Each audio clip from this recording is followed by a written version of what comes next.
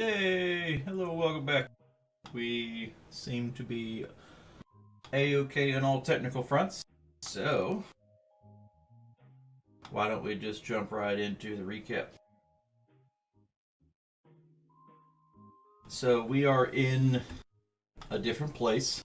We're not exactly sure where that different place is. We just know that we were in the magically hidden valley, hidden from even the gods, looking for something, looking for the tower, really. And we found this portal that seconded as a giant laser beam cannon and shot out little drones that scanned and fired arcane lasers at people. After we fought them, a couple of waves of those little arcane sentries, many of us jumped into the portal, saw that there's some crazy time dilation, which is weird because we have an arcane object that prevents us or protects us from this arcane warping of time, but it's not magical. Whatever's going on in this weird pocket realm, time is just different in some way. And what seemed like merely a few seconds to us, Luma waited on the outside of the portal for nearly 2 days, day and a half, something like that, when he scouted several undead knights being led by a couple of very vile entities, which turned out to be liches. When he spotted them, he kind of got a glimpse that, what they were doing. They were beelining straight for that portal, going to go in. And right before he got there, he ran to jump in, noticed that a few of them broke off, went a different direction. But he jumped in the portal. He booped through while everybody was just kind of barely getting a glimpse of flying boats and giant steam ports and these glowing lights and these flashing screens, buttons, levers, switches, all things with language we didn't know, but also symbology and stuff that just made no sense to us.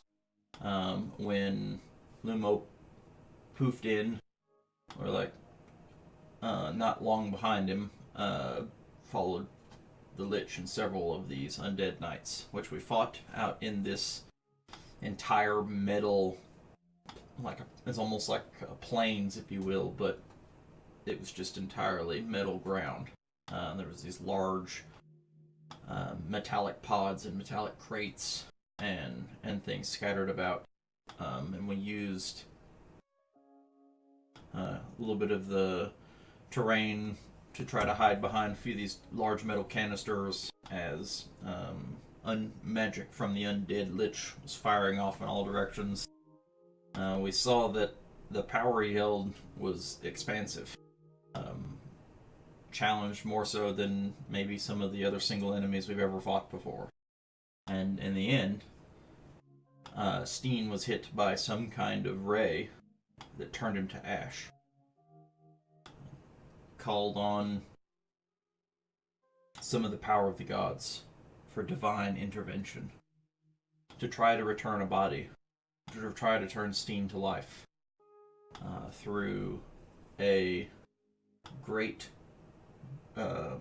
set of unlikely circumstances, as most of this realm is still cut off by the gods. We were able to make some connection through to the other side, but it was weak. It was faint, but still yet we had managed to open up enough of a channel to the other side that some of their power was able to leak through and bring Steen's body back. And then afterwards went through an actual resurrection ritual to bring his spirit back to his body. And with that, Steen came alive, and our moment of joy was rudely interrupted by one of these magical mirrors that are on several of these pods all over the place, turning on, going from the black to a bright blue And then we saw the picture of one who we hate very, very much, of Edelmar, the necromancer. And he told us that he had already made it here somehow. Cyric knew about this place and how to manipulate these things in time, and he was able to come to a back door somewhere else, well ahead of the party. And because of that, he was already trying to break down whatever barrier, whatever ward the protector of the tower held, trying to make his way. It was just a matter of time, and he would have the orb. With his kind of taunts over, the screen blackened, and we were left in the middle of this middle courtyard.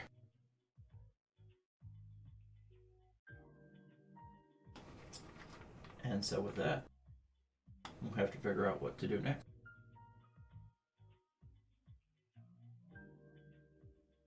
Does it look like a straight shot over to the tower?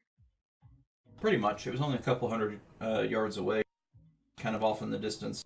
There was a few of these pods scattered about, some canisters and the like, but it was fairly just open straight there.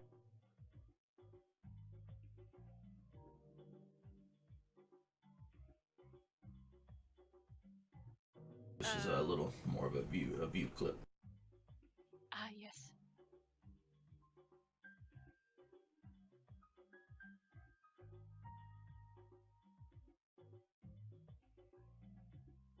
So I think Izzy's gonna take a look back at the party,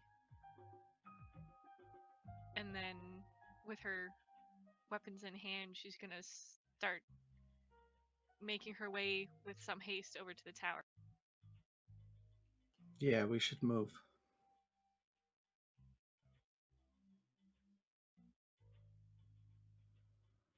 Just this kind of forced march, weapons at either side, just like an angry march. Yeah. Let's keep going. Oh, I can picture that. Yep. And then just going, and then Limbo's cloak just billowing. It billows when I tell it to billow.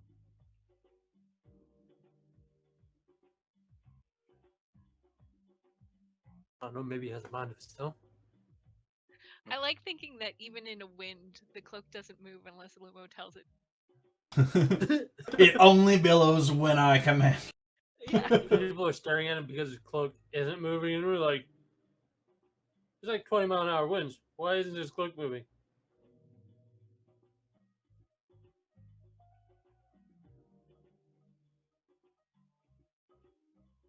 All right, so we make our way across this giant courtyard up to the tower itself. There's this large ramp that makes its way up to what looks to be a giant metal door split down the middle. You kind of made your way to the bottom of the ramp. At your first cursory glances, you can see that this giant archway where a door would be, I mean, it looks exactly like a doorway. But the door has no latches or handles, or it looks just like a giant plate of metal cut down the middle.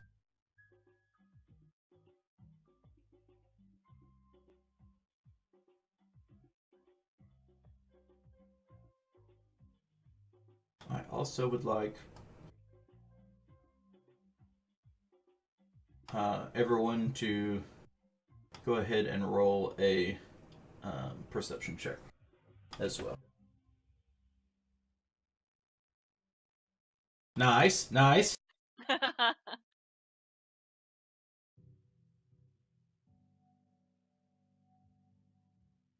did that wrong.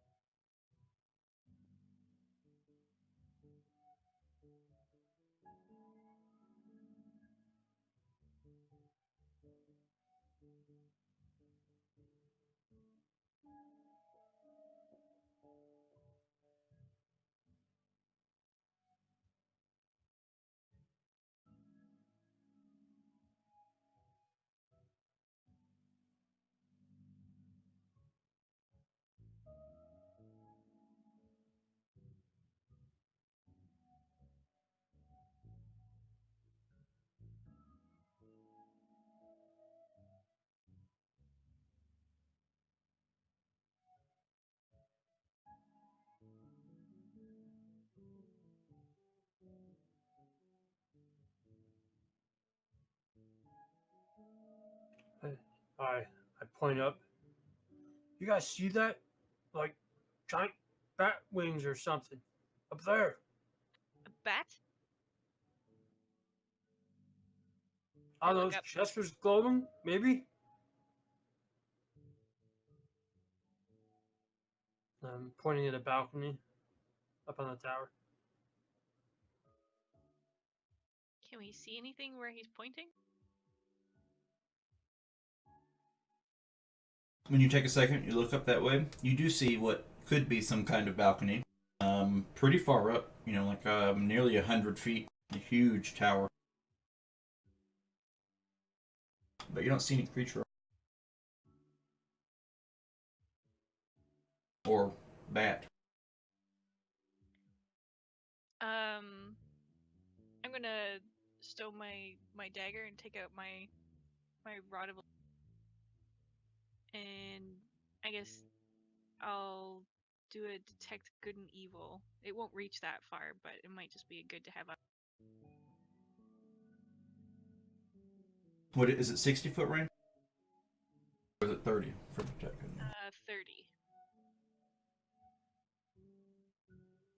Yeah, I mean, normally there's always some faint vibe of something, even in just the middle of an open field, you would maybe get the hint of some disturbance of something that had walked that way, or maybe if it's not an aura, maybe it's something you would notice. Still, some kind of essence, maybe a residue of one or the other. Usually, just the very edge of your perception, just a feeling more than an actual visible thing. But you sense nothing. Nothing. Neither good nor evil. I kind of shake the rod and squint at it, look at any of the runes or whatever that's on it, and try and see if it's actually working. You had the feeling when you activate it, you can feel the power kind of rush into you, just almost more like a tingly feeling, like maybe not an electric shock, but like a zap, but still like that tingling sensation if you had a battery, like a 9-volt battery, when you touch both sides and you just get that tiny little tingle and it kind of moves up your arm just this little bit from the rod itself. And that same feeling happened.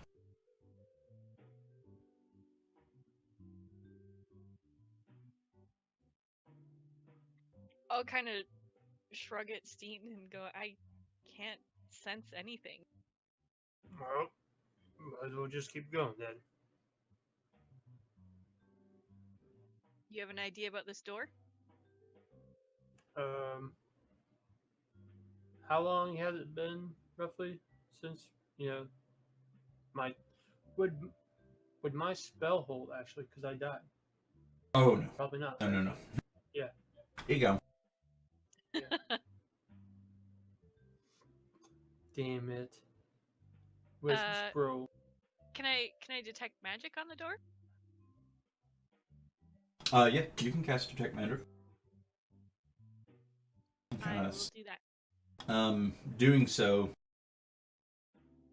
everything, absolutely everything, gives off a faint essence of magic. Nothing strong, but even all the metal, all the lights, all the even like the steam vents. As a puff of steam will come up, you can see that somehow, in some way, even the steam itself is infused with some small element of magic.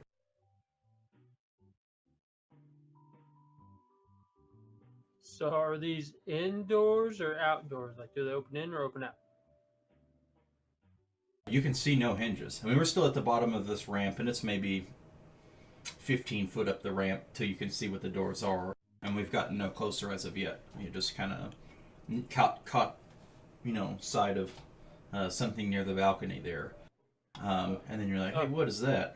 And you can just see, from this 15 or so feet away where the doorway is, it's solid metal plate that looks like it's split right down the middle vertically. Okay. Well, I've already died once, but it's gonna hurt. So I'd walk up the ramp and push on the door. Steen wants to be a robot. Megatron.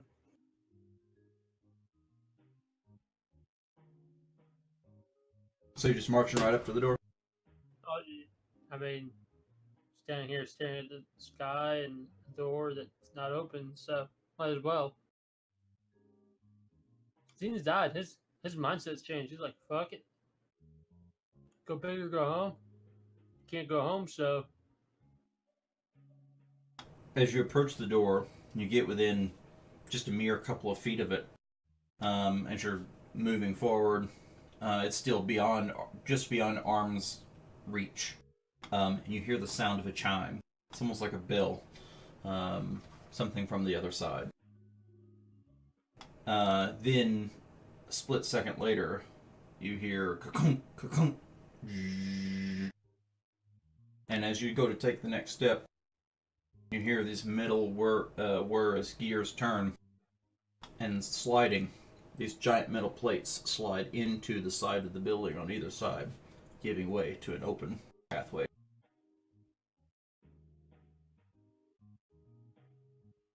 I guess Look that's behind an open me, like- invitation. yeah, look behind me, like shrug, like, got the door open. I'll follow Steen up. So yeah, Yeah. I did this, and just continues walking. Yeah, it was me. I did this. I opened all the doors. I found the way. Sans people, but as you walk in, you see this giant open area with glass and bright lights, and on one wall, these magical mirrors with different images flashing on them that covers the span of an entire wall. Several desks, as well as off to one side, a bunch of couches and tables. Well, it looks like they're not iOS people, so this is great.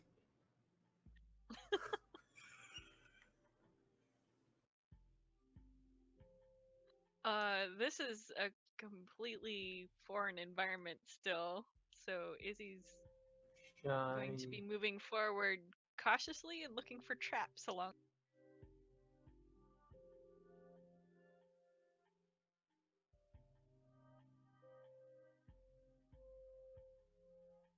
As you walk through the main entryway into what is some giant lobby for this tower. You walk through, and on one side, you see this giant disc that's near the entrance, tucked back in the corner. It looks kind of like a reception area.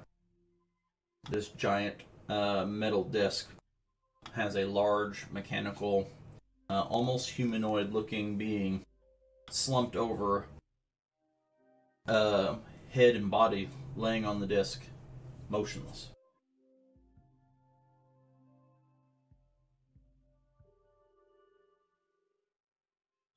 I walk up to it. As you do, you can feel like some residual heat kind of pouring off of it. Maybe even a small tuft of steam barely coming off of somewhere around its abdomen and middle. But it makes no movement and remains lifeless.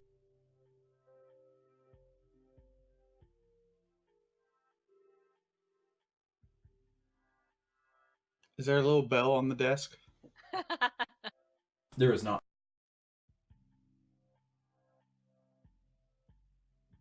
I'm bang on my shield. Does it look like it's broken, or does it look like it's just turned off? Nothing looks broken on it. No bent pieces of metal or anything like ripped open, anything like sprung out or anything crazy. Not like the little circuit boards or any of the things from the sentries that we'd killed, exposing any of its inside. This also looks a lot more crude. Those were this very polished, self-contained, with the full protective, almost skin of metal on them. Where this looks like very steampunk, if you will. steampunk man with big whirring gears, and if you were to guess, is that some kind of boiler? Maybe a boiler for an abdomen? Way back when we were in Rotograz doing the trials, there was, I'm pretty sure that's where it was.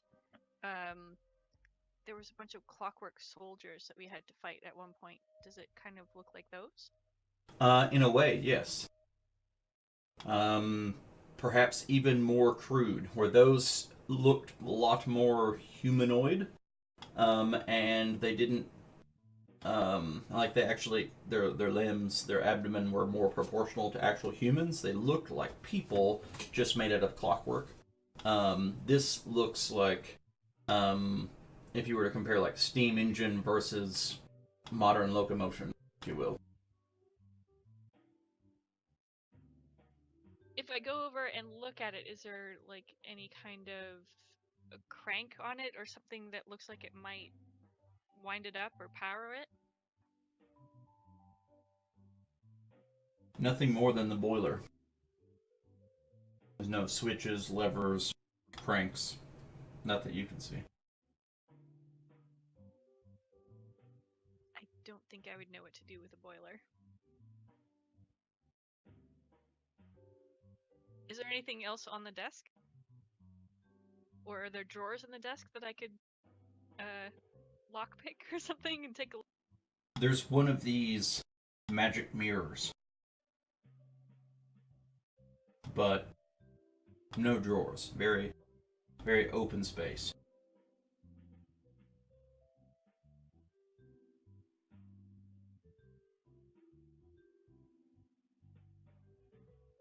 I want to try and poke the mirror.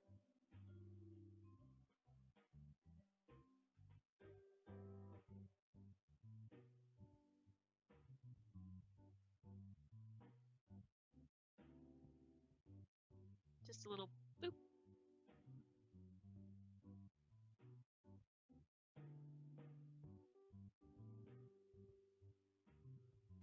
The little mirror goes from being solid black. When you poke it, it turns this very bright blue. Yeah, you just crashed it. Windows. Ta-da!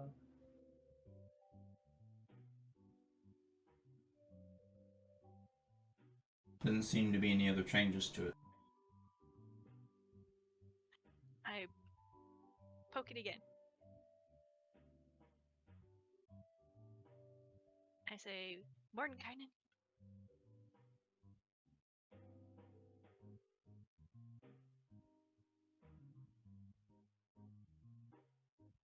There doesn't seem to be any response.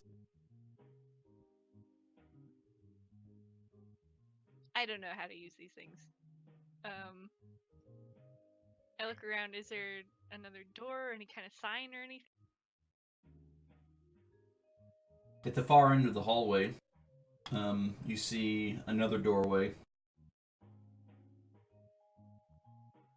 Similar to the one that you came, like the main door, but much smaller, more like the size of a regular door.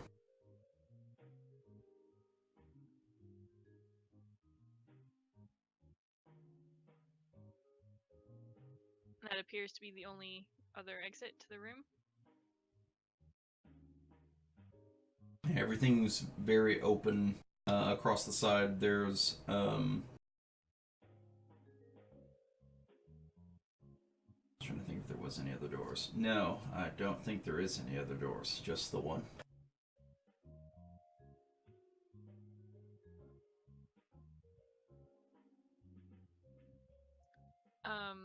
I'll head towards the door and still looking for traps. I'll just kind of park myself there to wait. I follow.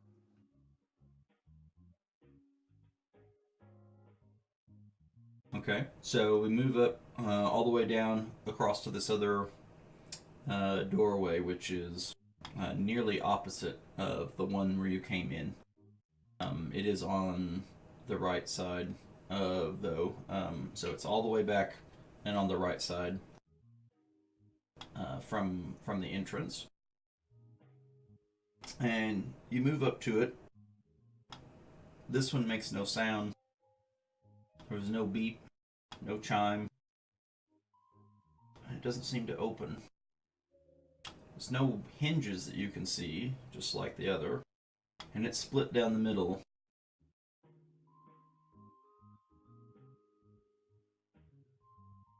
You can roll an investigation check if you'd like.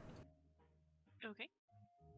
You Dean was can do it. able to open the other one, so.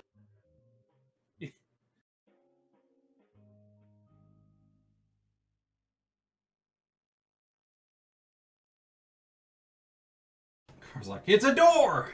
I think. Or a I wall. don't know if it's a door. Could be a flower. Want me to open the door? I'll open the door. And open the door I try.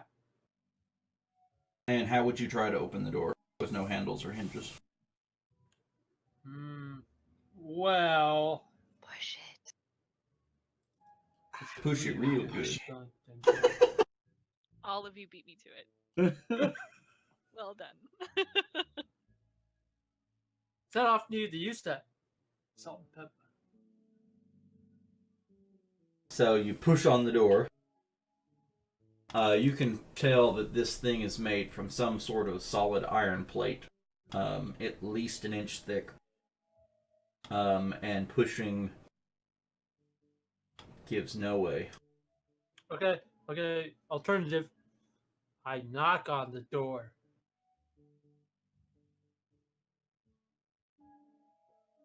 And annoyingly, too. Like... Big Bang Theory. Just annoying. Obnoxious. Knocking. Knock, knock, knock. Morton Kanan. Knock, knock, knock. Morton Kanan.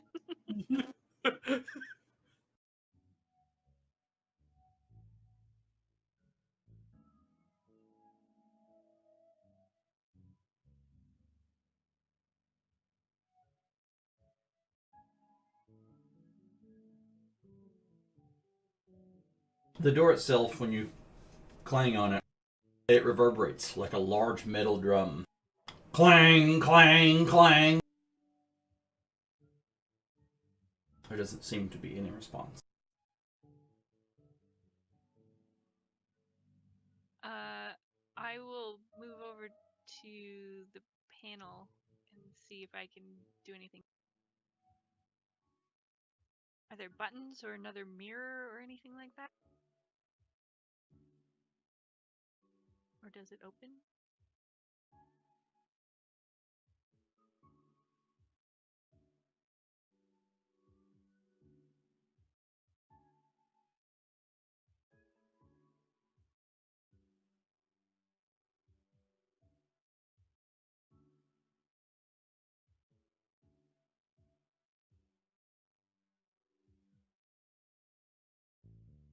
I poke the mirror first to see if it also turns blue.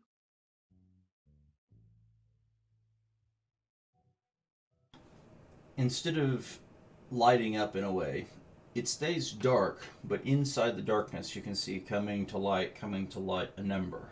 The number 17.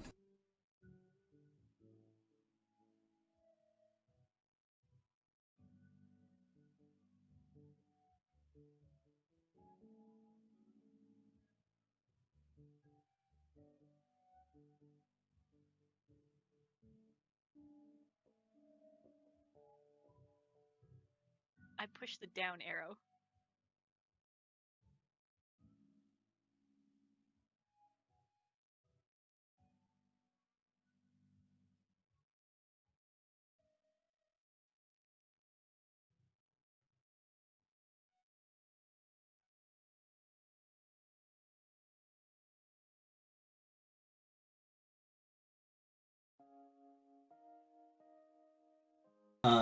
When you do so, the button lights up, and you can hear steam let off.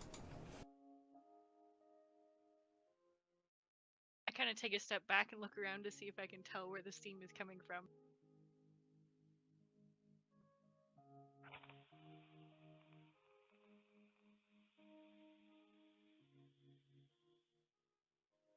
The steam sounds like it's from behind the wall, kind of near the panel. And then a moment later you hear ka-chunk, ka-chunk, brrrr, as the sound of mechanical gears begins to turn. A few seconds later, a chime goes off. Ding!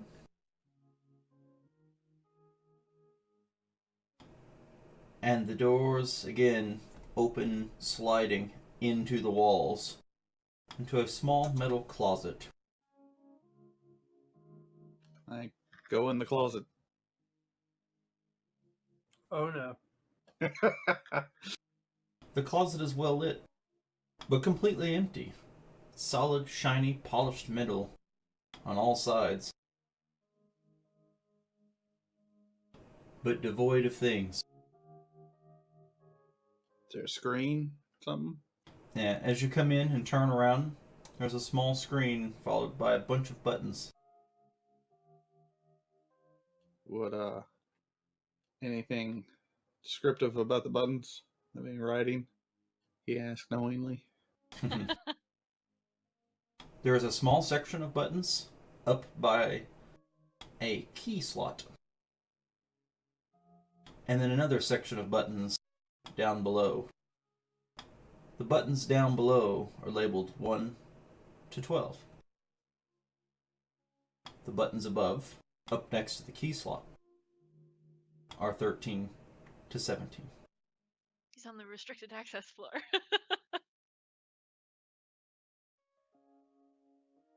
Izzy's like, that's weird. Maybe I pressed the wrong button, and she goes and presses the up button. With Car on the inside, the door Yeah. begins to slide close. And as you hit, as you do, you're hitting the up button, and it goes. The chime sounds, and the door opens back up. Now both lights are lit. Car, I think it... Is it gonna eat you? Never been eaten by a closet before. Guess that's the first Well, time for everything. I'm coming with you just in case. And I step into the closet. So 17 is the highest number? There's no numbers higher than 17? There is no numbers higher than 17. I go back to that dead person and see if they have any keys. Roll an investigation.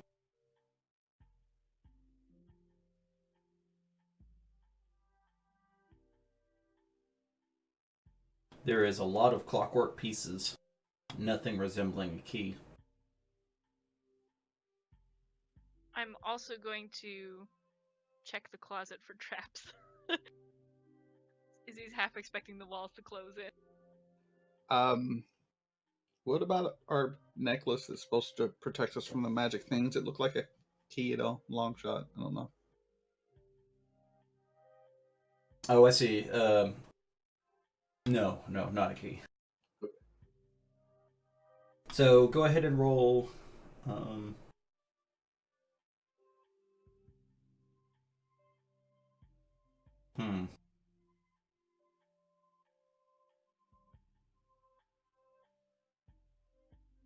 Go ahead and roll your Thieves' Tools intelligence to look for some traps.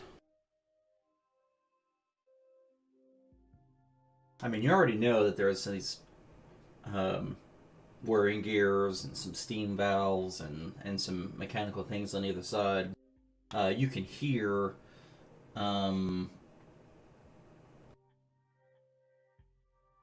even as you step into this closet, you can hear things above crinkle and grind as a metal scraping on metal just a little, and you can feel the closet move with the weight of y'all standing on it ever so much. The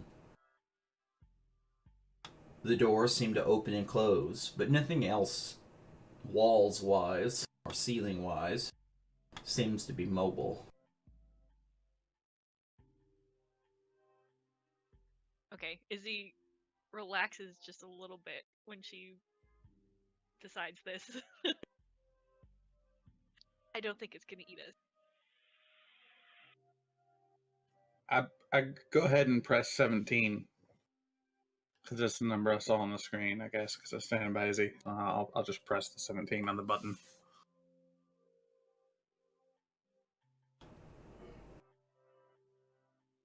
You see the panel light up. Some words in a language you do not know come up next to the, come up onto the panel. They're flashing red.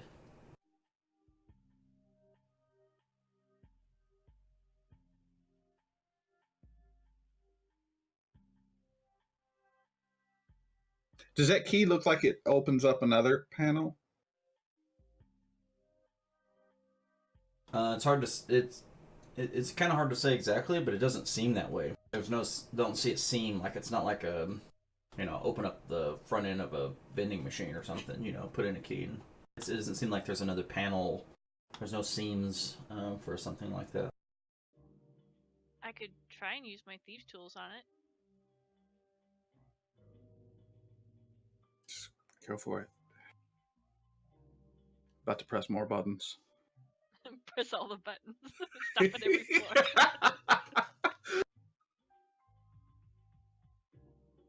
So you go to use your thieves' tools on it? Yeah. All right, go ahead. It looks like a lock, right? Yeah. Or not really. I mean, it's definitely a keyhole of some sort. Yeah, then she would try and use her thieves' tools on it. Okay. Go ahead and hit me with both an int, thieves' tools, and a dex. Ooh.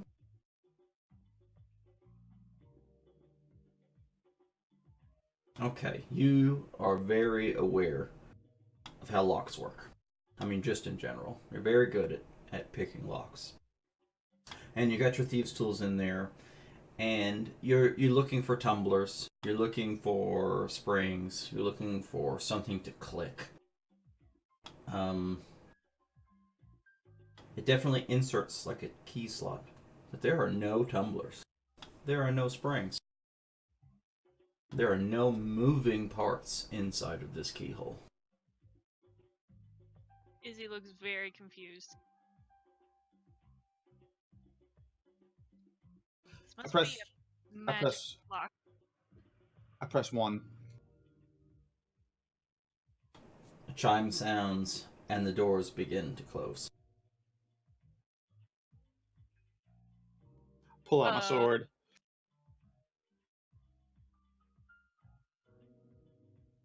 I pull back from the lock and put my stuff away, and also pull out my weapon. The door closes with Izzy and Carr in the closet as the sound of mechanical gears go off again, and you feel your stomach lurch up into your chest as though you're falling. But you're still standing on the closet. And then you feel very heavy as everything kind of moves back down as you feel it stop. The chime sounds and the doors open. Izzy's eyes are wide when the closet starts to move, but she's still got her sea leg.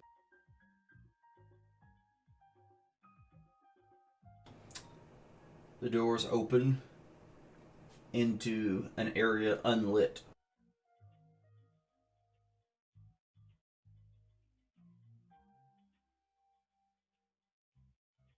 It's just completely black. Say it's unlit or just empty? Unlit.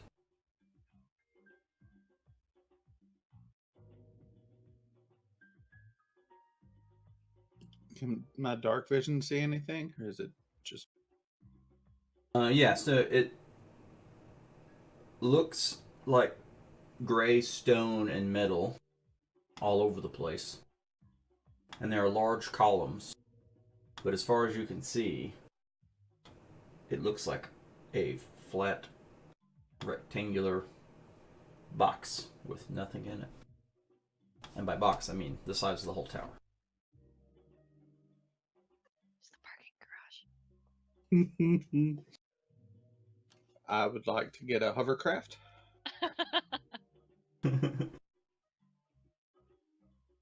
Where's the floating boats? I mean, we felt it's going down, right? So, I mean, it's not... We're aware of buildings that have multiple levels, so... Yeah. And you know it's a tower, right? You went down. Came in... You're in some kind of basement, and it's Yeah. just empty. I mean, we came in kind of on ground floor as far as we could tell. So I guess we're under the building now, but we need to go up. What level were we on before? I guess 17.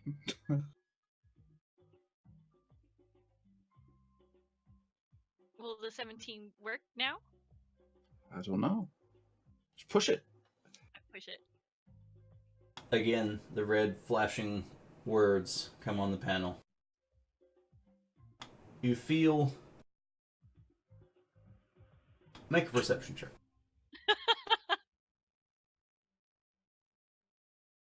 Oh, that's better.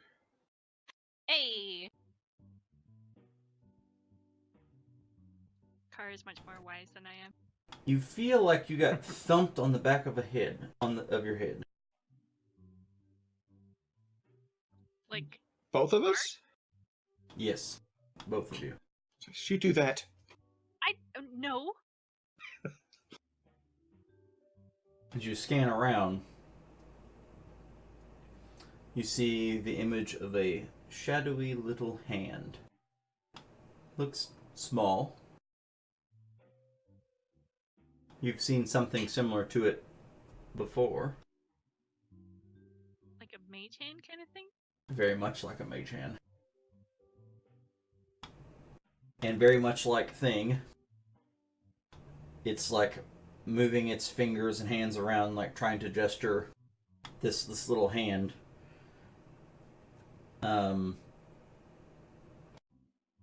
First, it's just got one finger up, its pointer finger, and it's doing that exactly. Oh no. And then you can see it go over like a pointer finger, almost looking like a little handgun. Points at 2, and it points at 7. And then it gives the thumbs up. It's the 3D icon paperclip helper. Oh no. I click the button that says never show this again. No. I hit 2 and 7.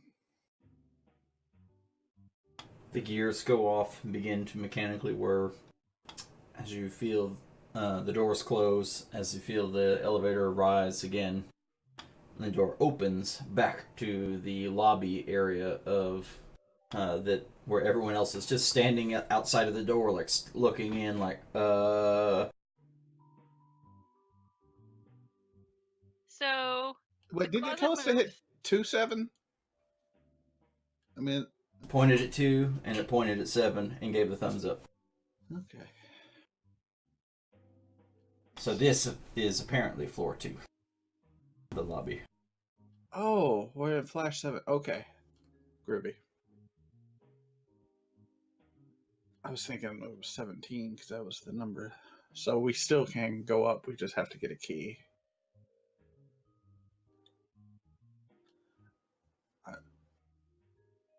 I think we need, should I find a key? Maybe we'll find it on the 7th floor?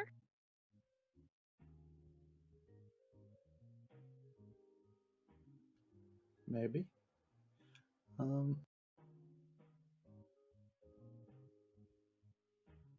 Everyone into the closet. It moves. The closet moves. Okay. We just went under.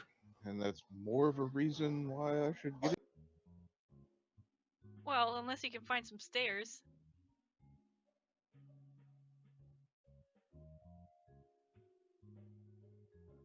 Oh, very well.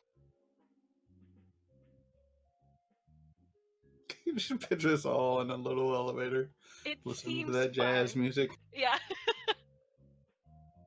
Lotus This is the like, actual like music slightly playing in the background.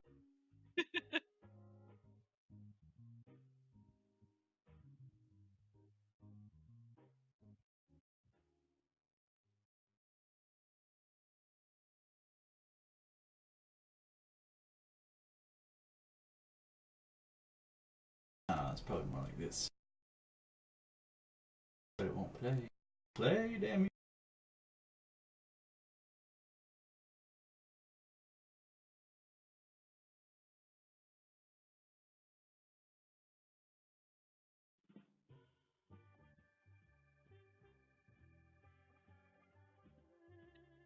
I like how the limbo that AO sentenced Mordenkainen into is some kind of corporate hell. Yeah, pretty much. That picture is Zhao Wei's Chinese home office. By the way, in case anybody was curious.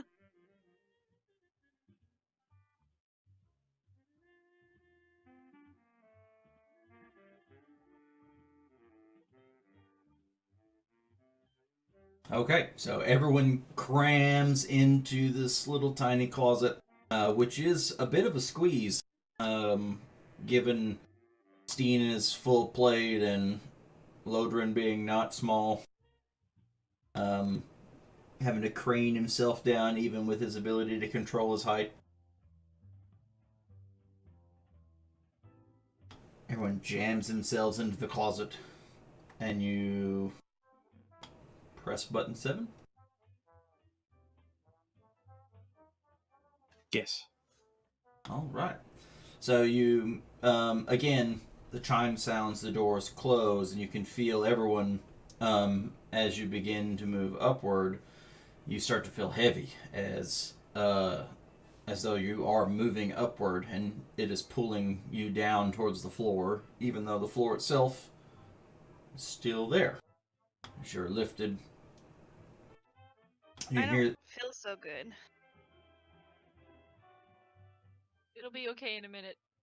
you hear the gears whir as they speed relatively quickly. You're thrust upward, and you hear the chime go off, and as you do, you hear a familiar ring of steel clanging against other steel.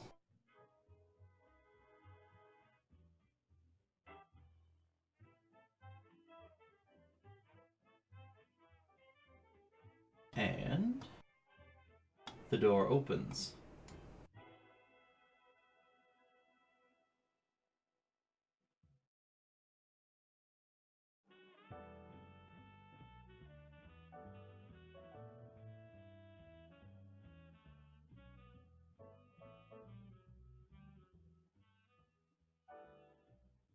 One second here.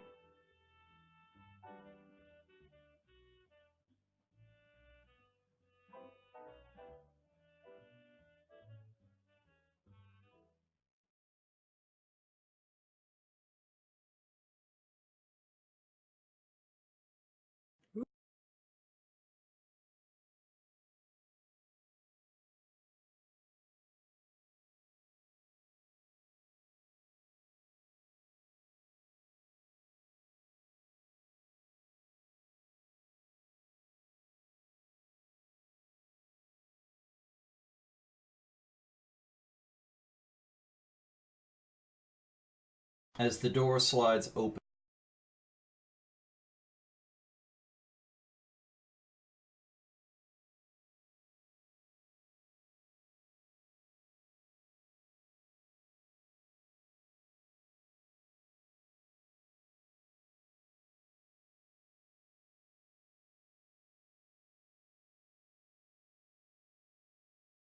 you can feel free to maneuver yourselves compactly in that 3x3 that's kind of right there. That is the closet that you're coming out of.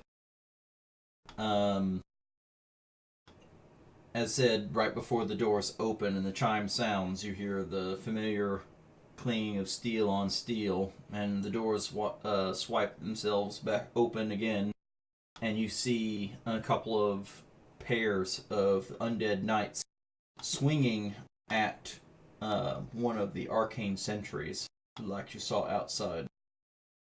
Except for these sentries are red versus the blue or white that you had encountered before.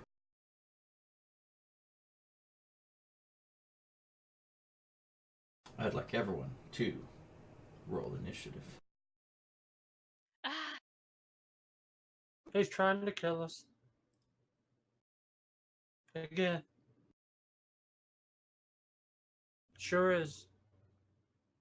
Almost rolled 10. So close.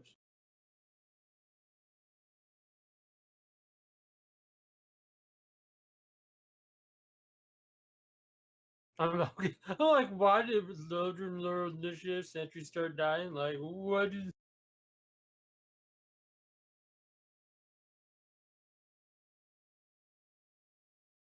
You can see that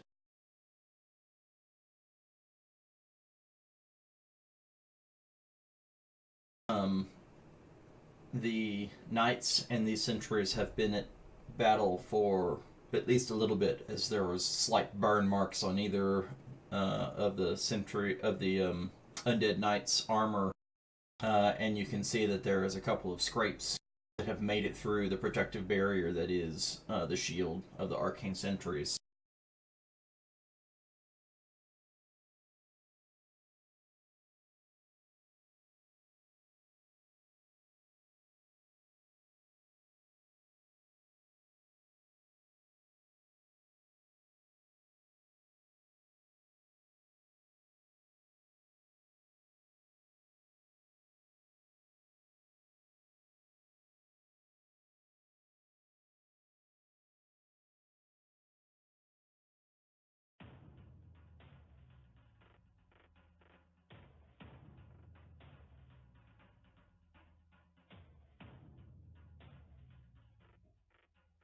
You can hear, as the doors open, you hear Capricious curse.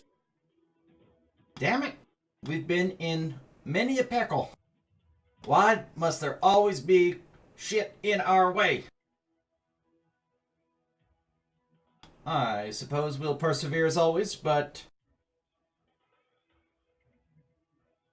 well, we better be careful.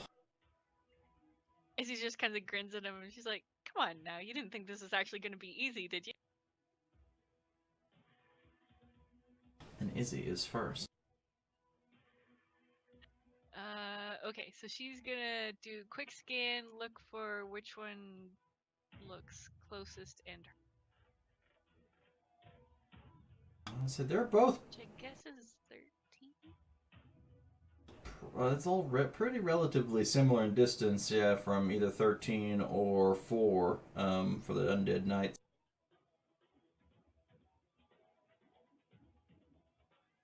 Okay, so we're gonna pop the Rod of Alertness back on her belt and start running over towards that undead. So you make your way out of the elevator, as we now know it to be, for sure. The you can see immediately ahead is a small staircase down to this lush fountain on this recessed area of the floor. And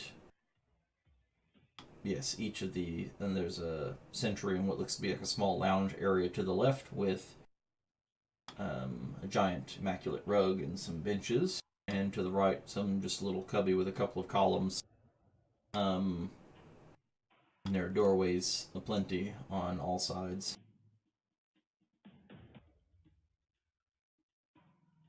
By all means.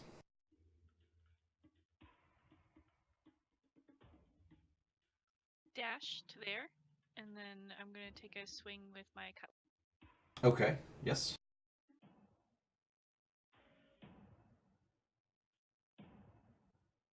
And these sentries are probably hostile to us, we're assuming at this point. At this point, they have given no indication of friendliness. Okay. Although we're not sure if they're hostile either, just not necessarily friendly.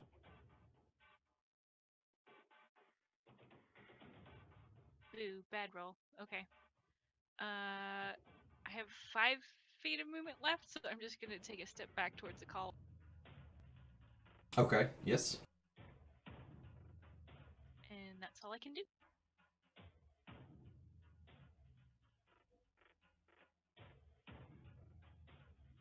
You can hear the electronic scanning noise coming from the sentry.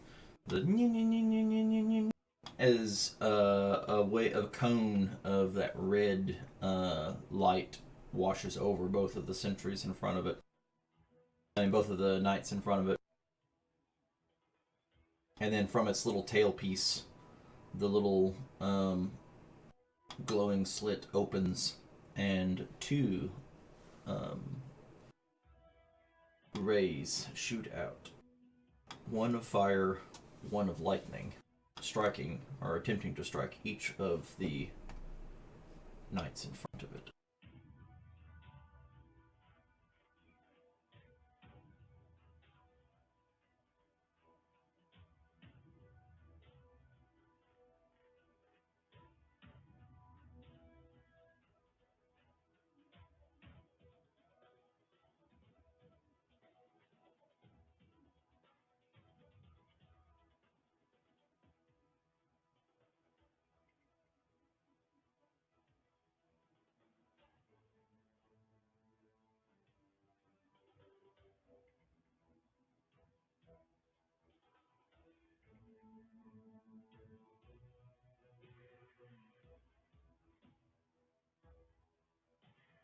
I'll go.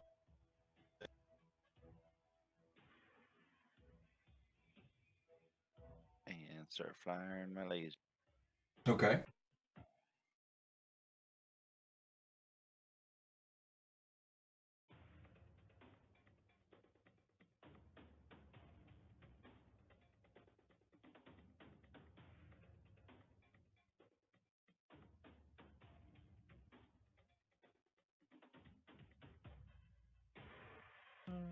Yeah.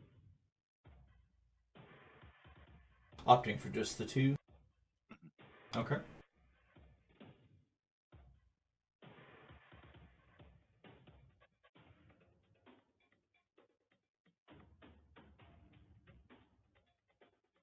Okay. This one is resolute in staying on its current attacker.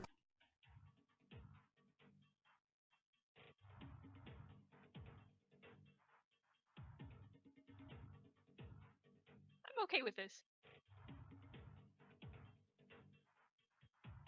You can see the small shield glow around the sentry as the sword blade, or battle axe blade rather, cuts through.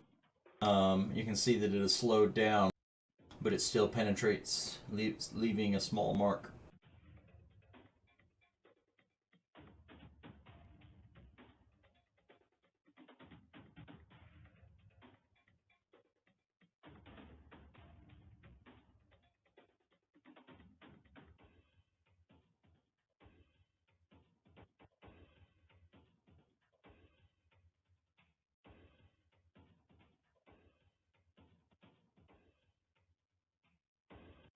Okay, that was a pretty pitiful crit. 3 1s. And resisted to it, too. Alright, Car.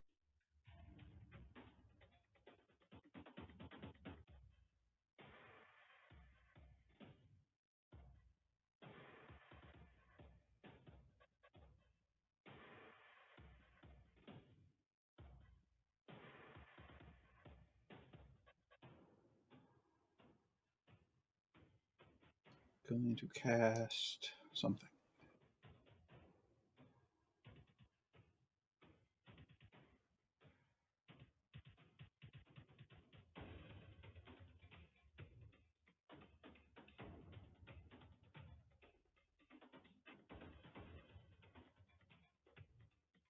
Just gonna pop a guiding bolt.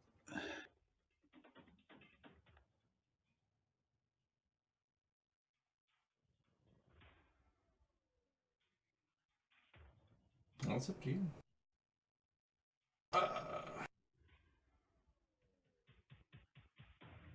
That fire the magical energy and the knight's shield. Bang! Just kind of waves it around in the air a little, and the bolt ricochets off the shield.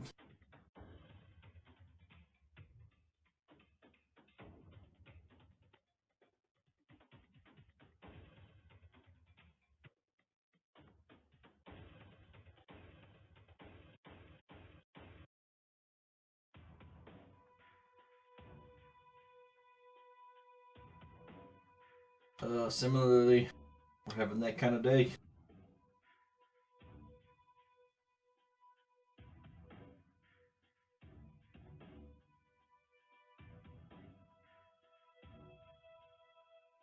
This one also scans each of the two in front of it before firing.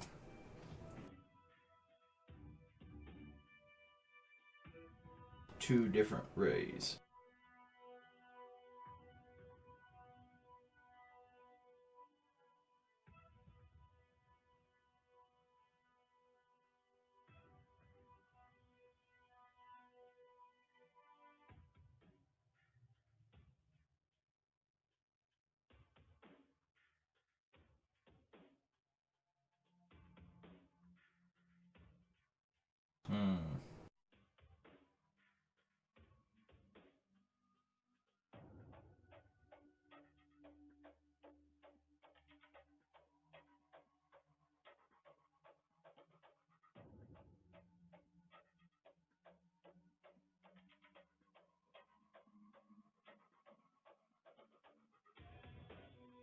Okay, that was busted. Okay, we'll go that way.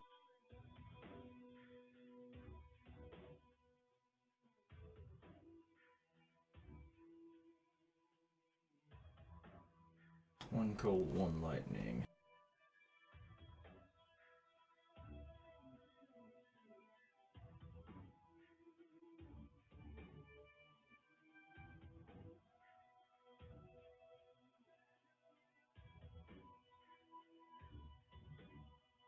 Alright, load ring. Are these walls right here, or are they just like the edge of the pit going down? Edge of the pit, there is a small, maybe knee-high little decorative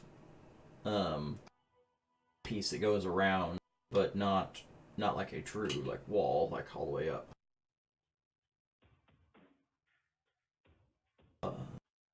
More of a handrail / child safety guard than anything.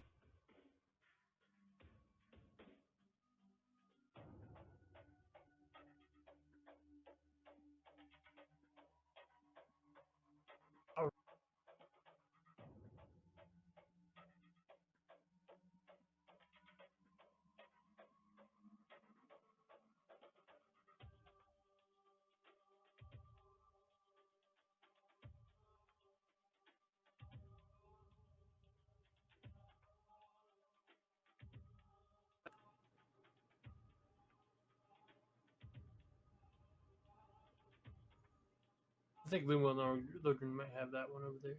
Yeah, I'll go over there.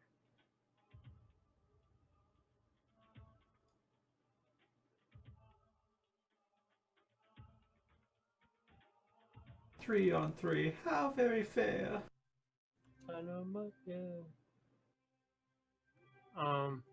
What was the distance again? Is it normal distance? I'm sorry. Yeah, each little square is the scale. 5 foot, your regular 5 foot square scale.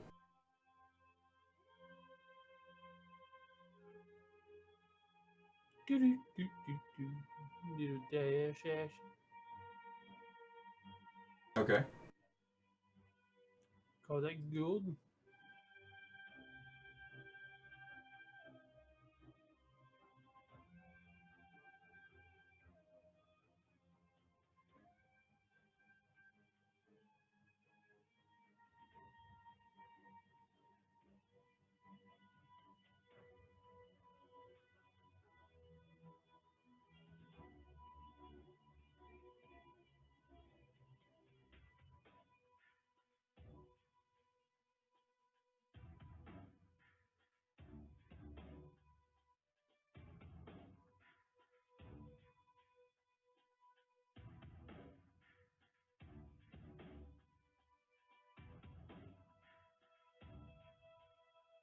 He's going to cast Heat Metal on the knight.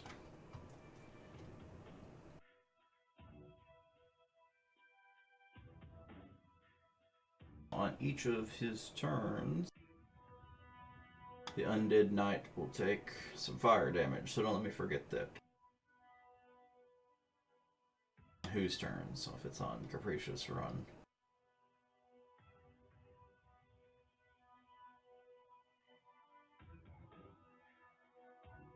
He cast it on his armor.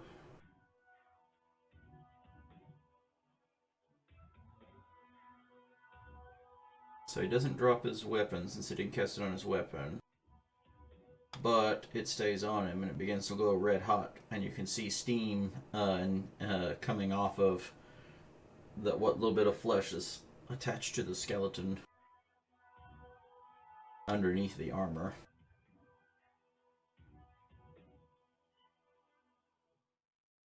Okay, so it's a bonus action on Capricious's turn. So don't let me forget that.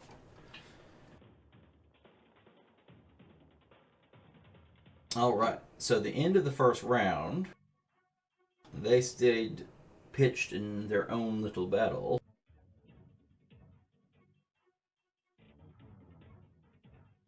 But you see each of the sentries go pew, like they power down as they begin to slowly fall towards the floor. That's not good.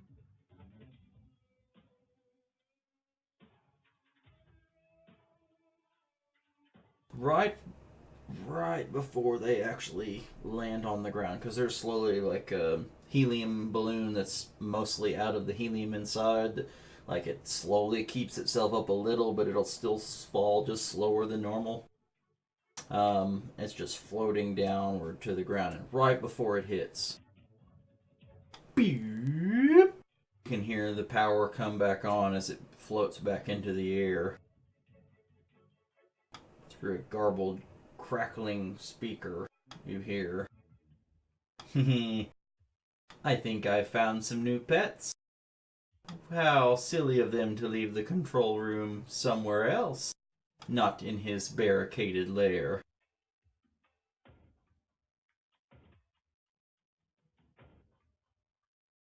Who said that? I believe that would be our necromancer friend. Yep. Oh, but did just voice appear? It didn't come from a sentry. Essentially did come out of like some kind of garbled loudspeaker that came out of the. So he just hijacked the sentries. Seems that way. Rude. Rude. Necromantic art. He did study a little bit of basic in his spare time. Expert hacker, programmer, bring her back from the dead. Not to mention electrical engineer, time traveler.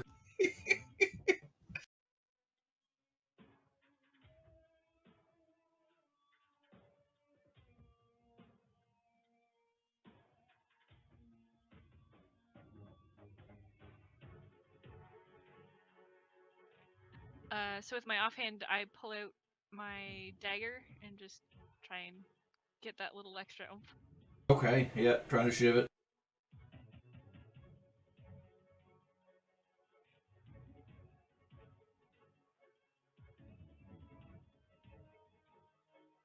Hey! That dagger's come through for me so many times.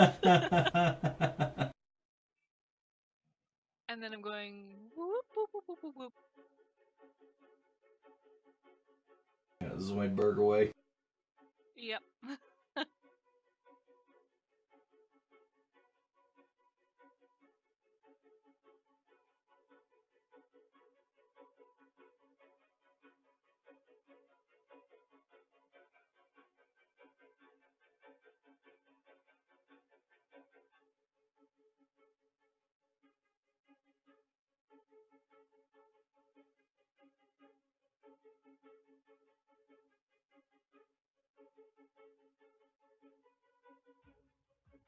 Oh, that's right. We did lose old Greg. Oh, I was like, is I missing somebody? No, he didn't make it. Poor old Greg. Remember the boat times.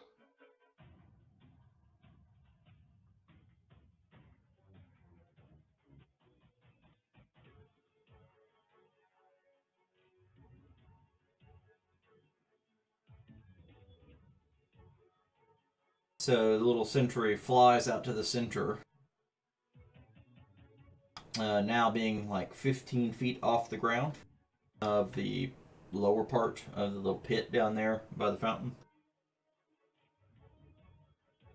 And you see it turn and take aim at Steen and Lumo, who it has scanned into its database from previous encounters.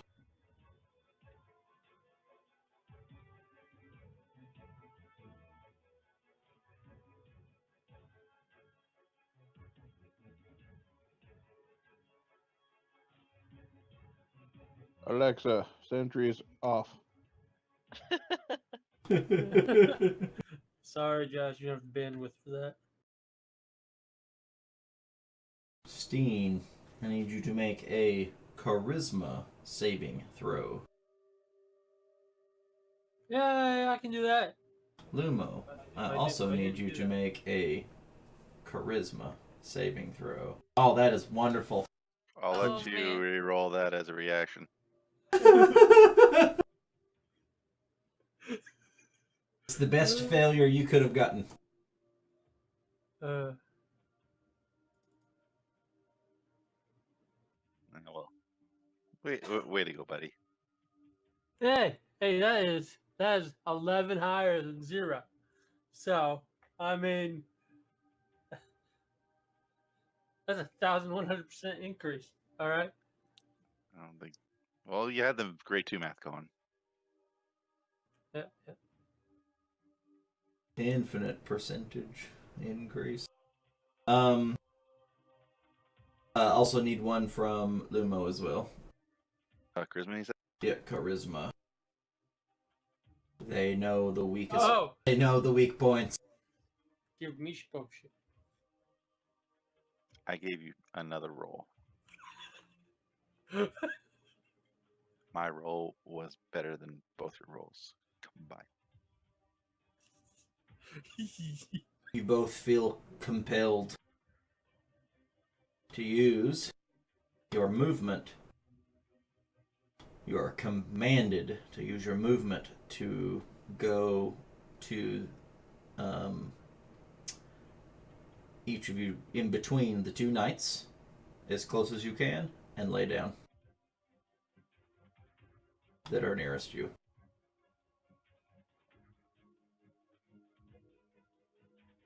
You can still use your actions, but your movement must be to make all movement you make must be to go as close as you can to the knights and lay down.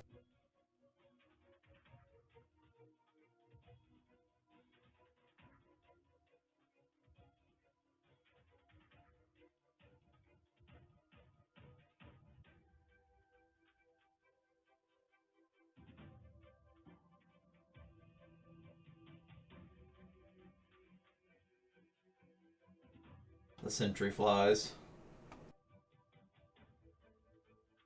This time it points its red scanning beam over Carr and Izzy. As it's, Can I uncanny dodge it? it has to be an attack. It has to be an attack. Boo. It spends its action scanning you two. Lumo's turn.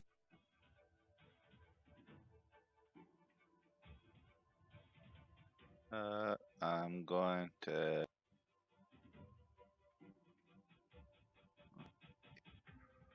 I'm away. I'm going to start firing my leg. Okay.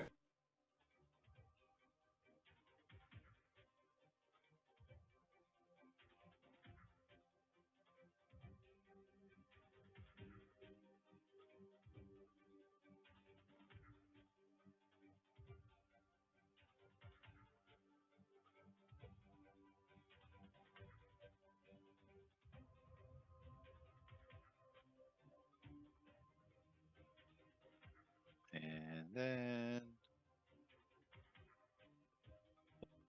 Prone added to Lumo. What were you doing? I guess technically you could still do something before you get there. Were you using patient defense? Okay. Yeah. Okay.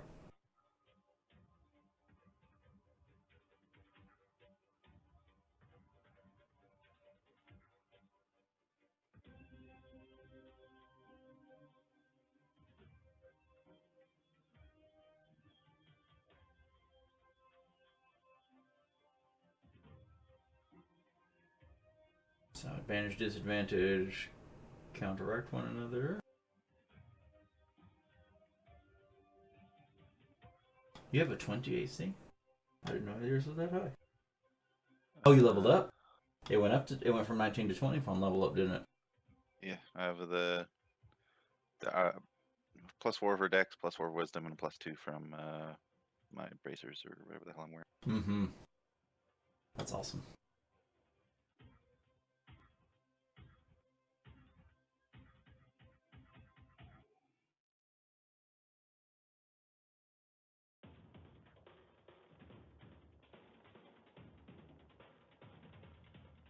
Alright, Steen. Dun dun dun dun. Gotta go for the undead knights, apparently.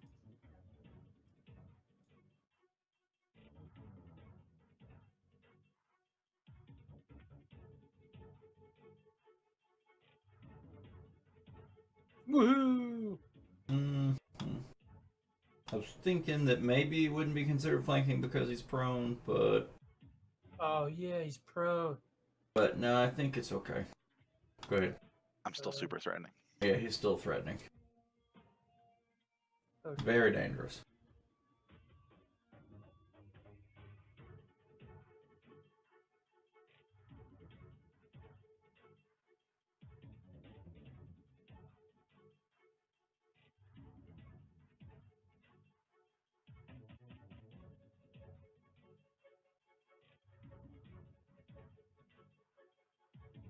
Yeah, he just hitting things. Do do do.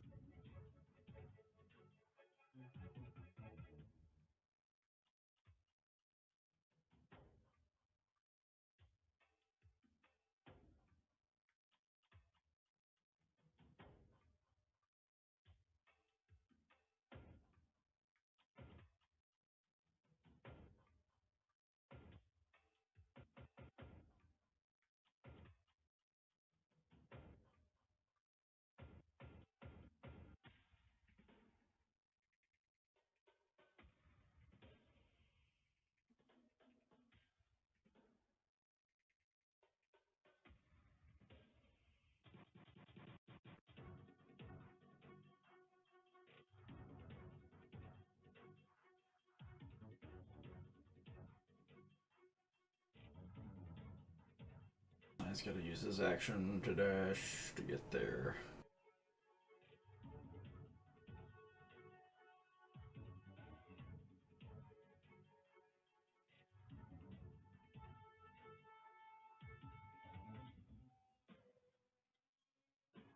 He's gonna go here.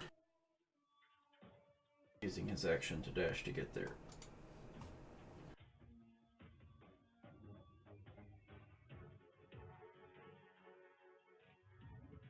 And Bijou with her new ears on. I don't know if she can hear us. Okay.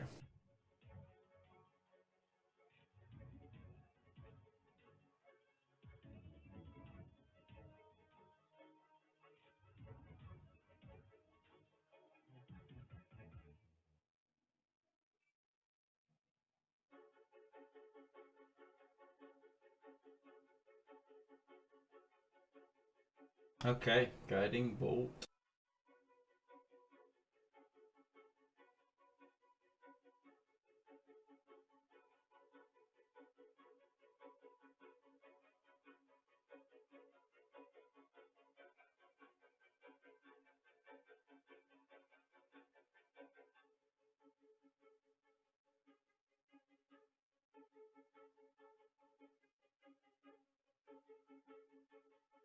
There we go. That bolt is a little more aggressive. Wait.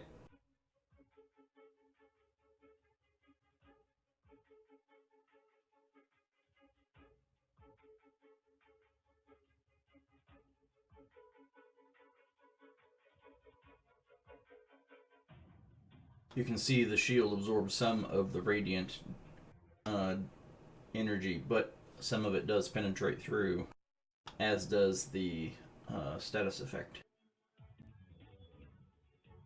Don't forget to put that on there. That's important.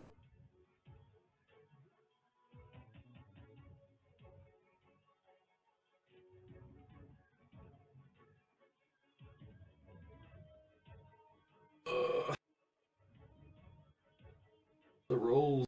Also, don't forget you've got your spores that you can use. I think it didn't.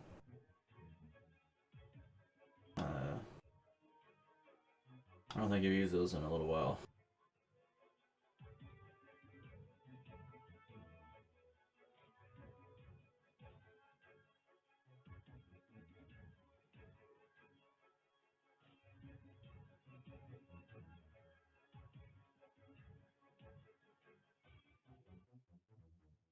Yeah, I gotta be within 10 feet of them. Oh, you do? Oh, man.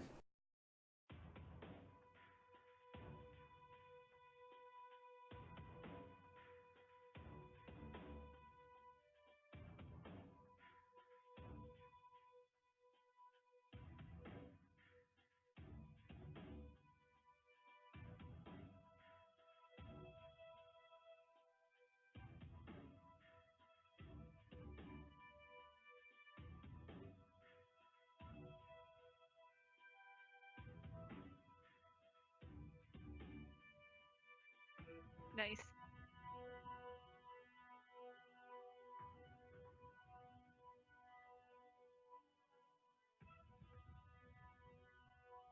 Yeah, that's more than a little reasonable. Just like the other guiding bolt, though, it does absorb some of the radiant energy through its shield. It is attuned to some of the things.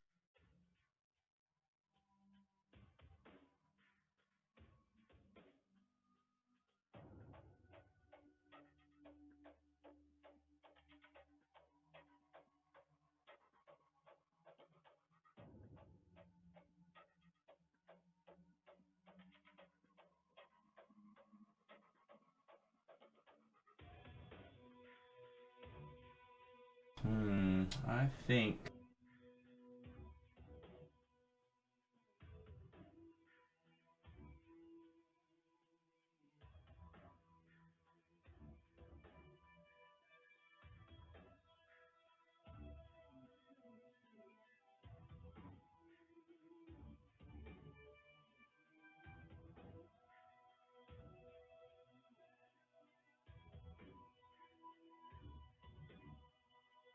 Alright, so for starters, his bonus action will be to flare the heated metal.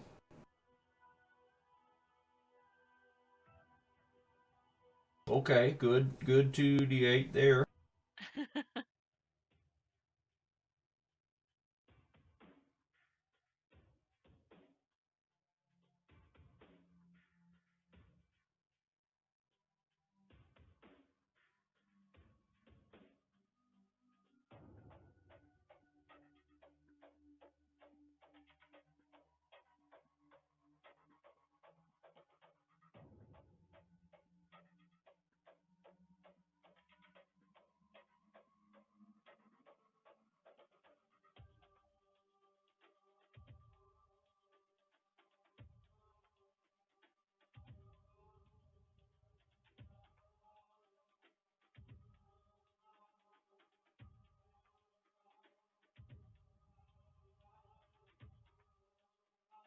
Okay, so Capricious is going to use his action to viciously mock this skeleton.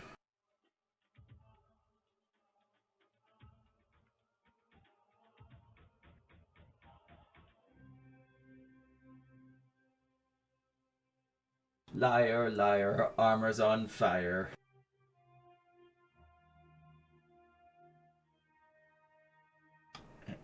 Skeleton is not amused.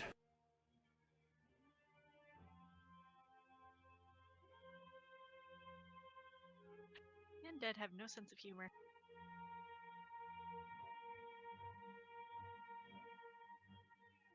I know, it's one of their worst qualities.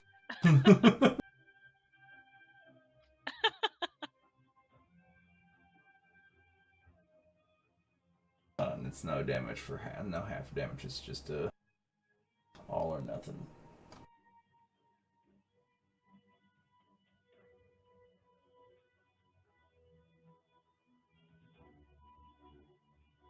All right, Sentry. What are you doing today?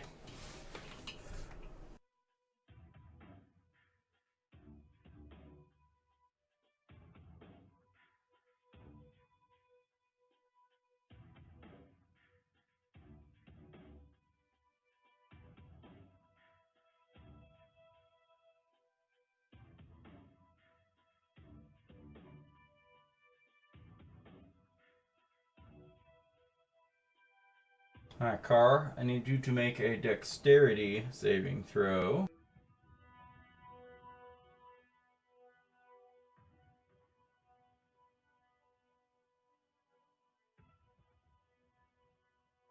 And Izzy, I need you to make a wisdom saving throw.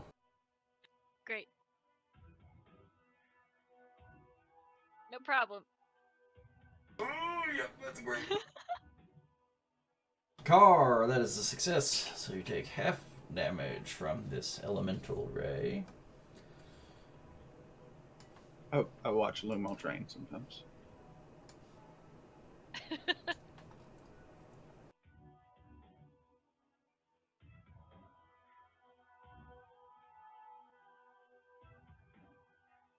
Izzy, you are very much afraid of this arcane sentry, the one floating above the fountain.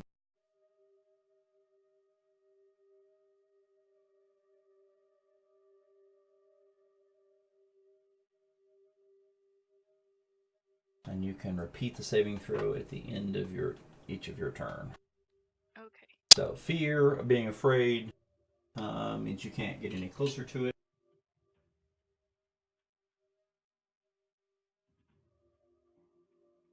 I'm trying to remember all the details. I'll pull them up. Do I have disadvantage on all attacks while I can see it, or just attacks against it? I think it's all attacks while you can see. I think it's while you can see it. Okay. It's one of those things I was double checking here.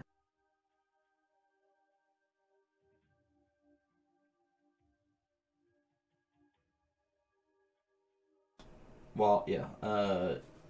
Ability checks and attack rolls while the source of its fear is within line of sight. So specifically within line of sight. And you can't willingly move closer.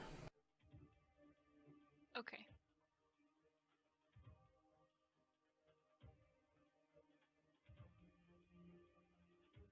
And then, so we did damage, we did its 2 rays.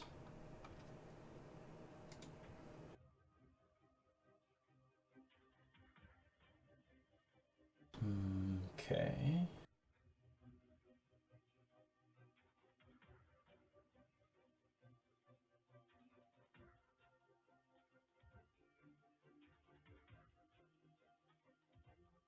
And then it's going to use a 3rd ray before giving up its turn. At Steen, I need you to make a dexterity saving throw.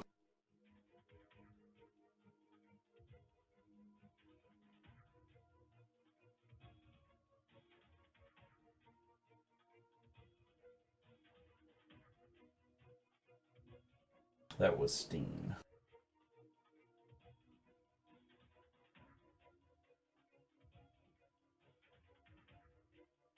Simon says Steen. I'm back. What? Make a dexterity saving throw. Oh, Dexter. Oh, damn it. Hold on. Hold on. I can re-roll that. Skills? Yep, your advantage. You have advantage on dex saves from projectiles, I think. Mm-hmm.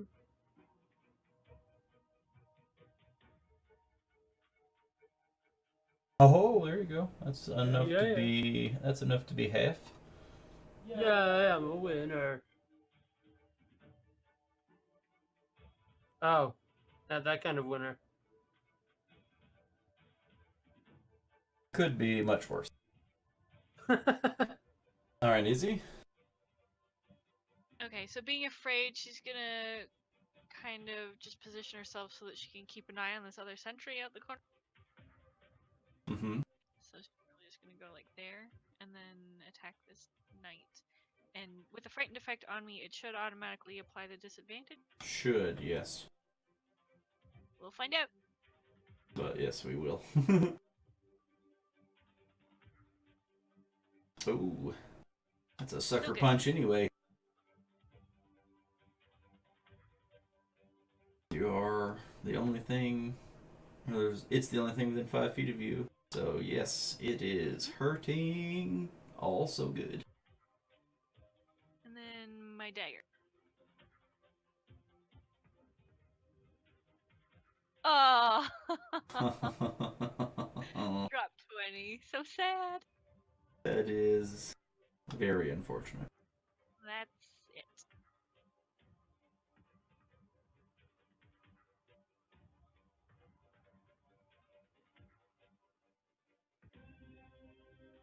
Ooh, another guiding bolt. Critical. I know, right? Like the criticals. Oh, yeah. Even low numbers are high. bypassing the resistance, it still is enough to punch through, killing one of the arcane sentries.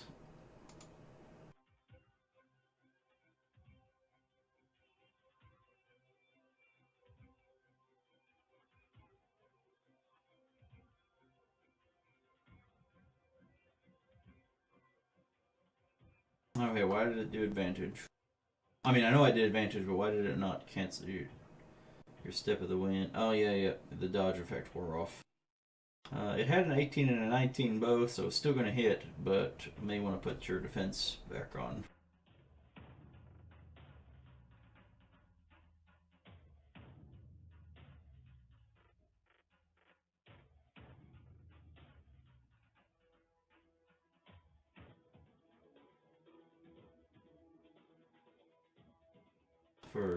Lumo would probably need to put his defense back on.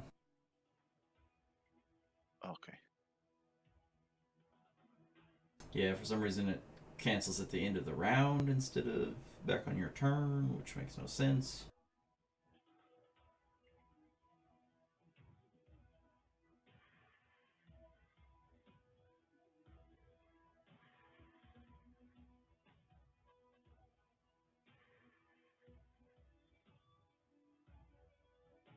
That would be...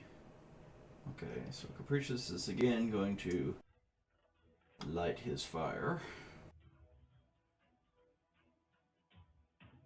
For better than average.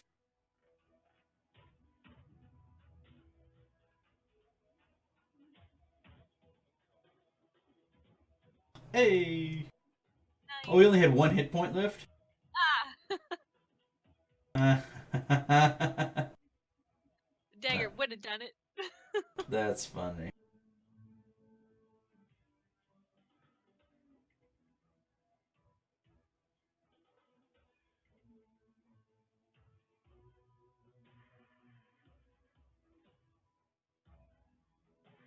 Then what to do?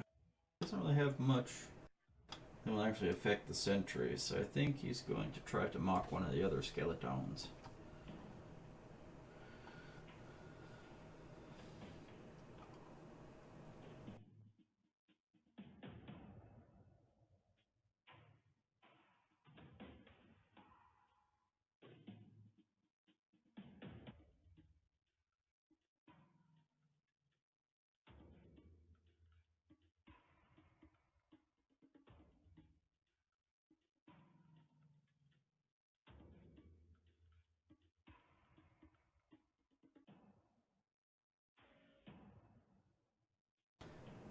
His mockery really hurts his self-esteem.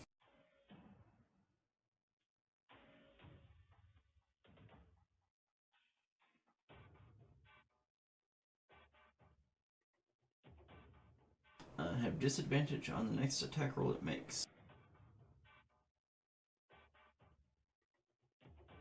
And there's no effect for that. I'll have to make one. All right, Car.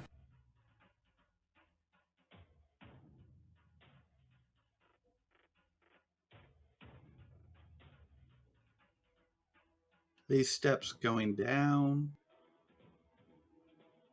Yes, they are. Okay.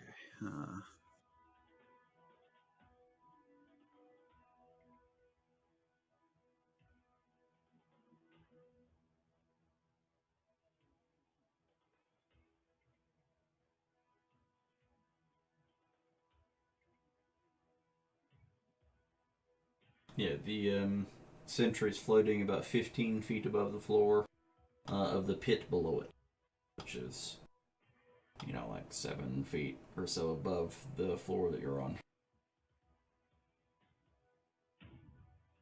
The little pit's only like 8 feet down.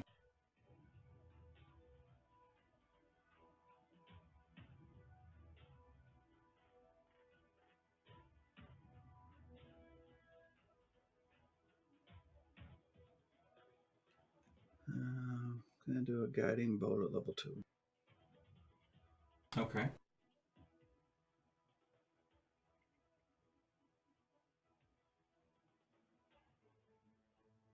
See, this one does make impact, but the outer shell absorbs the entirety of the spell.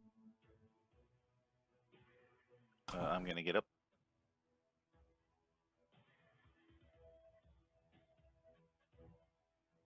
Okay. You are no longer prone. Consumes half your movement.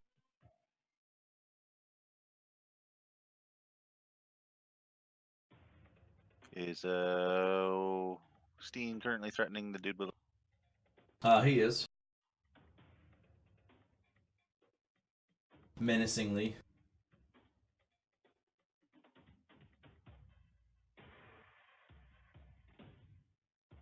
Probably only about as much as level 4 Steam.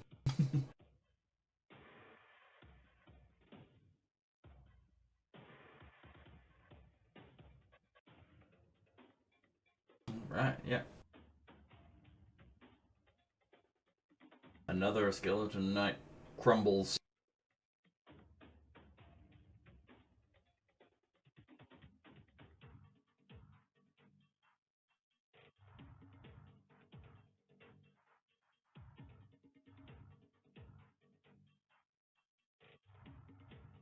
I'm gonna hide over here. Okay.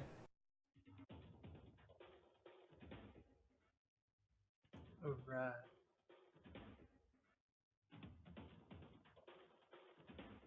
You're hiding, but help me kill on Dead 7. Yeah, so you stand up, make your way over.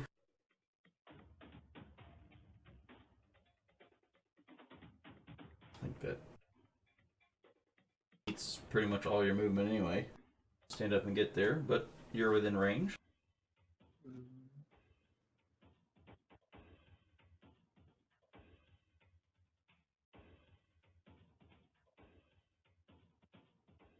No.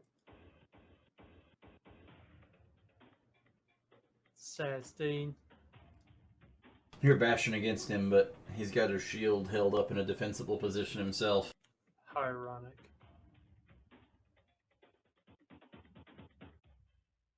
Oh, while Lodrin's making his way down there towards the sentries on cast Charlotte. Okay, yeah.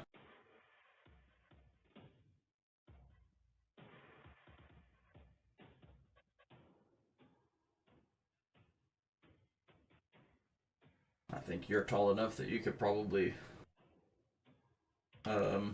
whack at it with a stick. Okay,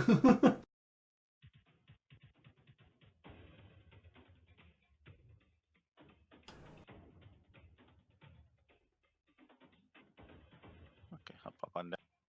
You do have the ability to change the damage type now, I think, of the halo damage. I think, isn't that something that your sentient weapon gave you?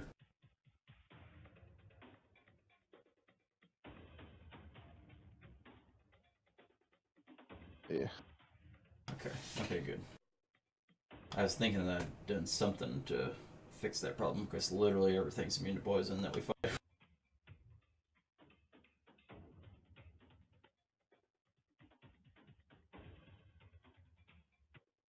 Okay, so you're going punchy, jumping, leaping off of the banister,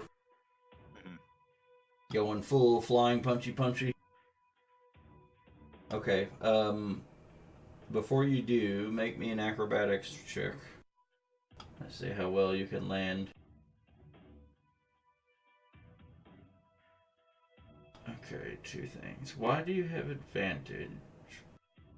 Oh, I'm sorry. I shouldn't have rolled that. I forgot that I was anticipating punching the skeleton another time. And then I realized I wasn't. Leaping at it. Leaping at it across the leaping off the banister, going for it. I think you can definitely hit it. You'll get in range. You'll be a little off balance. So you'll make one attack regular, and the second attack will be at disadvantage.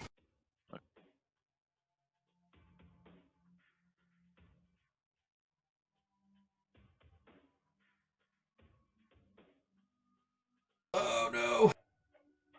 Dice!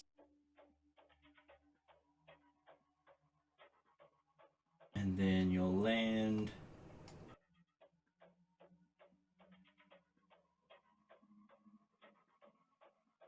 Splash in the middle of the pool.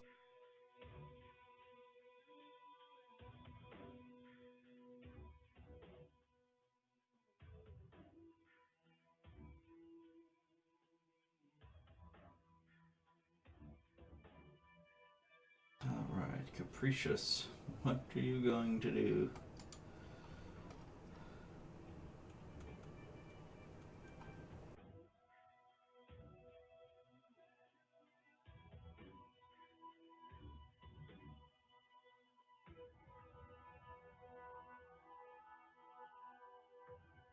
He's going to try, through arcane powers, to command it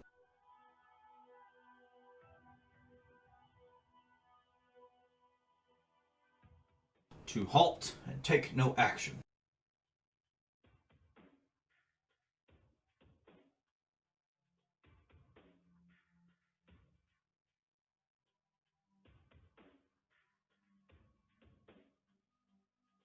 Okay, so it has advantage.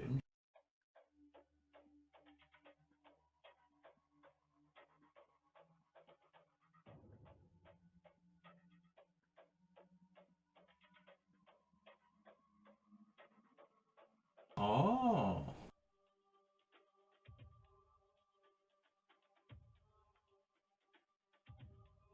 But you're not so wise, are you, mindless sentry?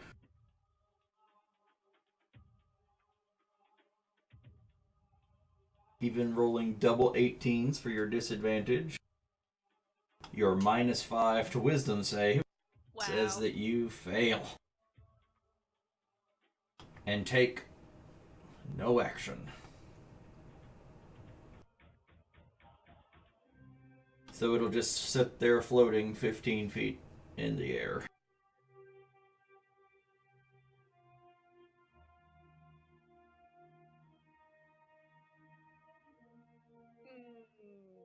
Okay.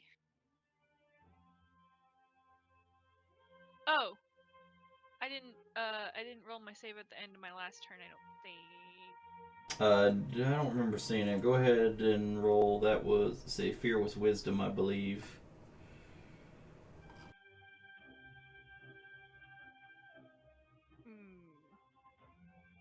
You are still 16, right? You are still afraid. Yep. Okay, worth a try. So can't move any closer to it, I guess. Wait, let me check the range on this. Are you 2040 for your knife?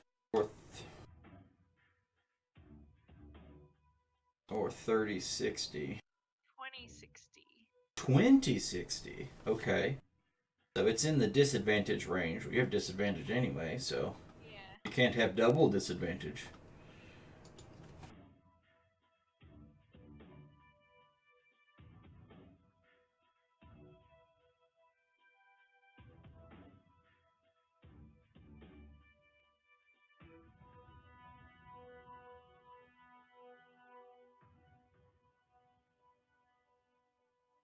Yeah, okay.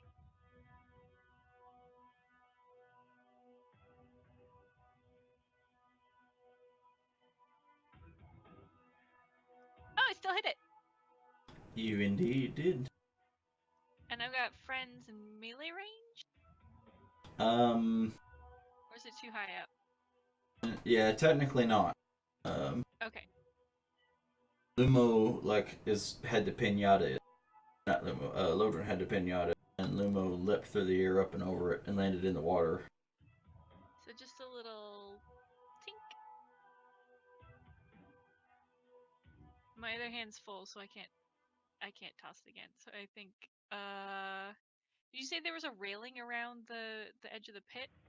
Yeah, it's like a small, maybe knee-high to Lodron banister, so... Oh, but I can't move closer, can I? Cannot.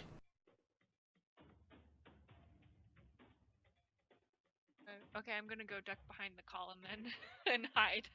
Okay. Go ahead and roll your stealth.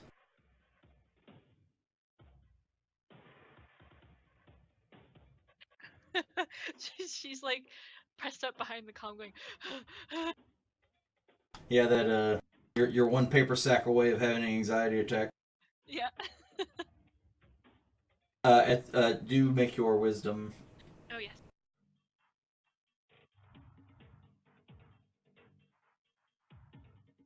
Nope, it is one scary sentry.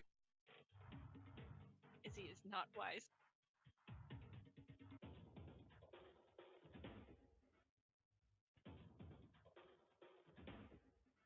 Alright, Lodron, you've never been scanned, so roll a d6. It's out into the chat. Alright, I need you to make a strength saving throw.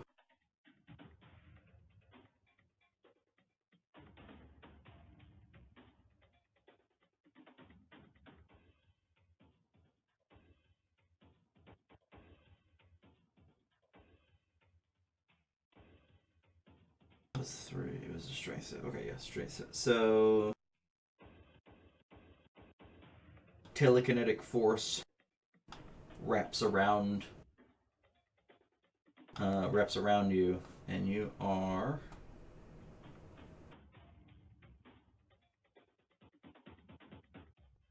tossed back against the wall and held and pinned there by this telekinetic force. You are effectively restrained. This means you can't move. You're not like paralyzed or anything like that, so you could still make somatic components for spells, but you're kind of like bound, like as though with ropes, but invisible telekinetic ropes up against the wall.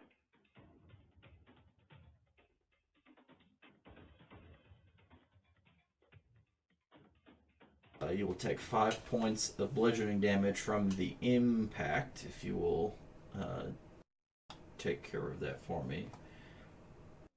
And...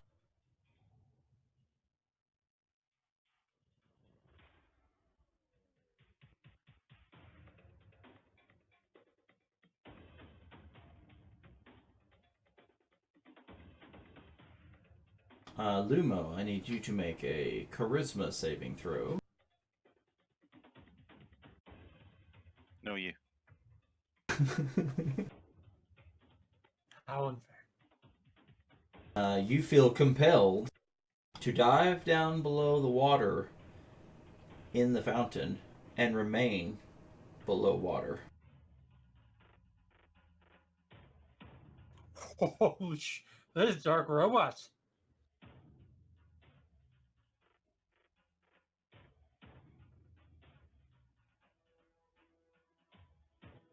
Steen, I need you to make a wisdom saving throw.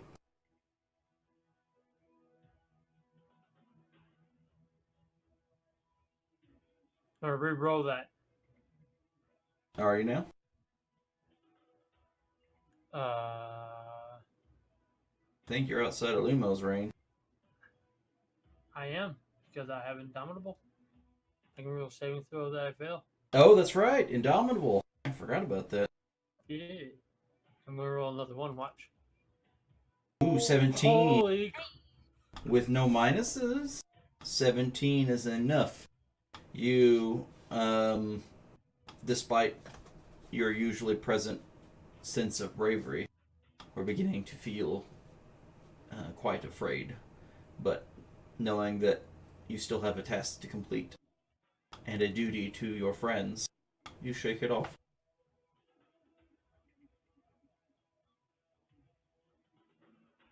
Shake it up. Shake it up. And Bishu, it is your turn.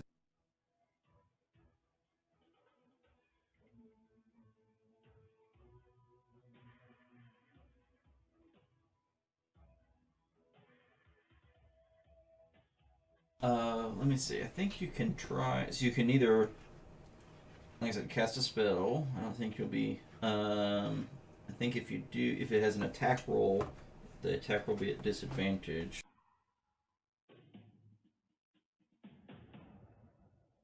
Trying to remember what the other little nuances are.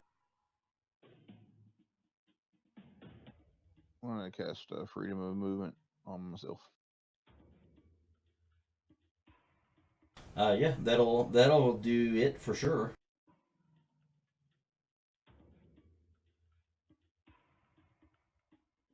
Yeah, freedom of movement.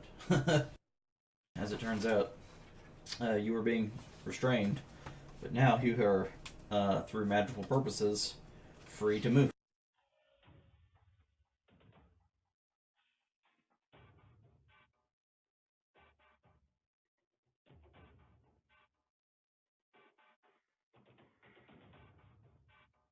Is freedom a?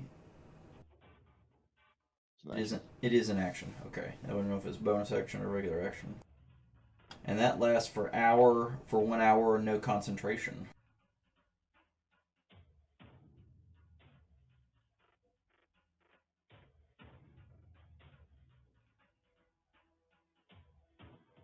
I think about when Stein was turned to dust and I cast Hold.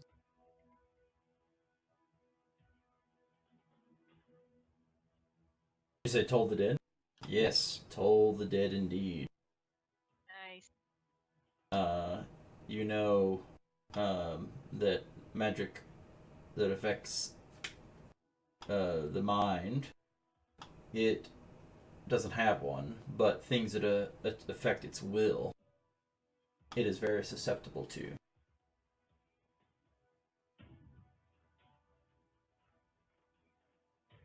And as such, the spell easily grips it, but it is necrotic damage, so the shield will absorb some of the damage itself, but still good. Alright, Steen, you are not afraid. I'm not afeared. So make a stand.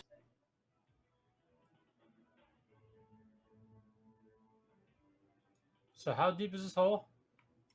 About 8 feet down from the ground level, or about 13 feet down from the top of the banister. And running jump. Okay, so you two are going to try to attack it midair. Yep.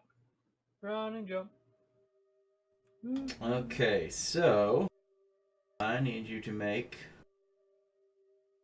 one athletics check to start with. Okay. Good answer. And with that, I will not make you make the acrobatics check for your aim. So you can get, as you whiz by very quickly, as you launch yourself like a missile straight at it, 2 of your attacks regularly and your third attack at disadvantage.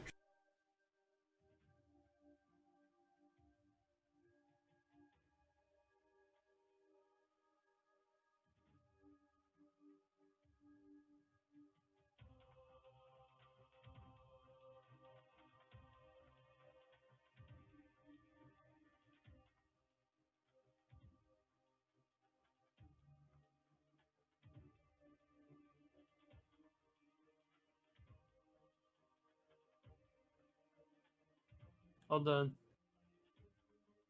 Come crashing down into the pool with a large splash and a bit of a crack as you hear the impact.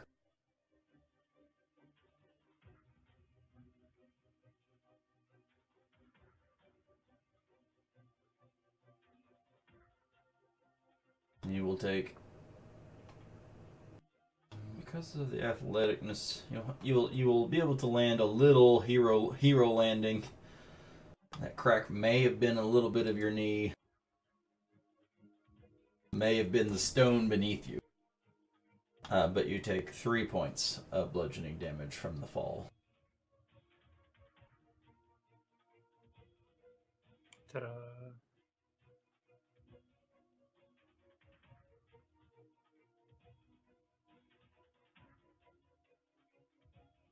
I'm gonna put my cutlass in my belt,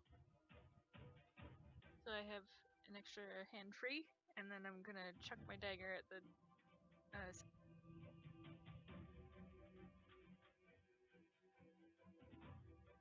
Yep, you are. Oh no, I can't move closer to it, so I just kind of step out from behind. Yep. You are just in Hail Mary throwing range for your dagger.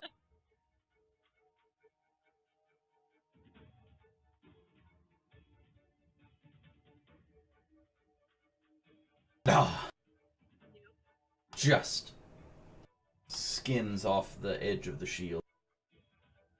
Still nope. 16, 17. Oh, drop the 16. No. No. Okay, that's all. Oh yeah, I forgot these have a little higher AC than the lower tier ones. Oh, wait, my AC 18. Okay. Oh, yes, for your fear. No. roll. Oh. Hey! Oh, Hey! I saw a 5. That is, you are no longer afraid. Yay!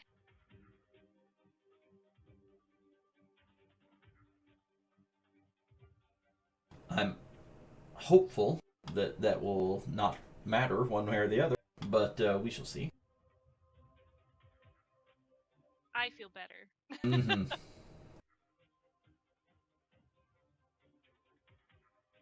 Okay.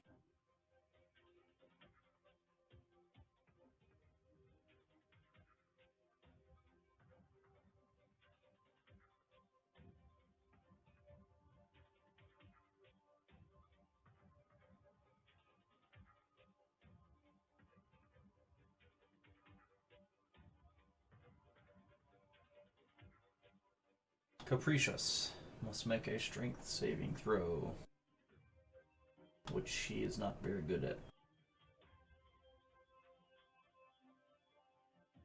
You see as he is thrown very violently up against the wall, directly behind him, pinned, hanging from the wall, not even like Lodrin, who was still like, feet still scraping on. Capricious is like slammed against it and then pushed up as he slides up the wall, as he's shackled to it by this psychic energy.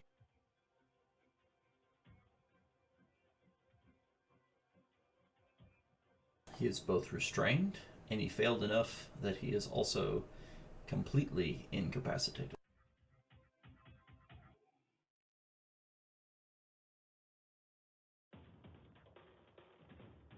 Oh, and he takes 19 points of bludgeoning damage from the crushing force.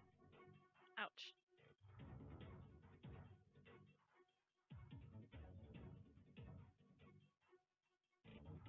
Car, I need you to make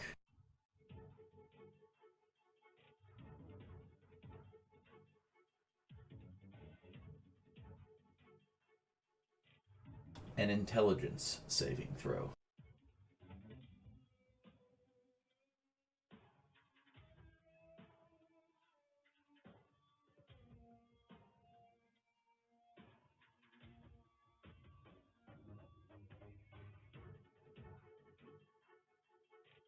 As the illusory magic grips you, your perception changes, your vision changes. You're still in the room, still in the same place, but you believe with absolute certainty that each entity in this room is someone else. Randomly, they will be friend or foe that you've encountered in your lifetime through your travels. Lodrin, to you will be the necromancer.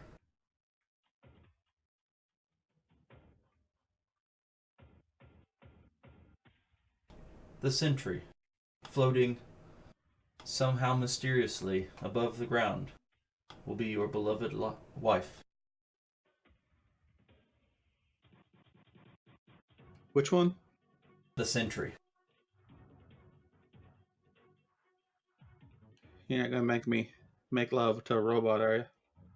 Sexbot. Let's see how the dice fall.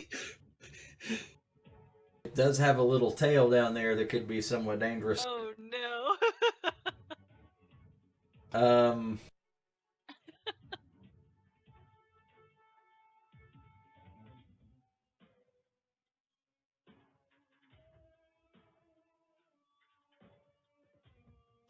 Lumo will be the very Archduke he slew.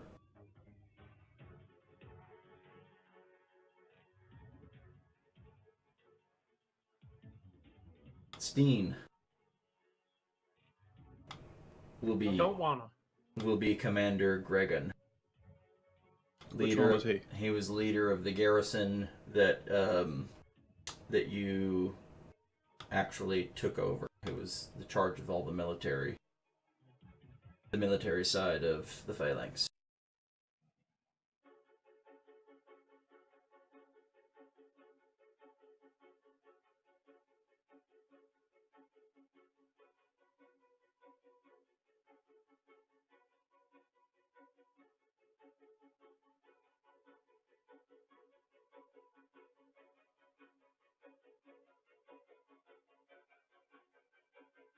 Bijou will look like the weakened ghoul emperor you encountered in the temple.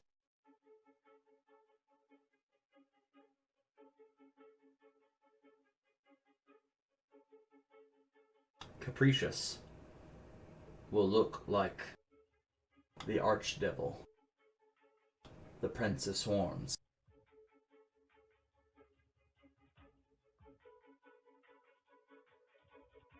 You think he's doing all this, but this is everybody who's in the next room. And Izzy will appear as Izzy's mother.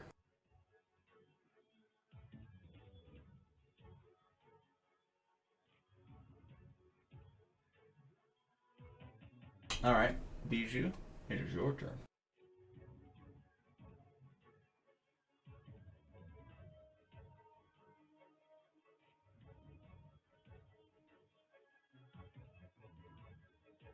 Yep, don't.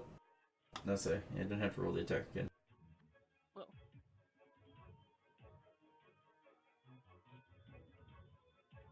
Bijou just killed my wife. Damn it, Bijou.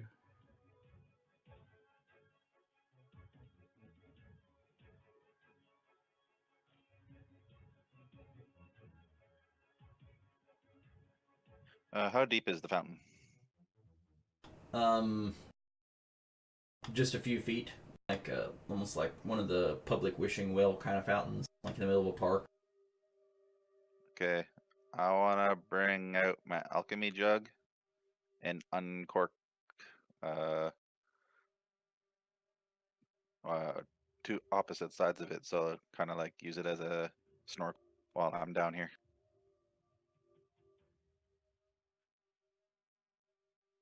Okay. So you're gonna try to just sit at the bottom of the pool until your command wears off? Yeah. Car. To you, Yeah, I know. you still feel gripped by the illusion.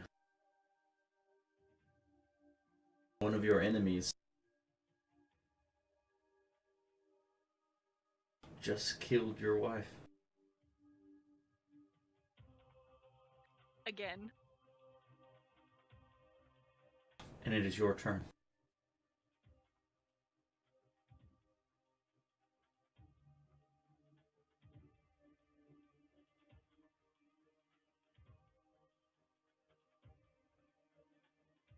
I've only got one ally on the field, don't I? Stein's image.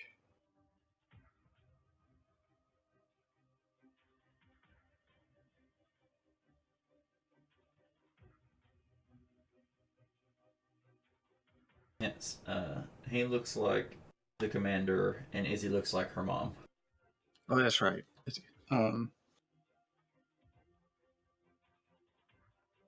Somewhat, last you saw her running, cowering behind the pillar in fear.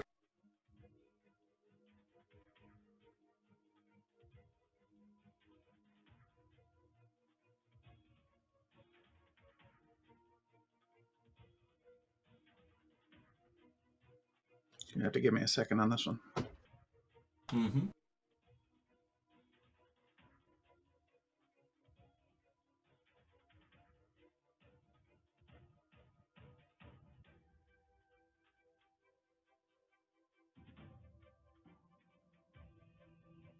So Bijou was the Emperor girl, right?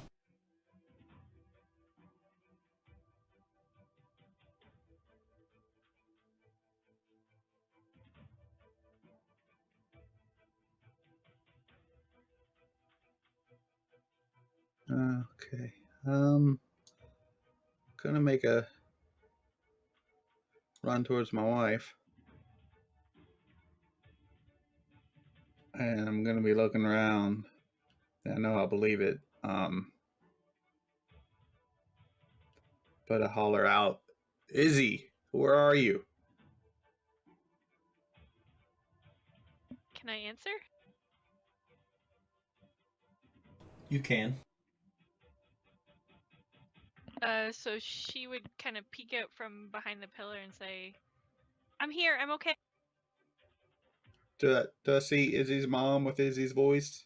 You see Izzy's mom with Izzy's mom's voice, and what she says is not what Izzy actually said. What do I hear? You hear, I don't see her. Where's she at? What happened to her?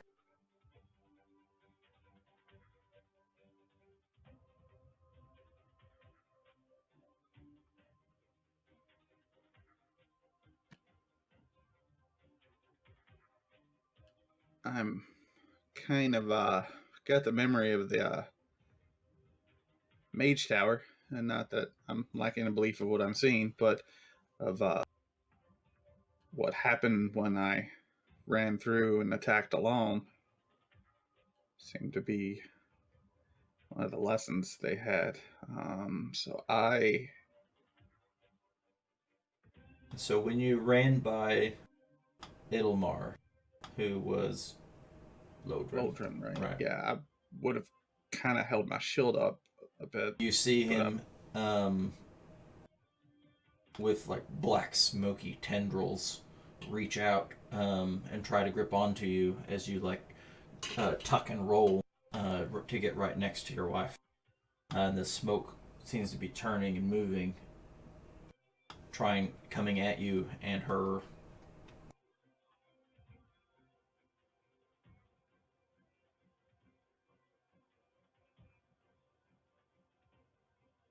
So I've just got an action left.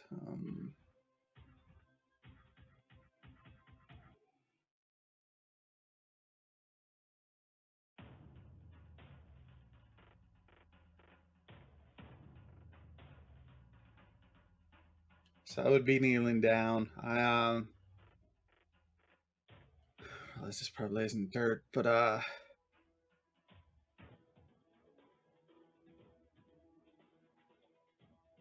No, upon inspection, this is fancy marble polish.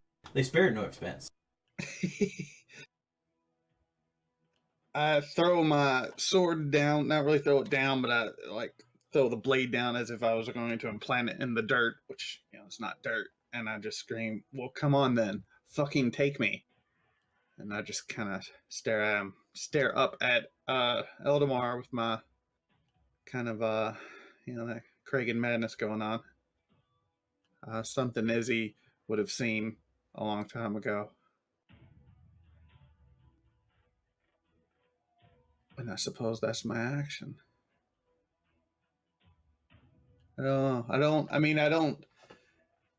From what I remember from the Mage Tower, and I don't see any friends from having gone through, been over this dead wife's corpse before.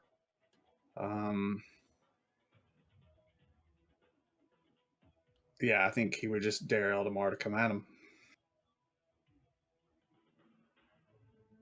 So that's, I suppose that's my action. Okay. Capricious, restrained and incapacitated, thrown up against the wall.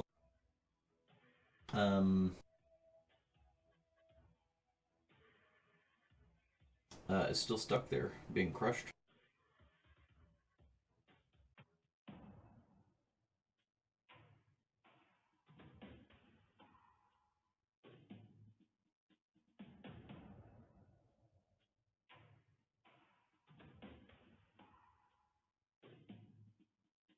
Lodrin, you see Carr acting mighty funny. Somehow being very defensible about this fallen arcane sentry. And you swear he just stared you right in the face and dared you to come after him.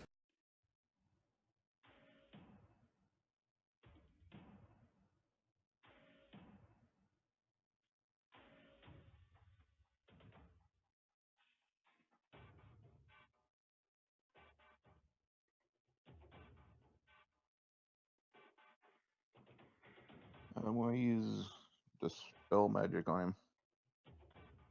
Level 4. Okay, Dispel Magic, level 4. You saw the beam grip him, and then he started going mad. Okay, so... I'm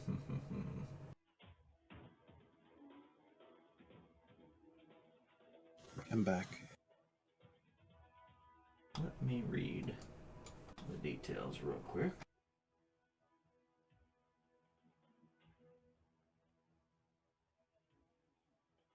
I think the idea was right. The mechanics just aren't built for it because it's not exactly a spell. It is a spell effect. It's all fucked. So,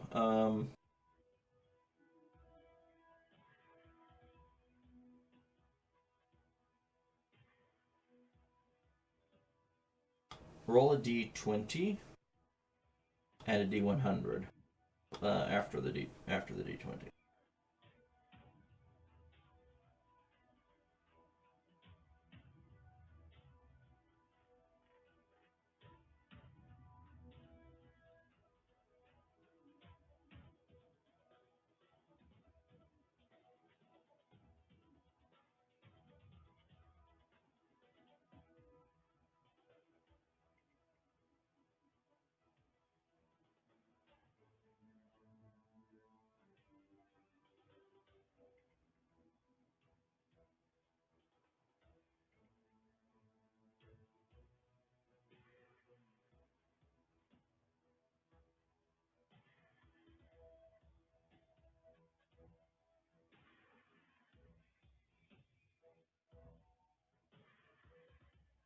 You know something has gripped him, but you can't really pinpoint what area of what the magic is affecting. It's not like an overall enchantment, some kind of aura or some kind of layered on effect. It's definitely deep down in the psyche. The spell, you can see fight. Like it, as it's trying to flow into him, you can see that his willpower alone is forcing it back. As the spell effects begin to like grip over him, wind around him, they start to penetrate, they start to dissolve away, and then what is like wispy vapors becomes brittle and shatters, having no effect. Carr, what you see is those black tendrils.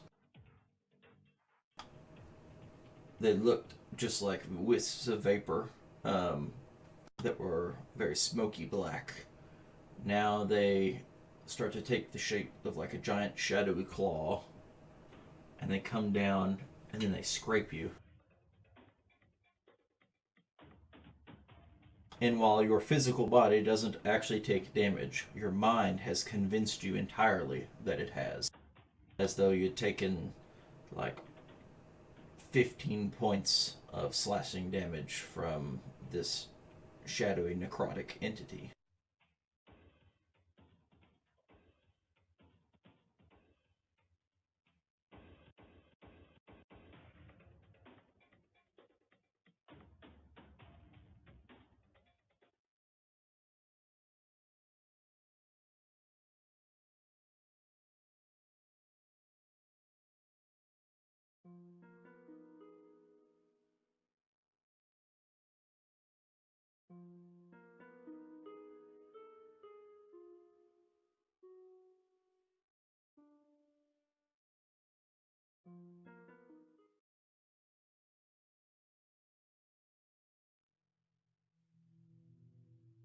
Steen, you still kind of see these things going on. How do you react?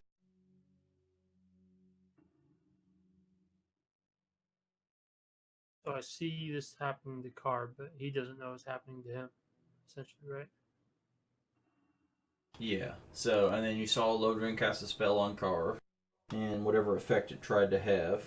He yells, come get me, and then you see Lodrin cast a spell on Carr, and then it wraps around him trying to grip him, but then the spell shatters. Okay.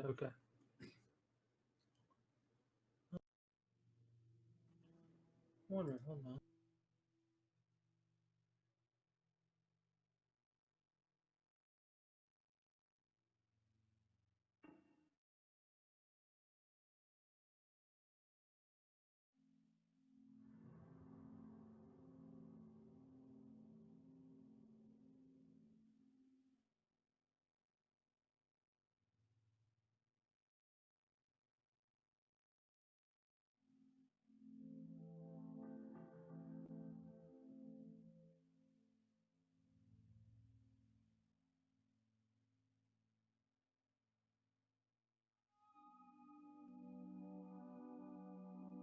Okay. Well, there's no way to knock him out in 5e. So, without magic or poison, or hitting his hit points to 0. So,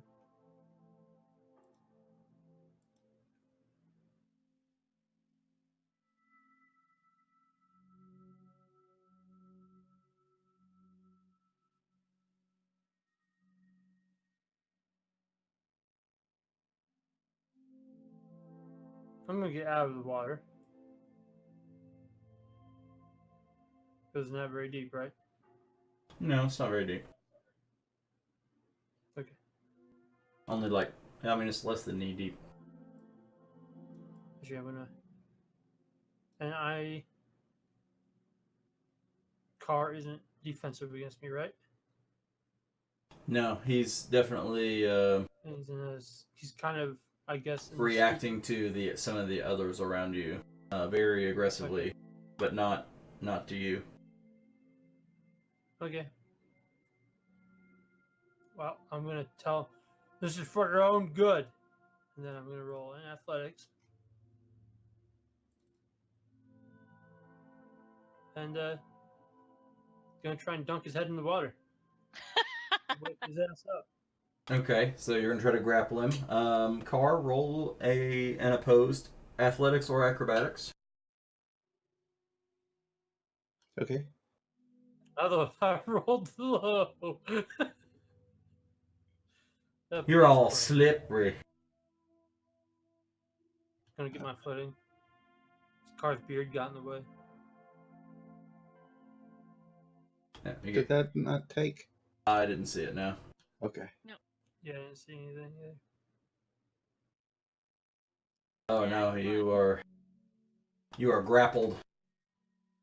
You can see in the sea of enemies your one ally, your one real ally, and comrade in combat, I told him seems to have for him. turned against you. So that doesn't count as an attack, I guess. I'm thinking about my thunderous rebuke. I'm just No. trying to hope. No, because he's not doing any damage to you. Yeah, he's just grabbing you and then trying to dunk you into water. So he grabs you and with strength much greater than yours, just kind of picks you up and dunks you and tries to dunk you underwater here. Remember, I said this is for your own good. Before I did it. Oh, I'm sure he completely understands. Okay. Yeah, what did I hear him say, Trad? The same. Yeah, this is for your own good. Yeah. The illusion doesn't seem to think that there's any problem with what's going on here. Splish splash and taking the bath. But now, yes, your one compatriot seems to have turned against you, holding you down, keeping you from your wife's corpse, and now having you grappled underwater, but, you know, for all you know, trying to drown you, hold you under, keep you, or make it easier for the others to now lash at you with those smoky tendrils or whatever other. Yeah, because the two archdevils, they need the help. Wait, who says holding him under? I'm just like splash into a toilet, pull his head back out. Like, just giving him a bucket of water to the face. Yeah. Yep. I'm not.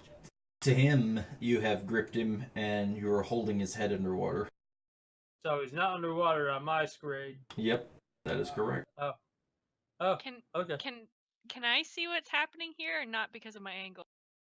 Yeah, they're definitely Well, you'd have to move closer, I think, to see what's going on. I am going to do that. Yes. Mm-hmm. So I hear a lot of commotion. Yep, and you can see Steen grip, Carr by the shoulders, and you see Carr's fully,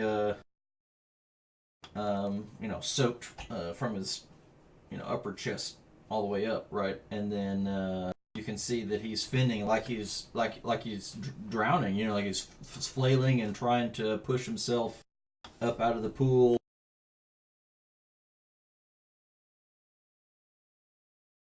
So when I see this, I would go running towards the edge here and vault over the side, and run towards him, going, "Steen, what are you?" What do I hear?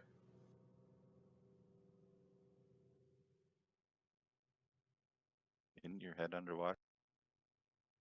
Yep. Or at least he thinks it is.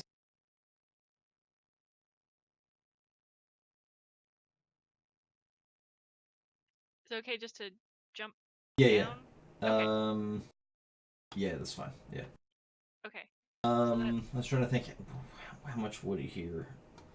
Because he's actually able to hear, but what would the illusion? What would the illusion do?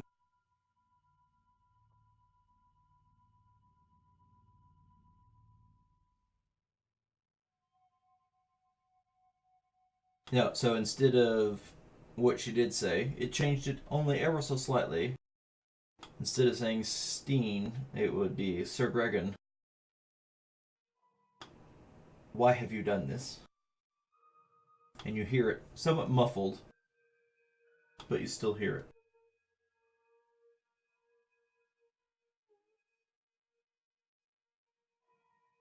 So I'm gonna dash, and then I think that's about as far as I can get moving around the fountain.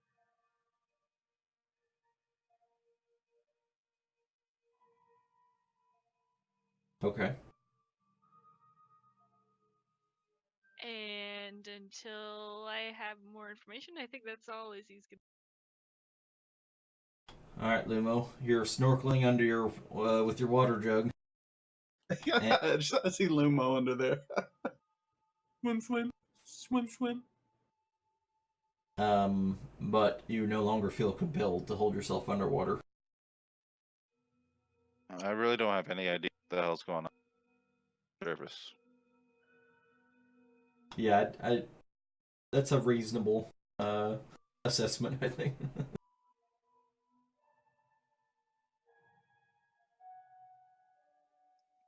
I guess I'll get up and kind of splash about and make sure there's no more arcane sentries.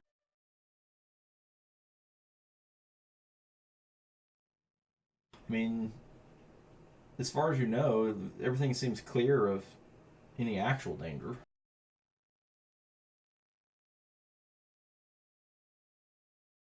But there's definitely some weird shit happening over here with Carr and Steen and Lodrin. It's all just very strange.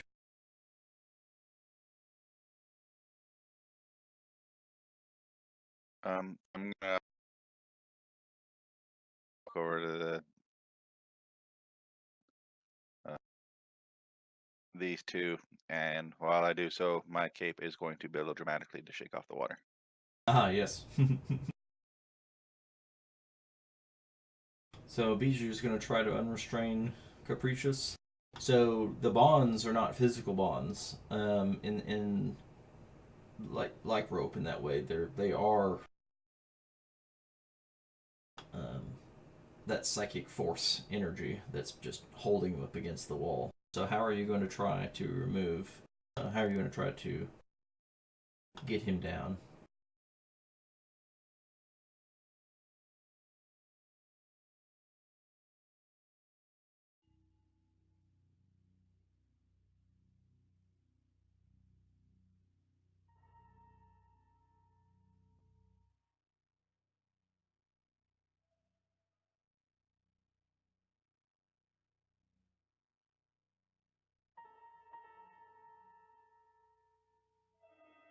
So you're going to kind of tug on him a little bit, try to pull him off the wall. I mean, he has slid up the wall, so you can't even probably reach the top parts of him.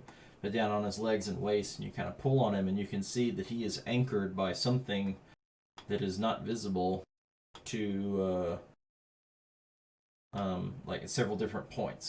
So he's not like solid sheet, like pushing on him or whatever. There is definitely some anchor points that's holding him there, and he is unresponsive.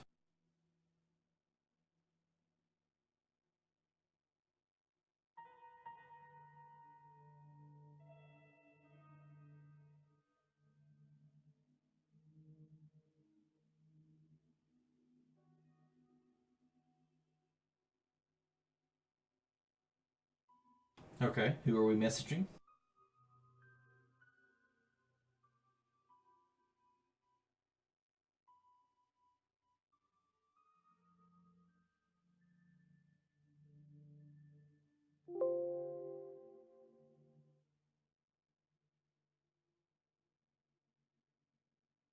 There is no response to your message.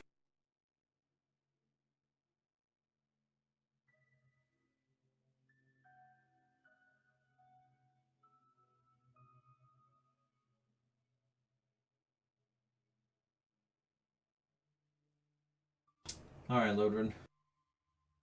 He's still very much gripped by whatever magic is affecting him. And at this point, we're not sure if it's temporary or not. But your attempts to remove it were thwarted.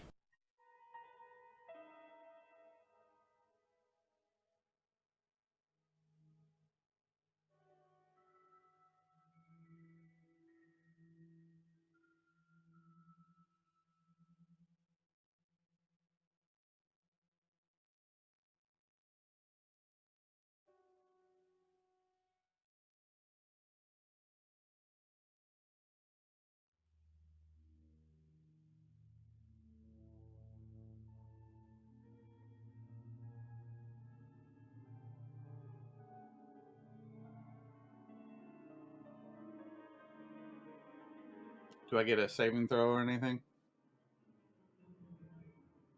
Let me double check. I don't think so, but I don't think this one has one.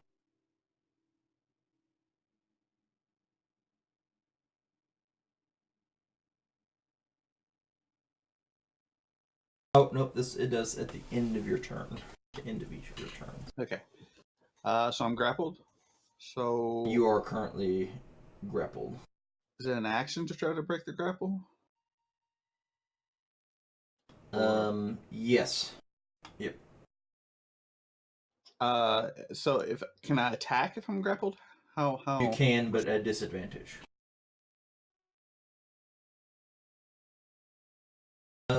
With the thing that you're grappled with, is that right?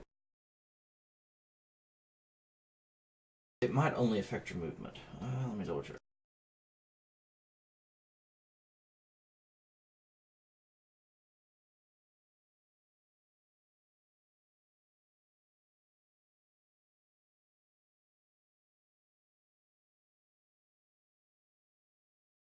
No, it just affects your speed. You just can't.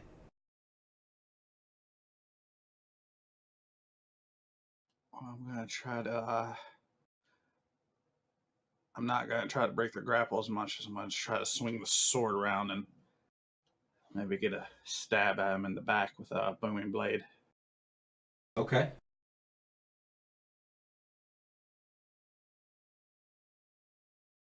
Make an attack roll against Steen specifically. Who against the commander or against Evermore? Well, the person that's grappling me. So Okay, so yeah, that would be Steen's character as Commander Gregan.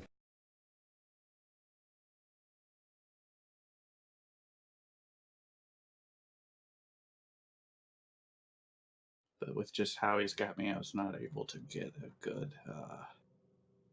Yeah, for from your perspective, you're still being kind of like held underwater, so you're just kind of flailing wildly. And his strength you can feel is such greater than yours that he's holding you under at a point of advantage that you just can't, like, try as you might swinging the sword. That's not going to cut it. And I can't get any movement, right? That's right. You can't move. So I only have a reaction. I don't have a lot there. All right, so do another intelligence save. This will be. I don't really have anything else I could do. That's yep. At the end of your turn.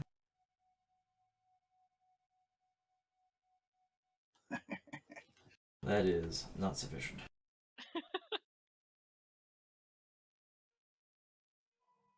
All right, Steen. He's like, even though you've got him back up above the water, he's flailing and pushing and like he's being, like he's drowning, like he's fighting against your grapple. And he just swung his sword at you. I brought you back into this world. I'll take you back out.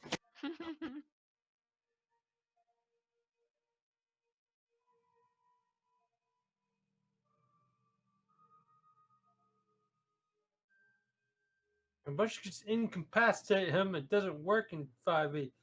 Bruh. Well, even in older editions, to incapacitate, you still had to do non-lethal damage till their hit points are 0. I mean, that's just what it is. To incapacitate, you either have to use a spell or knock them out by literally knocking them out. Yeah, I get that. I read. No freaking chokeholds. No submission move. Well, I mean, not exactly. But if you cut off their ear, they could, you know. Put him in an arm bar. Okay, so you're going. No, I'm not. I'm not. I will. I guess I could cut off you. I mean, yeah, I'll. Because everyone else looks the same to me, right? Yeah, everything looks fine Yeah, except he's for the only crazy cars acting real crazy. You weren't maybe too sure about what spell Lodrin cast on him. It seems after, you know, he had a little bit of a chance to say that he's bespelled. He said he's bespelled, and he tried to So dispel you guys him. are okay with me knocking him out? No, what? Well, if he goes unconscious, the spell won't work.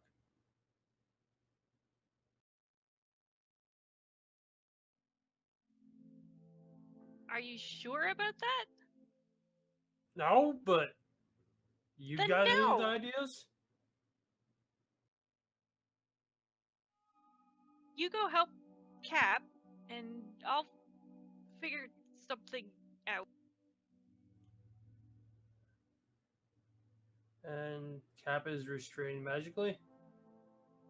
So Yeah, he's stuck to the side of a wall. yeah, because different situations.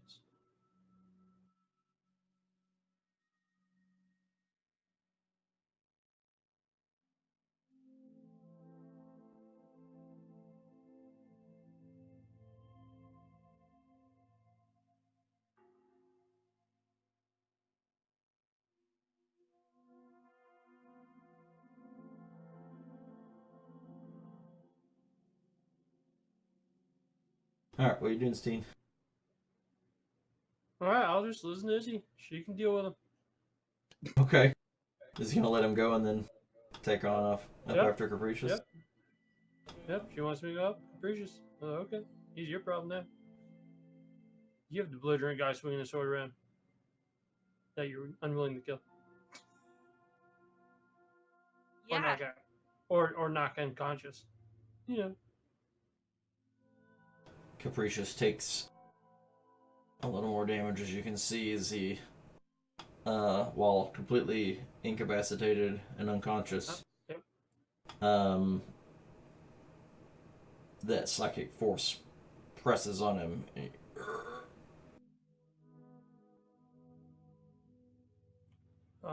Perception and Arcana. I have an idea what spell this is. It's some form of telekinesis. Okay. I'll use my action to get over here, so. I'm doing. So you're done? Yep. Mm-hmm. Okay. Wait. Oh yeah, turn switch. Okay. Oof. So what does Carr look like when Steen lets him? So, like, he's swiping wildly with his sword. I would imagine, like, as soon as, like, Steen lets go, I don't think that, you know, from his perspective, he would still feel like he was let go. He would get a breath, and then all he sees is, you know, these enemies, like, right on him, right after he's swinging his sword. So, I don't know, Carr. What would you do? Would you just keep swinging? It looked like you would be just still swinging, like, trying to get some space? I would be, because in Kara's mind, he's just the guy who took him away from his wife, who's supposed to be the good guy. I would be, like, ready to lunge at him. Like, I would have tried to grab him as he was going by. It's like, no, get the fuck back here. Alright, make an attack roll against him. Against Steen. As he dropped you and kind of started getting away. Oh yeah, I guess it would be like a opportunity attack. Yeah, something like that.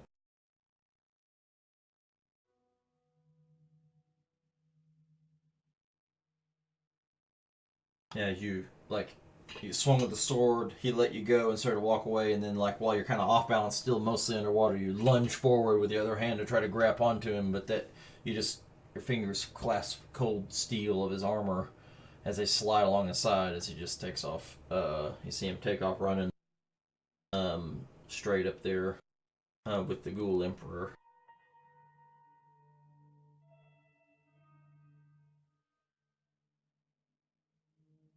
Okay, so I would kind of approach Car a little bit cautiously.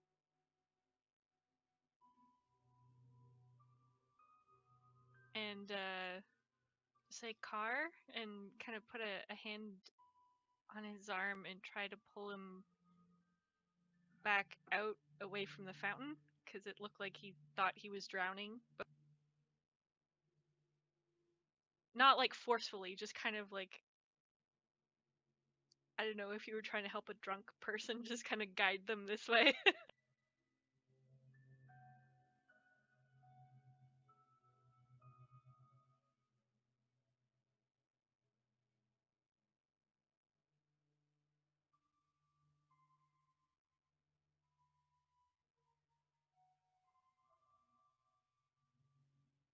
Car, you see Izzy's mom come over. Kind of like she's helping you stand up and get upright. And you hear, "You must protect me. You're all that I have left." How are you here? Where is Izzy? They must have took her.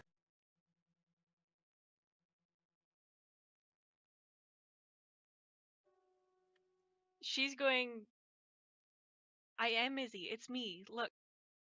And she's gonna take his hand and like try and put it on her face.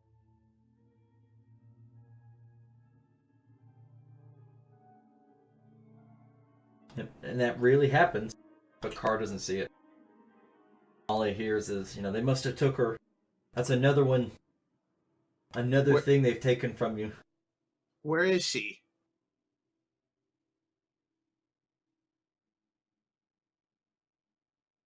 I don't know. So as an action, I don't know if this counts because I don't think it counts that he can hear me. But Izzy would try to do it. So she's going to use her panache feature and try to make a persuasion check, contested by his insight check. Okay. But he has to be able to hear me, and we have to share a language, which we do. But the other thing is not so much. Not so clear that he's actually hearing you. Yeah. Go ahead. Go ahead and make your roll anyway.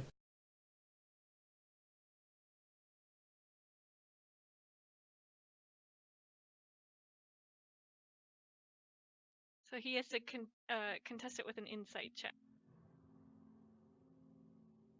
Okay. Car, go ahead and roll an insight check. Izzy's mom. It must have been that one. And she points towards Edelmar there, who is Lodrin. He took her. You must defeat him. It's the only way you can save her and save me. And you are absolutely convinced. That is all I got. Using my inspiration, which I don't remember where I got it from, since I do believe this. I don't know. I don't remember anymore, to be honest. I use it to do a booming blade against Eldamar here. Okay. Make an attack roll against Lodrin. With advantage. With advantage.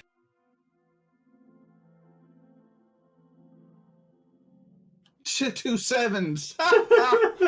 Oh, Jesus. Oh, I mean, this is good, but Jesus. Yeah. I just fucking curse at the gods. Your sword looks like it would have gone straight through him as you swipe with all your might. the smoky, wispy vapors separate and just allow it to flow through as he reconstitutes, and you hear his coy laughter. That's just like Lodrin laughter. No.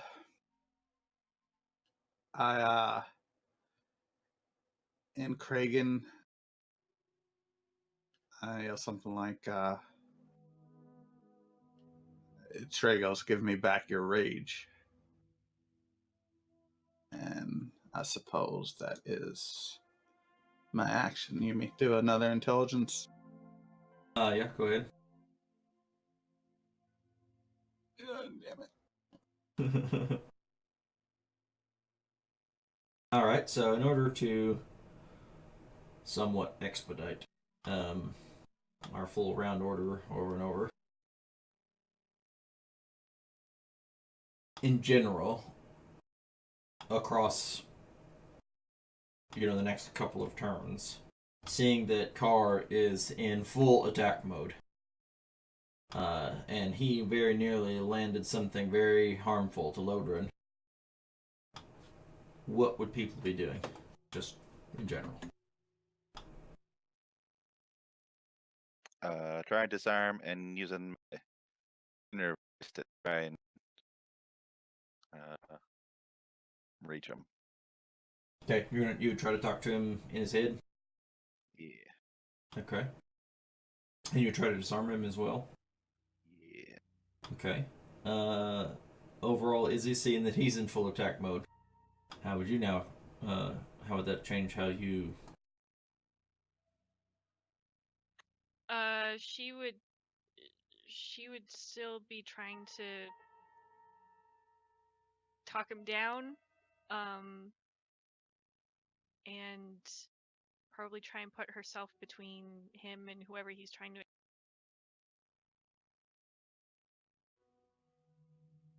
Okay.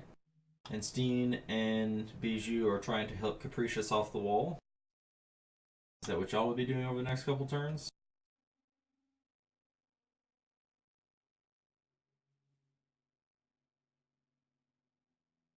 Okay. Yep.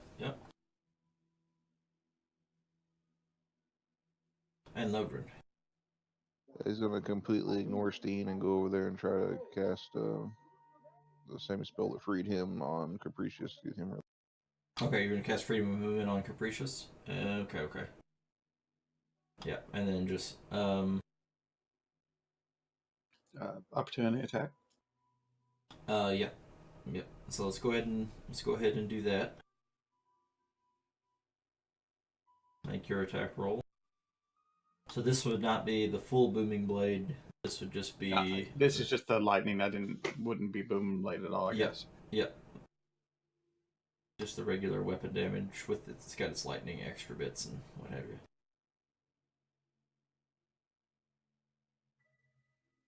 Yeah. So Lodrin would go over, cast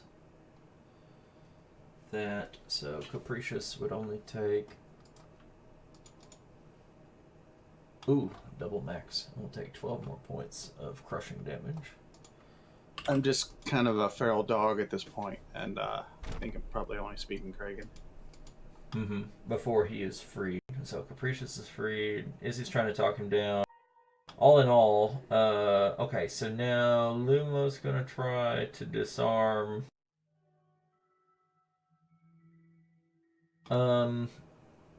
Make an athletics, Lumo, versus Car's either athletics or acrobatics.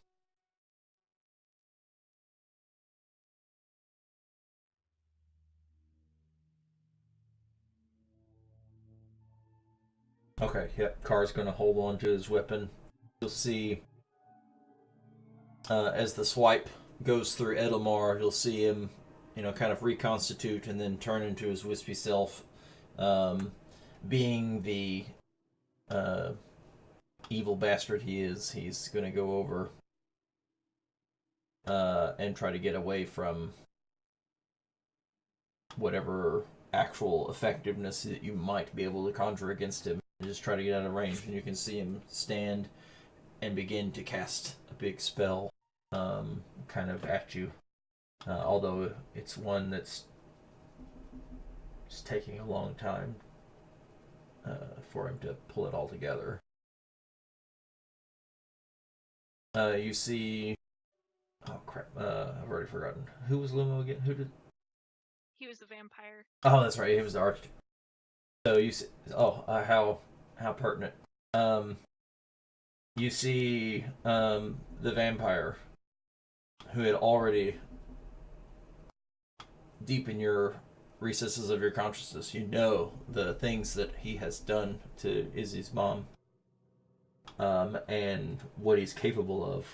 And you see the Archduke grasp or wrestle away your sword, all the while trying to push you away from her. As he grabs, you see him grab onto the area behind her neck as he starts to pull her forward to try to bite her. That's the last thing before you get another actual action.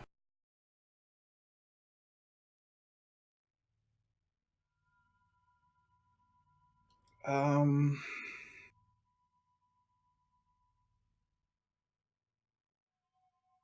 shit, I don't have silence prepped. Yeah, I do. I don't know, seeing the big spellcaster guy doing that shit, I think I would try to maybe position myself here, but then cast silence over there on where Lodrin and all those other evil baddies and that betrayer guy is. Was Capricious anybody? Do I still see Capricious as a... He was, but I also forgotten who he was. He was the devil, the archdevil. Oh, the archdevil. Yeah, he was the archdevil. Yeah, just floating there. And you didn't see him pinned against the wall. You just saw him floating there with the bees and all the little elemental wasp things floating all around him. Yeah, I cast silence. Okay.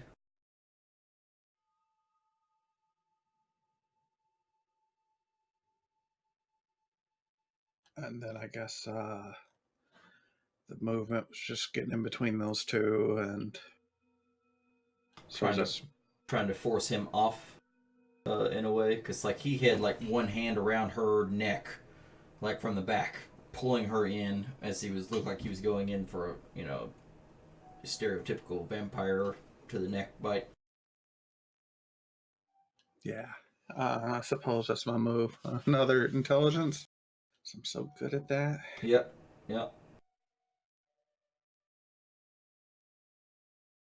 Oh, Jesus Christ, it's about time.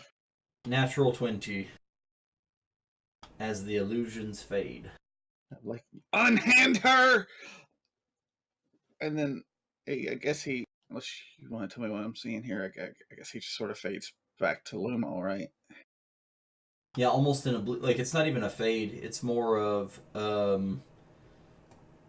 it's just like waking up from a dream. You know, like where you're falling, and then you right before you land, you wake up and you're just like, and then you're super conscious of everything around you. It's almost exactly like that. You were in this dream, and then you were like, get away from her. What? Everything is as reality would have it be. Izzy's like got a hand on your arm trying to hold you back. So yeah, I see you as Izzy now, and I just look around at everybody. I look at the robot corpse, and I just kind of drop my sword and just standing there for the moment.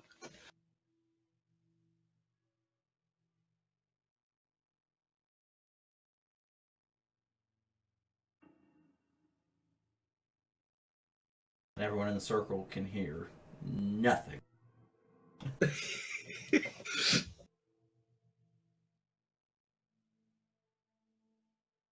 Izzy says, "Car, are you okay? What are you seeing?"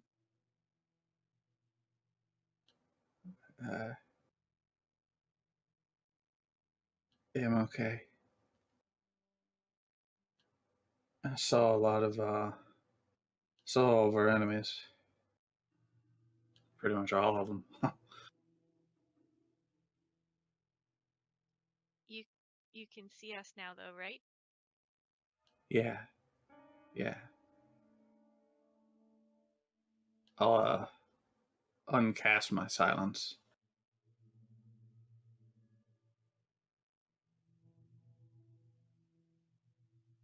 Is everyone okay? Is Capricious still up against the wall? When Lodrin casts freedom of movement on him, he just like someone very slippery, just slipping out of the hands of two people, holding them from the side. He just goes whoop, and just slides down the wall whoop, into a little bit of a puddle on the ground of himself, and it takes a bit, but he eventually comes back to consciousness.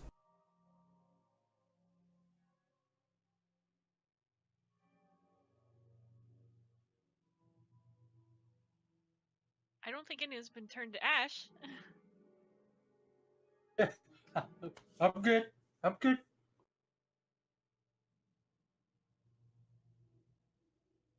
That was also a lich, not a drone, that did the ashing. Yes. As much as I want to kill everyone, that is not nice. Wait, what? I mean, huh? Wolfen, get this man some brownies. Oh, we need brownies. I've got rations. We could crumble up some bread in the rations, Like bread brownies. Some sponge cake.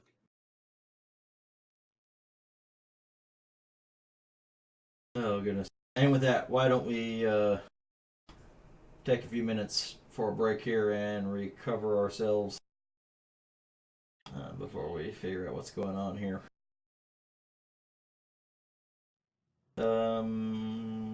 22 minutes? So, at 20 till? Okay.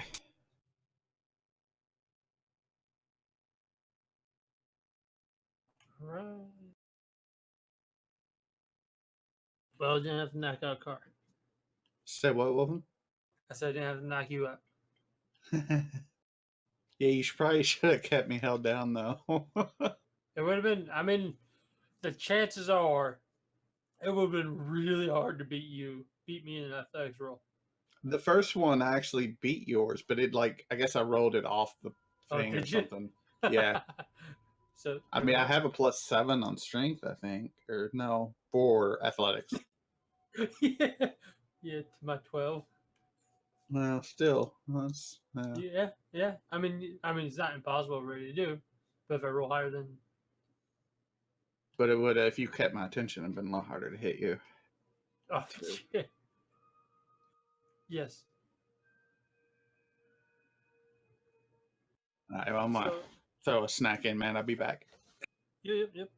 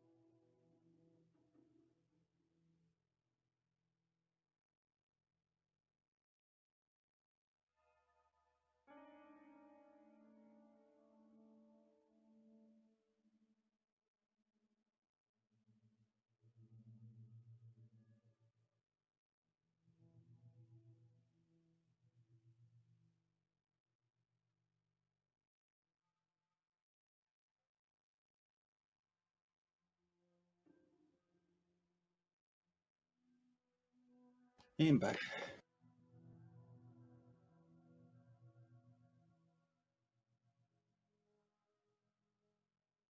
Hello, hello.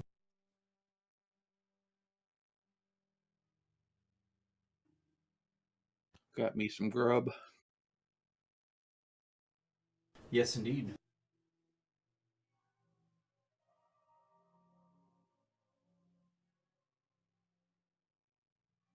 Your mic stuck on, FYI. That's good to know. I was about to jump on some delicious sandwich made with a single corn tortilla and some lunch meat.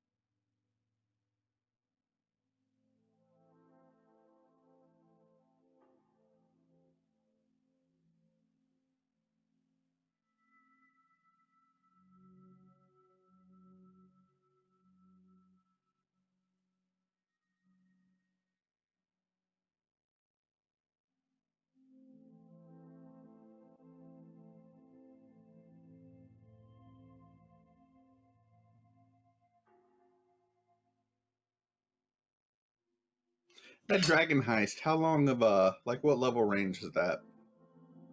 That's a good question. Yeah.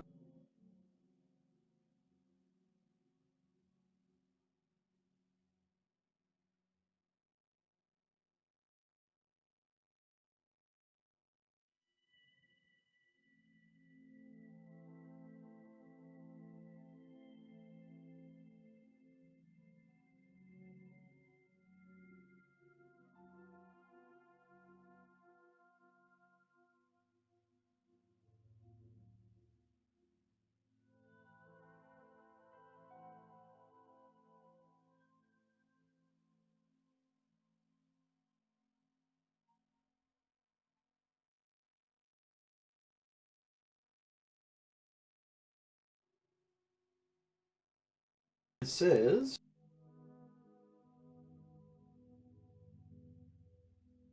Oh, wait, no. Let's talk about the Dungeon of the Man Mage inside of this way. Am I on the wrong book? No, it's a Dragon Heist. Because it's kind of two books that go together. The Mad Mage is the higher level one that goes up to level 20. Why would it not tell me right?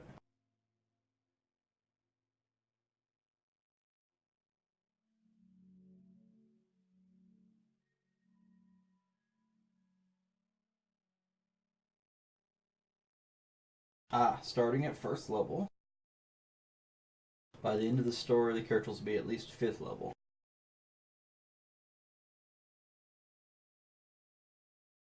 You're looking at Dragon Heist? Yeah, Dragon Heist. I couldn't remember how far up it went. But it says 1 to 5, 1 to at least 5.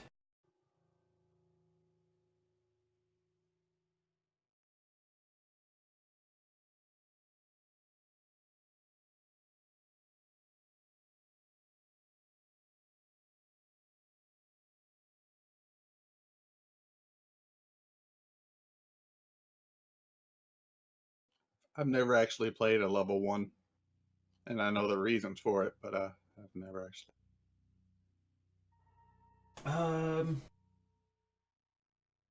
Yeah, you weren't here during the Lotarius, the Mandalavian Adventure Group. Were you? Not yet. We started at level 1 then. One bad critical can end someone's life, as it turns out, at level 1. Yeah, I started my friends in the Curse of Strahd at level 1, but I was really careful with them.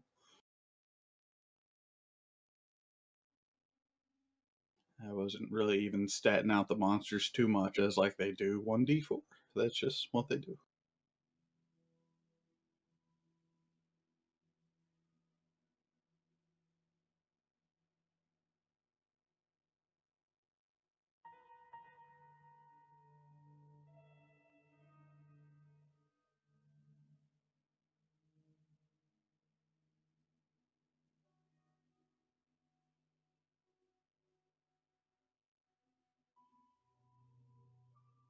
Holy moly, this epic poem is epic.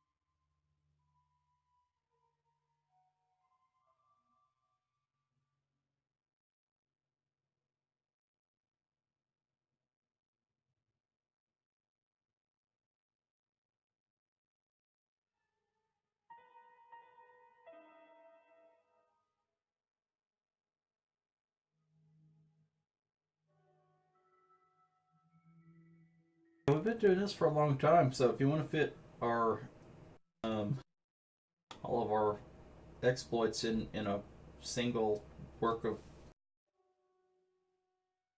any It gets to kind. be about 7 pages, apparently. Yeah.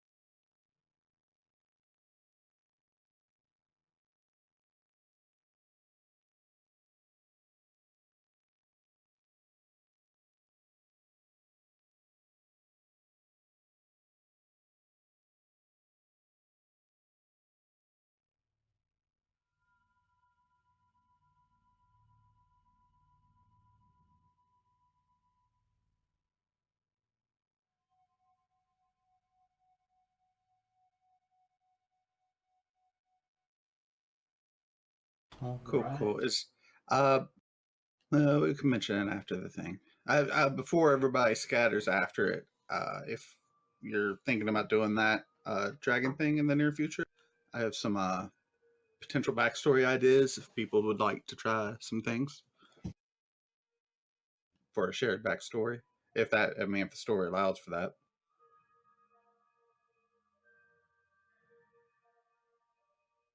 Yeah, sure. But yeah, we can talk about that. That's probably a little bit off. I don't know how much, but it's probably getting close. But anyway, why don't we jump back into everything then?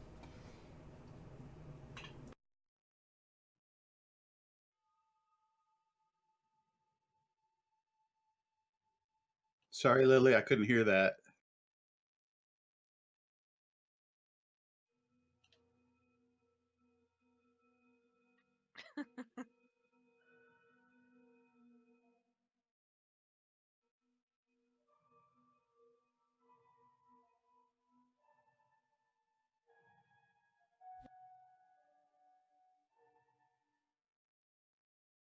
Okay.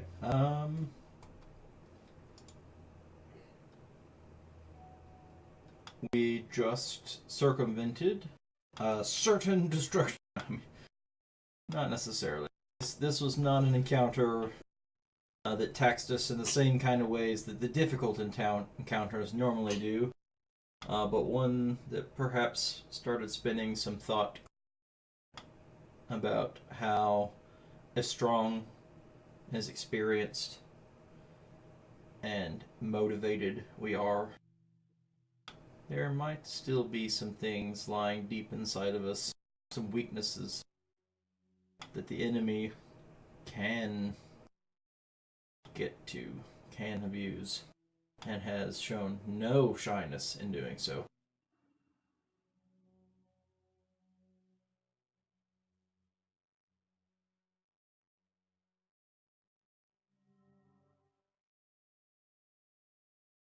But we have, for the time being at least, vanquished our foes.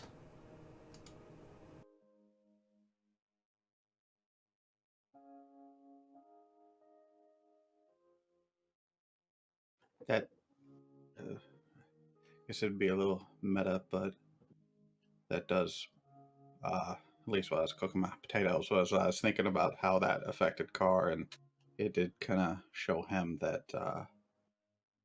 that crazed Kragan who got on the boat before this story is still very much a part of him. Something Izzy would probably definitely pick up on. Yeah, she's still treating you a little gingerly and probably would try to help you back out of the fountain again. Just kind of keeping an eye, like making sure that you're okay. Yeah, I'll pick up my sword and get out of the water. I do take a few side glances at the robot a few times, and maybe attempt to say a little message to the person in my sword. You still in there?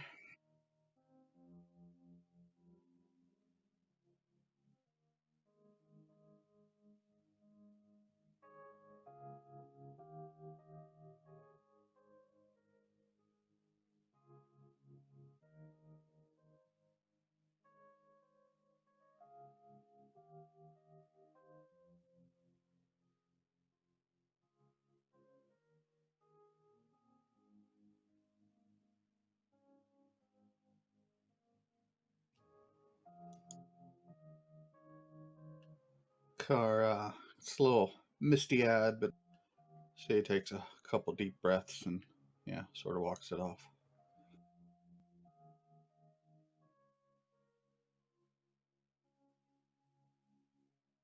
Looks towards Izzy, gives her a gentle, as far as, the crazed Kragan give a gentle smile.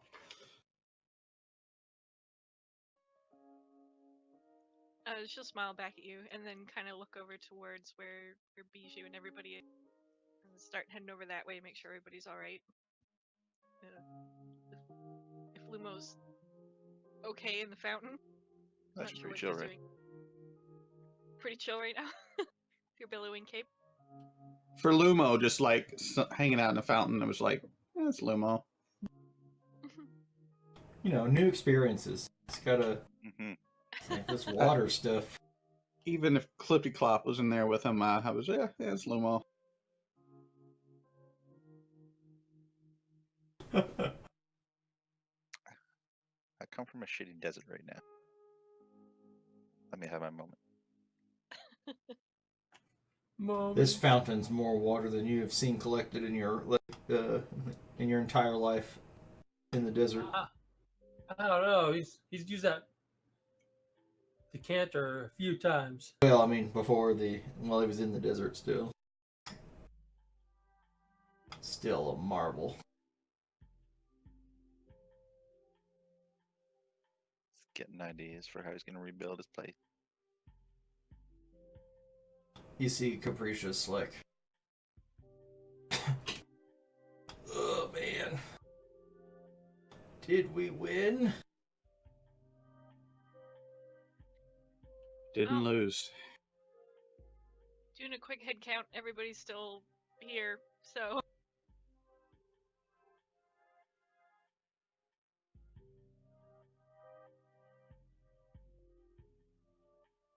It seems we're not out of the pickle yet. No.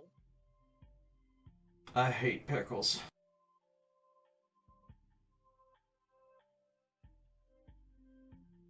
They keep pretty well on a voyage if you're going a long ways, but that's neither here nor there.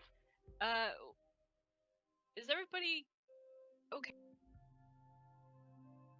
Should we be moving forward, or? I believe we should. I kind of look around to see where the doors are in this room. Yeah, the resolution of my image is way more shrunk down than when I originally had it, which makes me sad. But it's kind of hard to tell. It looks like there's 3 at the top. Yes, there's 3 at the top.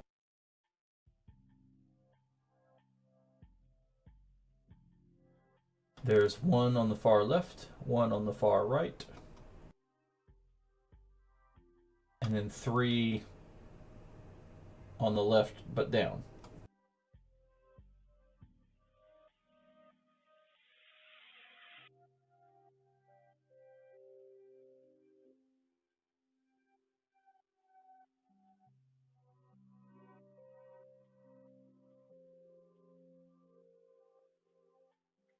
Well, if I was a big important wizard person, I would probably put my door on the opposite side of the. That seems like a important place.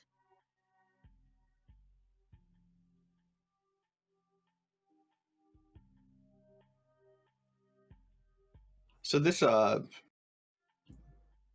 realized as I was forming the question, it sounds silly, but this key is key size, right? That's what we're looking for. Relatively so. Yeah, maybe think maybe the size of a large skeleton key. You know, so not like like modern keys, but something more like medieval key size. Okay. Which is, instead of being small like your pinky finger, more like your whole hand. The palm of your hand. I do have a skeleton key in my inventory. I don't remember where it was from. It's also not like there was no tumblers and stuff, so there's it'd fit something like in a key slot, but wouldn't necessarily be like we think stereotypical key with the different ridges and whatnot for turning tumblers, because it doesn't have that.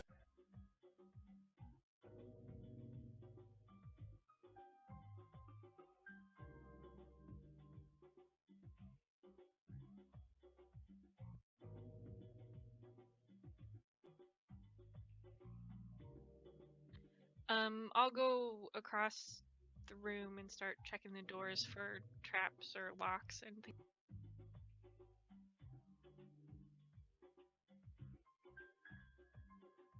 As far as you can tell, like a cursory look all the way around, are you going to look all the doors, or just one at a time, or just the north ones, or?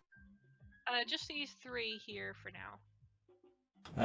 They seem to be like outside of a cafeteria or gym or courtroom or any large audience style room. It's just multiple areas of egress that seem to be like they're kind of coming into a similar point. The doors are all just right next to each other, so close that it's very unlikely that there's even a wall between them, to divvy up multiple rooms. And looking through it all, I mean, they all seem to be unlocked and no sign of traps. This was not, at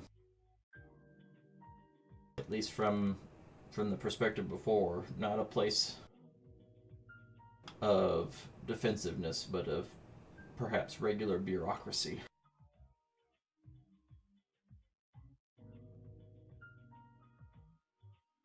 So I guess I'll try the middle door and just kind of crack it open a little bit to see what I can see.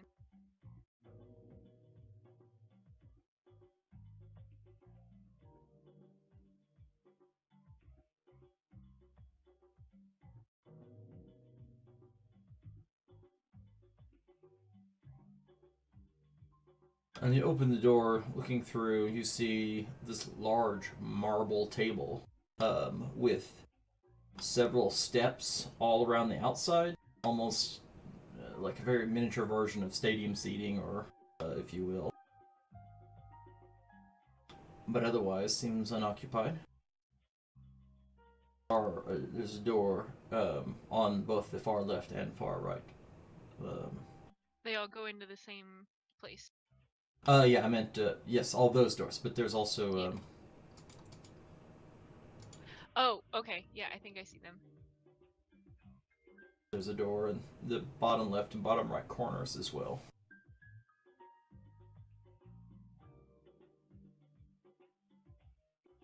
So I'll just step into the room a little bit. Does it look out over everything? There's no. Does it? I'm sorry. Does it? Like, is it like a balcony or is it just a little room? It's just a room.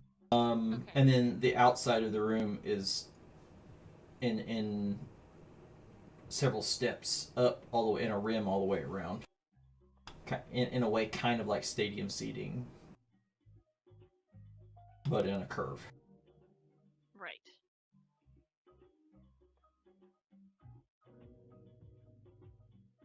And there's nothing on the table in the middle?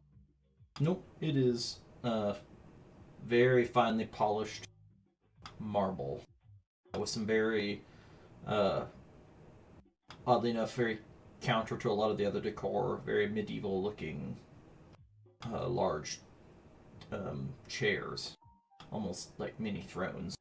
And there's 4 of around the arc of this marble table. Okay. I'm just gonna give the table and the chairs a quick look over to see if there's anything that indicates what this room might have been used for. Probably some kind of meeting room. Not like a conference room, but more like a quorum. Like a council's meeting with spectators, kind of thing. But with only 4 chairs. Mm-hmm.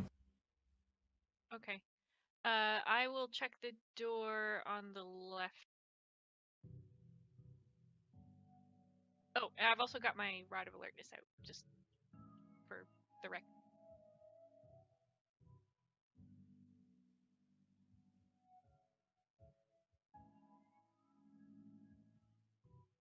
A long hallway with a door to the left and up to the north. Beautiful marble inlay around some tile around the outside of the hallway. They spared no expense. Obviously. I just pop my head out this door and just tell them what I've seen. And ask if we want to keep going this way or if we want to try. I mean, no reason not to. We're already up here, down here, down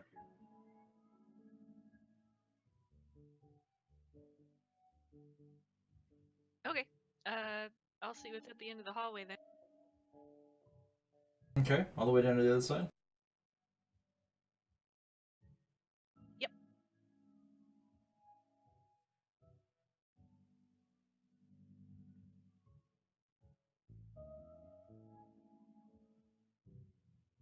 Very similar to a chapel in its arrangement, but definitely looks more official in nature. This is more like a courtroom. Okay. There are lots of large, very tall, stained glass windows that overlook to the outside.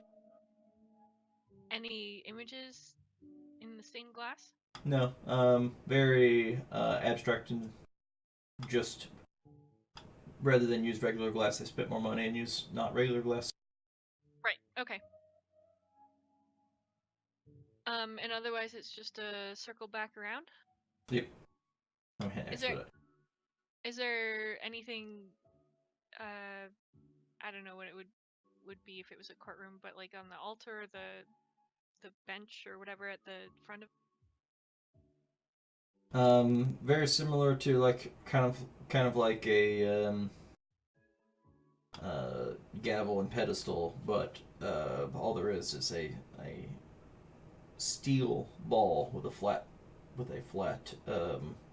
surface on one side, resting on a like a little pedestal, and you can see that steel ball has been struck many times on the pedestal below it.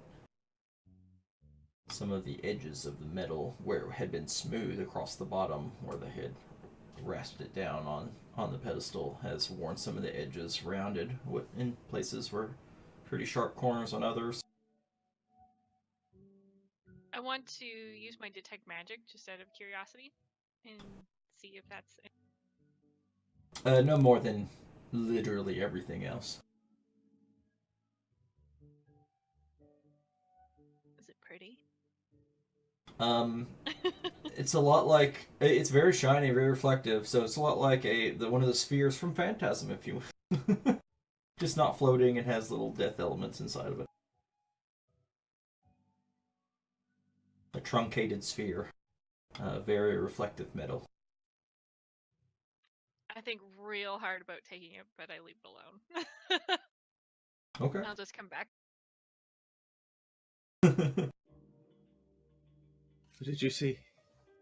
It looked like a empty courtroom. Like maybe a judge sat there at one point. But there's nothing in it.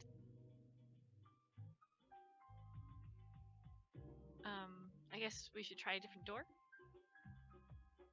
Yeah. Which one? I was looking at my higher res image. There is a door here. Oh. But there is not a door here. Okay. Well, I would have checked the other door there then. Over here? Yep.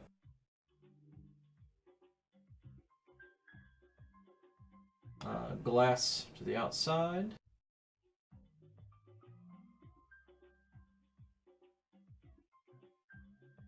And a hallway. With another door at the end of this end of the hallway. Okay. I will check that one as well.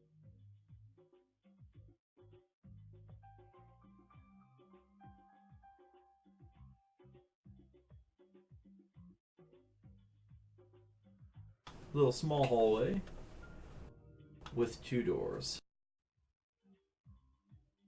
If I take a minute to listen, can I hear anything at either of the doors? Perception check.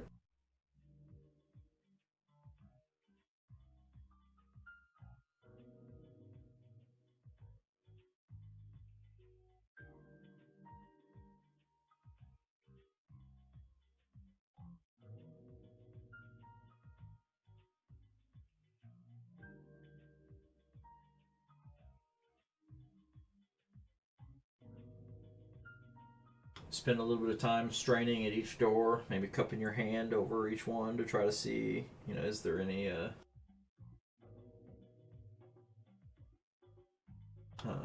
is there any even a speck of sound?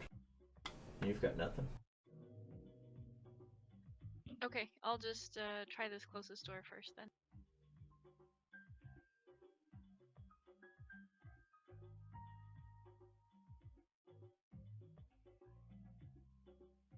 In this room, you see a conference table. Sitting at the conference table is 6 humanoid figures that, to the best of your immediate vision, looks like people that are slightly melty.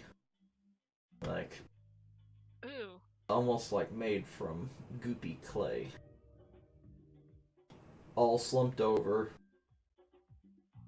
Head on desk or head on, on the side or whatever. But no lifeless. But no life at all. Completely lifeless. And a door on the backside.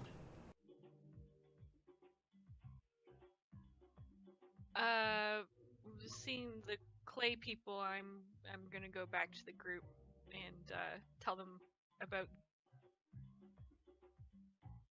So I'm starting to get a little far away from my comfort zone. So I relay what I saw in there.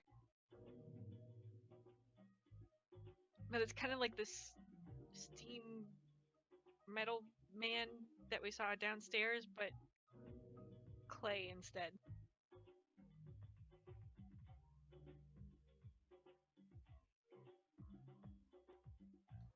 To the east, I suppose. I'm going on the assumption that I don't know very much about clay people. So, would we know what golems are? We haven't encountered any actual golems yet. I'm sure that Steen and Bijou having some Arcana, probably Cap too. I think it's.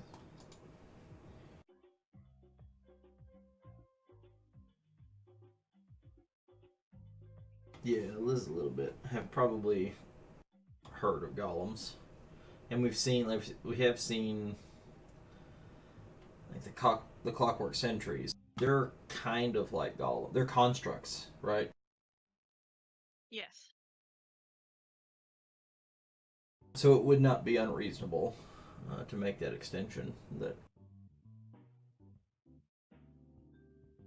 I will tell everybody that there are a couple more doors that I can check in this area, but I didn't know if anybody wanted to take a look at the.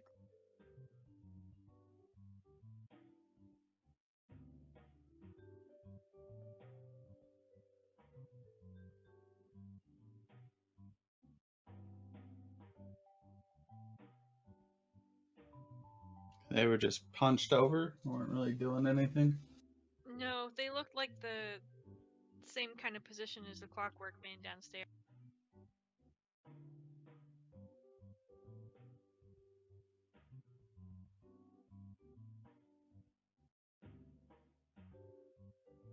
Yeah, say we move on. Okay, well I can Keep check these other exploring. couple of doors down that hallway and see if there's anything else that might be important there.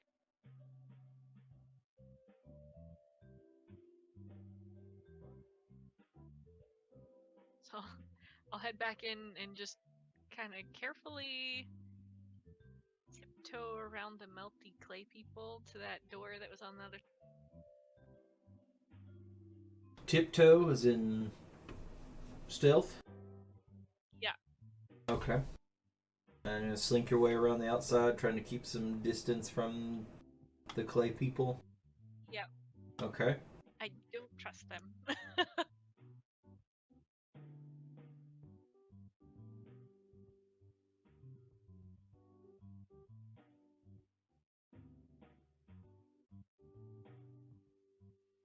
Okay, and we're gonna open up this They are just like lumps of clay, basically, right? They don't look like they would have any pockets or be carrying anything or nothing on the table. No, not really, as far as that goes. Okay, so yeah, she just go to the door and do her usual checks there. Look, listen.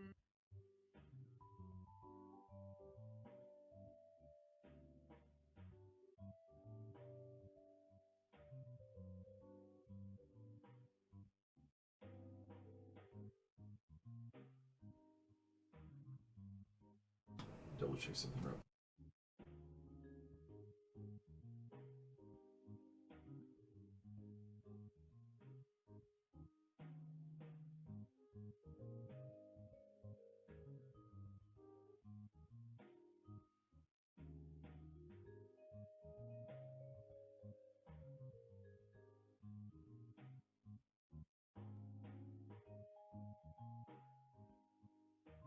Okay.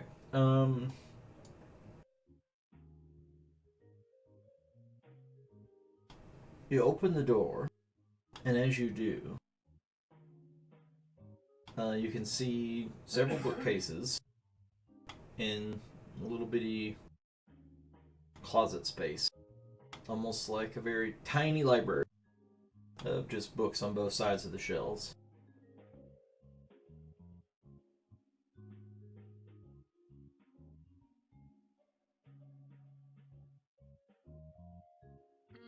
I would take a quick glance back over to make sure the clay people are not moving. And then Play zombies. and then step in and give a cursory glance over the book, see if any titles jump out at me that I can actually read.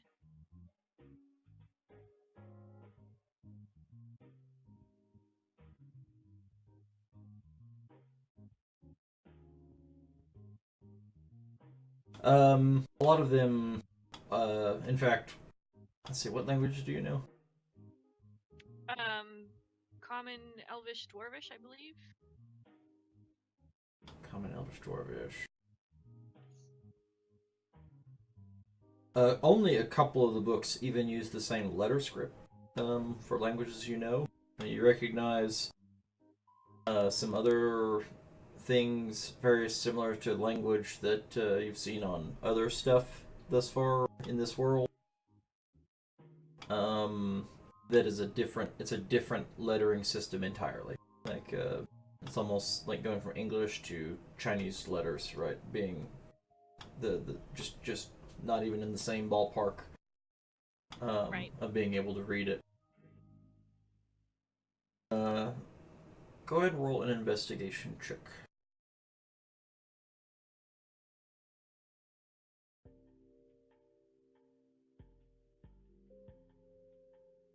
Scouring over the bookcases, just getting a little bit of a, like I said, just a quick look, trying to see if there's anything you recognize. You do see a very pretty, ornately crafted box on the middle bookcase. I resisted the silver ball. I'm not gonna resist the shiny box. What's in the box? What's in the box? What's in the box? It's beautifully crafted out of multiple types of some kind of very exotic wood, inlaid crazy patterns inside of itself. So it's flush, and it's not just stuff sticking out. And etched out is some patterns, and in those patterns is different colors of wood all throughout.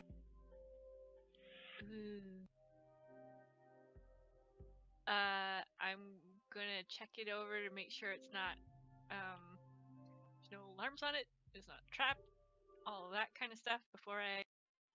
Yeah, there don't seem to be any wires, mechanism. There's no like poison dart hidden in the latch or any of those things. Then I take the box.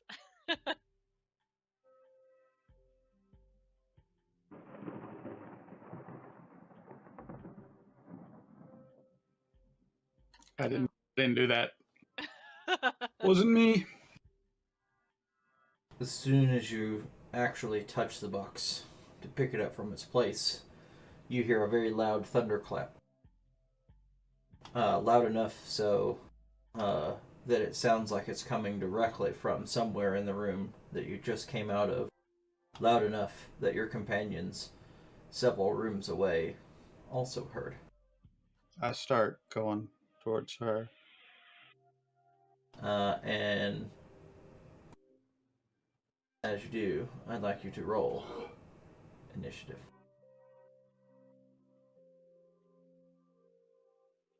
Wow, I did a steamroll. Mm-hmm. Enjoy. You better roll a 0. Well, odds are not.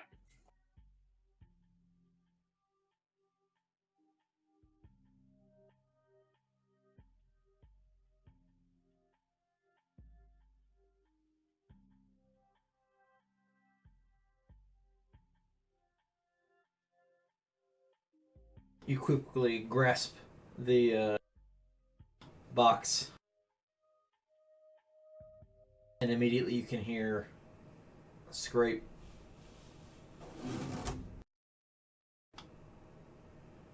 A bit of a shuffle. Maybe even a bit of a shamble. As chairs scrape in the room next to you. Oh no. You go first.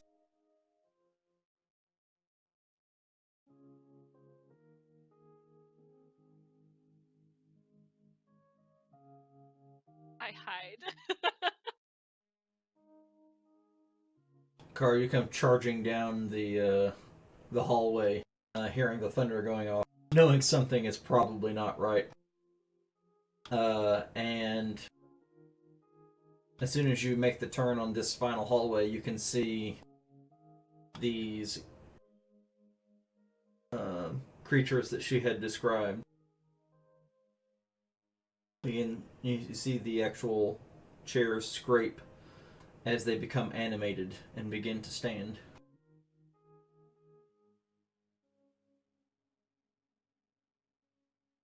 Guys!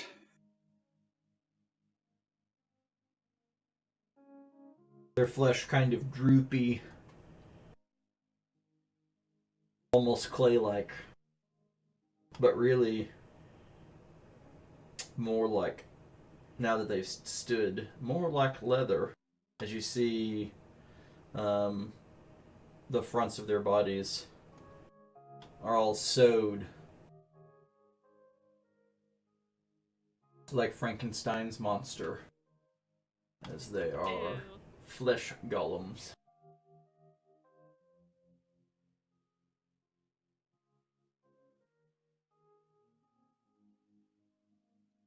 So I hide and I am going to ready my cutlass in case anything comes close enough to actually.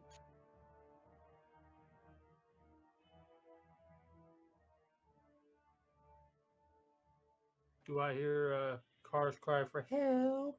Well, you heard the thunderclap, and Okay, you see well, Car take off sprinting down a hallway. Well, that's where I will.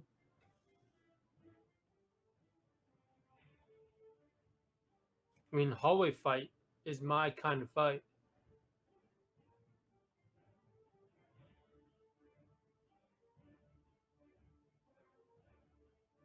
Almost like with a dead leg. You hear the golem scrape its foot along the ground as it hobbles one step.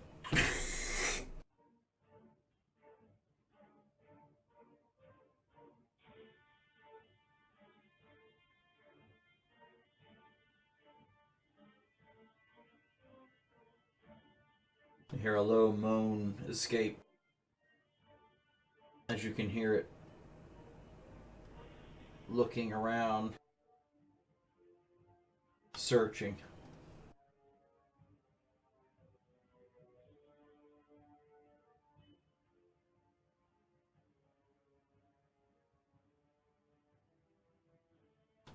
Capricious by this time has kind of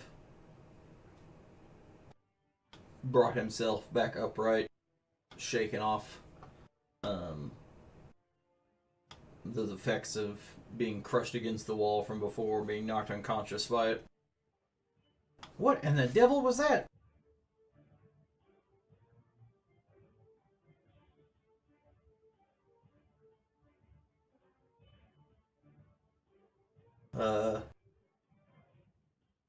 You think we ought to do something?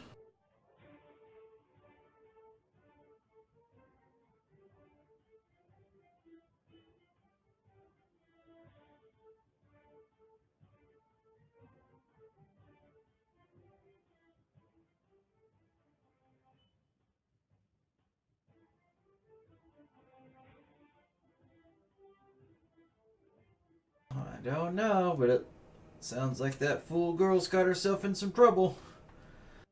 Maybe we ought to be the ones to save her.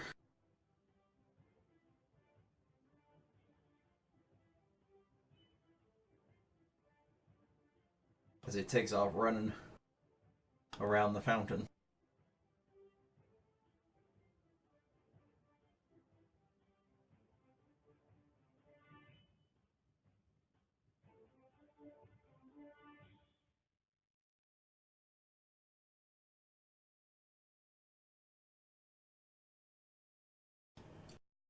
You hear one of the golems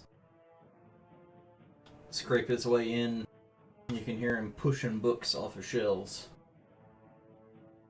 clambering into the area around him.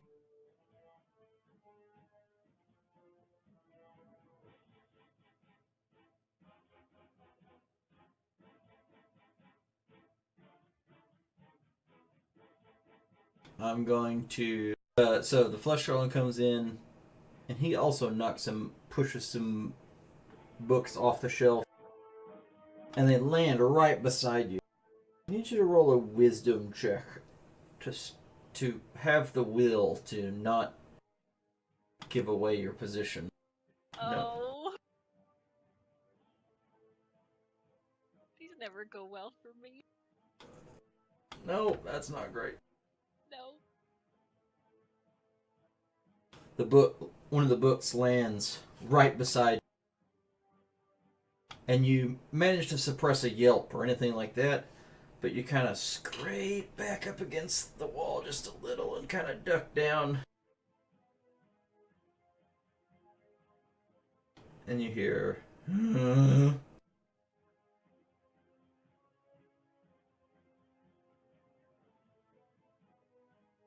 Well, we gotta go over there. They're in like some room or something over here. We'll find them.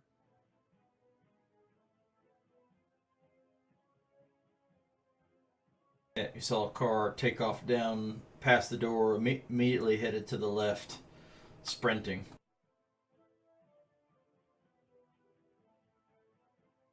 Car! Where are you? This way. Okay. I'm done it. There's mine. Well, you can still use your action to sprint. I did sprint. Like, Oh, did you? Yeah. Oh, where were you? I was all the way over here. I can probably get back here. No, I want to make sure everyone knows which way to go to. Okay. All the way in.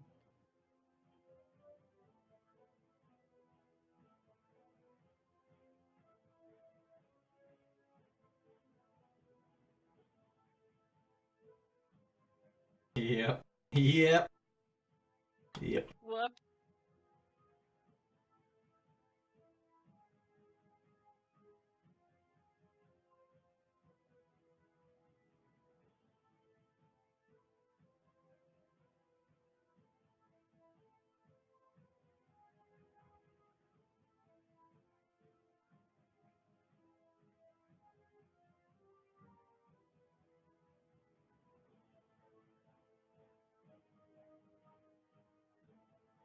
All right, Lumo.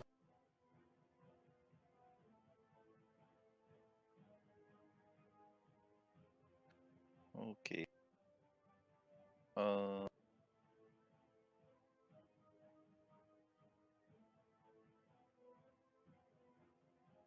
she's way over there. Okay. I'm gonna be running. Wait, what's that arrow for again? That 105-foot arrow. I have no idea. Okay. I'll remove it.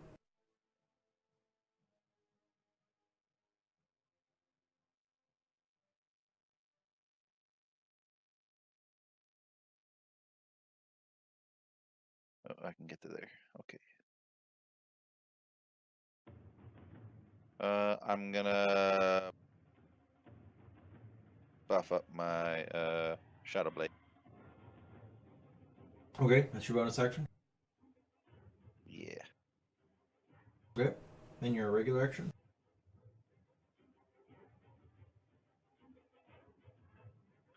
I guess I could get it a little further.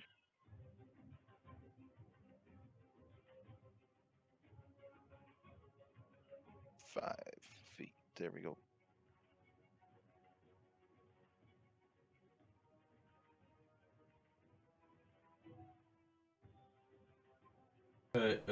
Hold up. Are we teleport? I think we're teleporting through a wall here. That is not the door they went in. Oh, where's the door they went in? Right here. Oh. Let me try to start this again. Okay.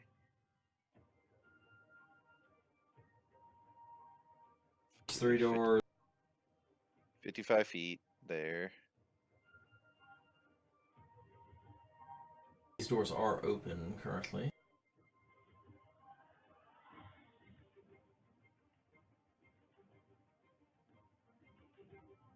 Okay, I think I can.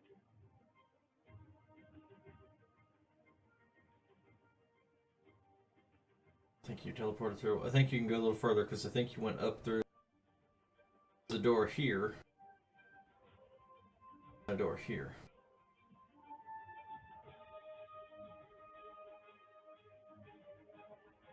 Okay, 55 feet. Okay, yeah. Which is actually almost where you made it the other way, but okay. It's almost a rectangle. It did not matter. But yeah. Okay, Bijou.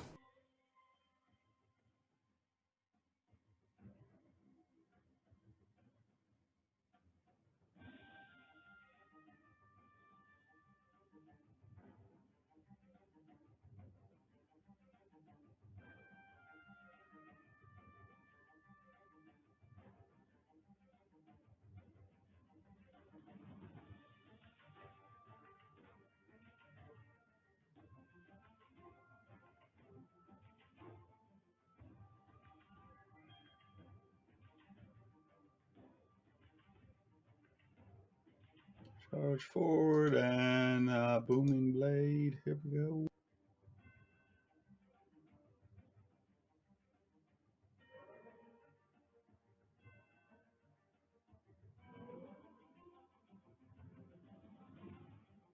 Oh yeah, you hit very easily. You can see that they are very slow moving. It doesn't even attempt to flinch or move out of the way of your blade. What did it resist partially? Am I able to tell that? Yes. I think it's the light. I mean, I'm almost certain it's the lightning, but I was trying to think if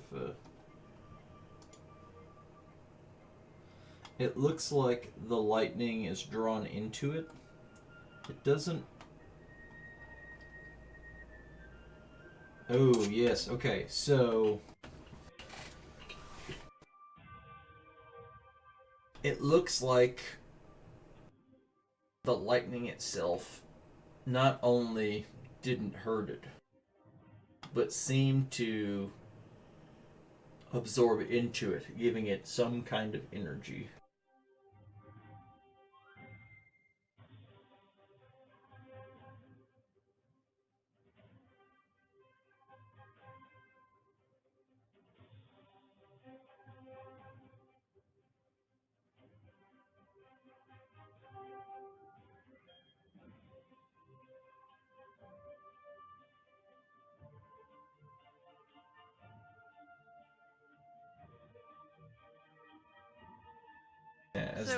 Yeah, sorry, go ahead. I was just gonna say, knowing that I've made a scraping sound, I guess I can assume that they probably know where I. If they were intelligent beings,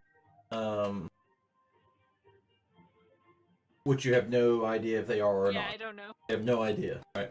But you have to assume that, especially since they're like knocking books over, maybe trying to look for you that way, or Yeah. it seems like that was pretty deliberate, kind of trying to find you action. There seems like a good chance that they might know where you are. Okay, so I want to try and do some roguey kind of stuff, I guess. Okay. So you let me know if I can do this at all. I want to basically jump up onto the bookcase and use my body weight to try and knock it over and kind of domino this one into the next one, sandwiching some of the other golems in between them. Okay. We are Like, Johnny ride Depping it. Okay. Yeah. All right. Little drunken pirate meets. Yes. Yep. Little Indiana Jones meets drunken pirate. Yeah. Okay. So, you stand upright. You kind of climb on the side, but in a way where you're kind of like not just like a ladder going straight up, but you're trying to impact it with some weight.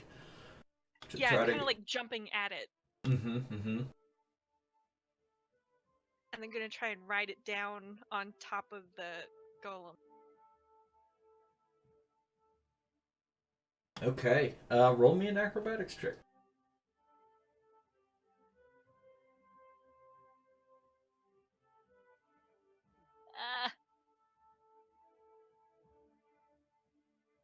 Your jump is pretty good.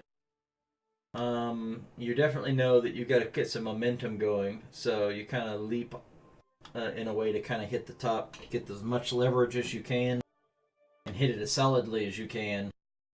And you kind of ride it with it, but it wasn't in a way where you could hit the top and then scramble on top of it to then maybe leap to the next one or whatever. You are still purchased on the side, like at the midriff, at the top shelf of the bookcase, holding on as it is now going over. Okay.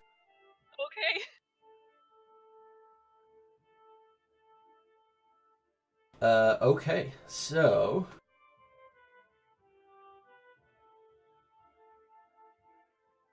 the golem, super slow. You can see as the bookcase starts falling over on it, it's not even reacting until after it's already made impact, and then you see it like put its hands up like to try to push it back, but it's already impacted it, and all it does is manage to push one set of books, and its hands sticking out the other side, as the rest of the bookcase just falls on top of it. Let's see. It plus the other. Let's see if it dominoes.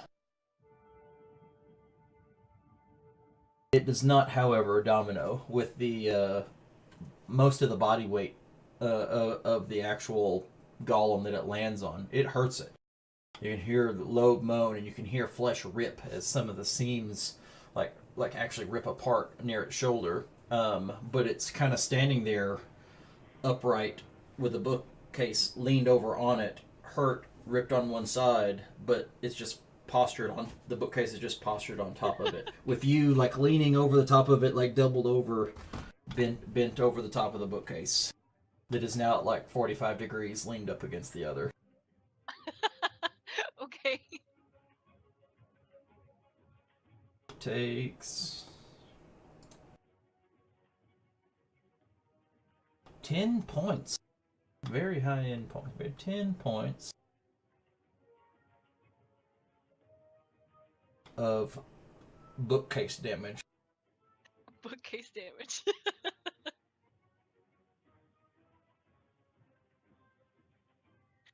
So what have I got left? Anything?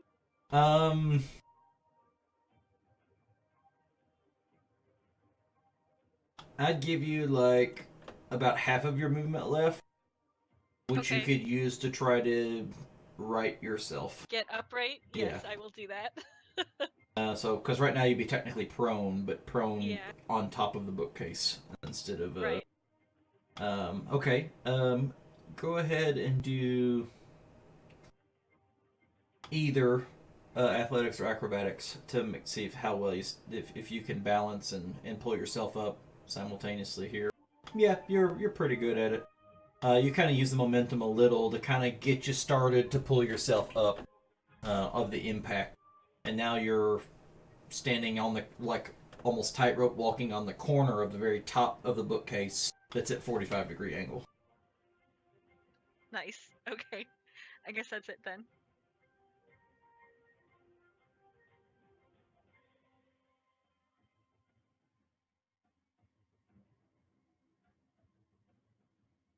Well, I sure as hell didn't mean to do that.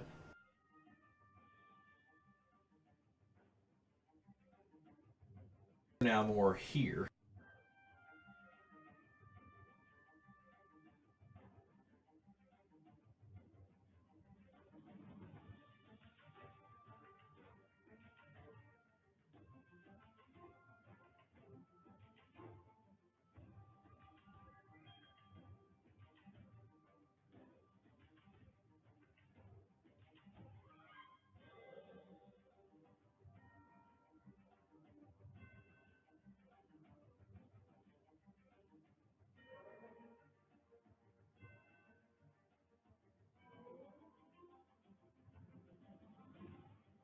Alright. Um, Hallway fight. what spell was that? Just curious. Infestation. Oh, infestation. Okay.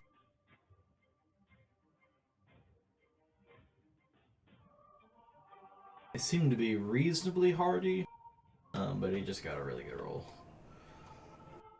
Will the Luma let me through? Yeah.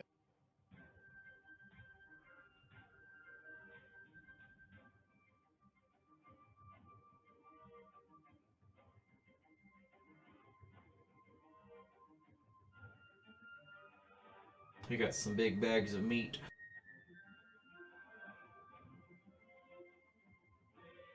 Alright, and that's my turn. Take the dash action. Can't do anything else. So, Drew.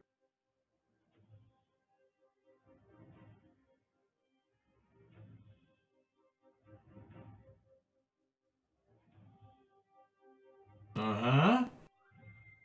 See it, like, cock its head sideways and look up. Like, what? It begins climbing the other bookcase.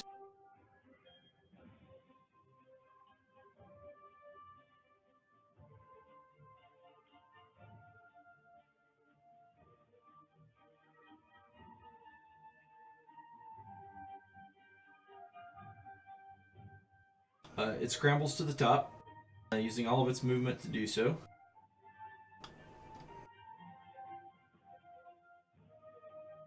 And it's going to try to swipe at you.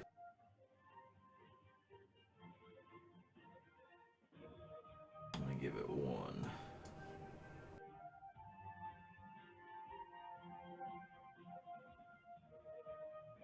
The big...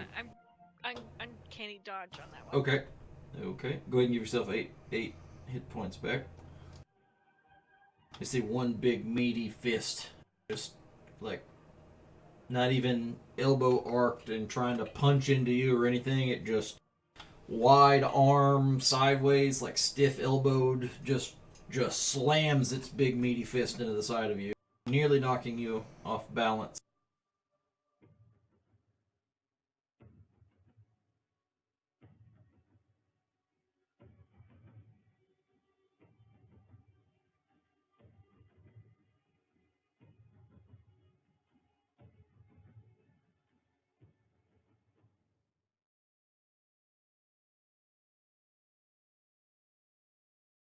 This golem takes both arms simultaneously and just tries to clobber Carr on either side of the head right at the same time. Gong! Just trying to ring his head like a bell.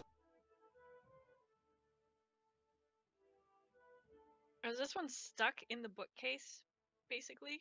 It's definitely underneath you. With the bookcase kind of on top of it. It might could get out. It might could come through a shelf, but reasonably speaking, yeah, it's not really smart. Not very smart.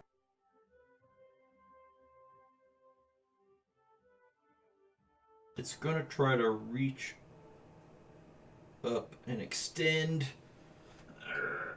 Just reach it like it's still the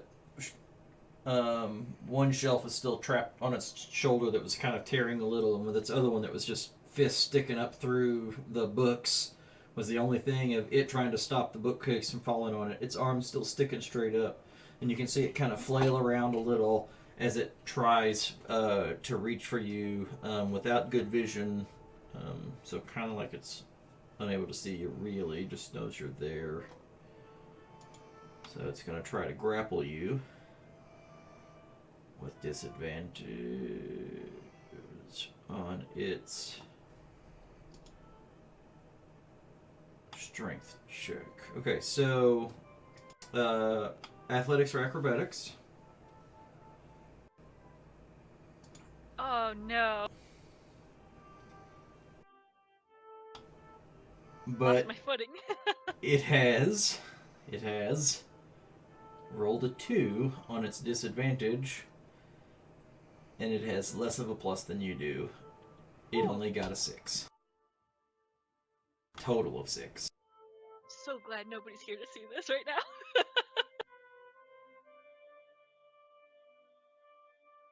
You see Capricious, like, everyone just zooms by me. I'm not that old, am I? Damn.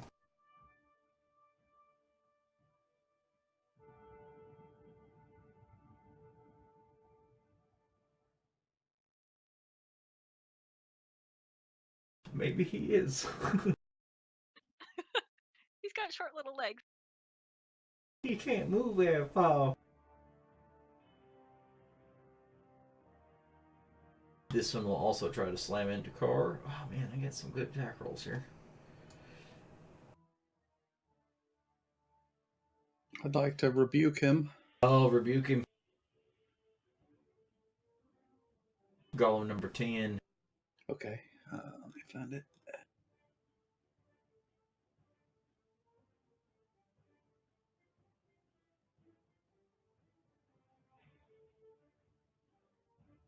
It failed by a lot. So it's thunder and lightning damage. Is it 1d8 of thunder, 1d8 of lightning, or is it both thunder and lightning simultaneously? I guess it's simultaneously. I thought it was just thunder. That's why I did it. Or it may not be. I thought. Let me look. Oh, lightning or thunder, my choice. I haven't made two things. So thunder. Okay, thunder. Okay, so then it'll take. I'll go ahead and I'll just apply it directly. Yep, it takes 12 points of thunder damage.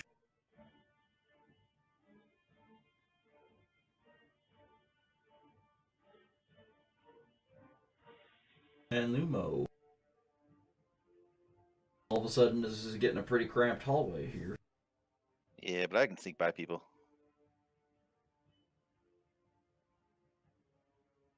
Are you gonna crocodile Dundee your way through the subway? I don't know. I mean, I'm all halfling. I can get by. Like running through their legs. Yeah, go halfling.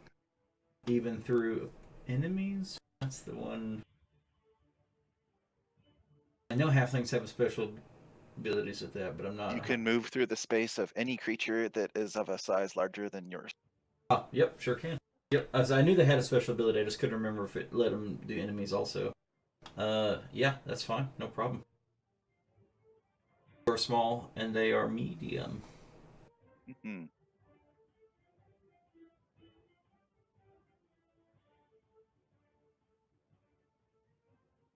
Zoom. Oh, I guess that would be advantage. So let's try that again. Just in case. Okay. I think only thing that won't hit is a natural 1 from you.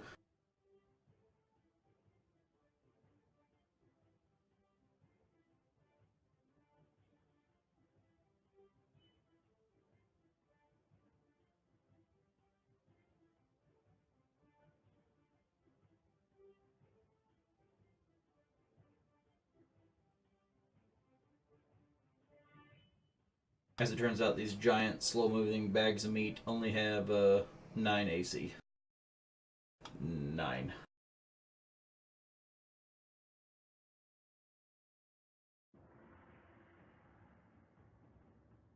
But they are big, constitutionally sound bags of meat. Okay.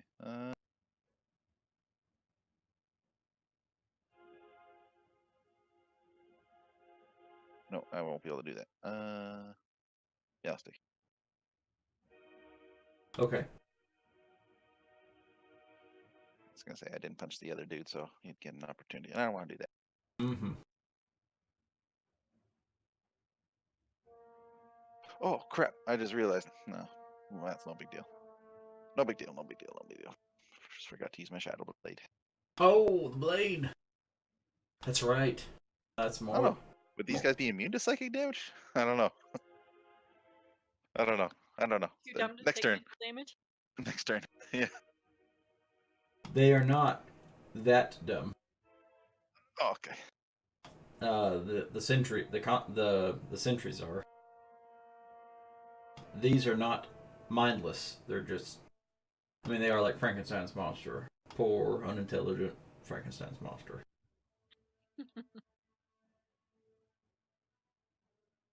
Okay, so you're on top of the bookcase. So what's it gonna do? Hmm.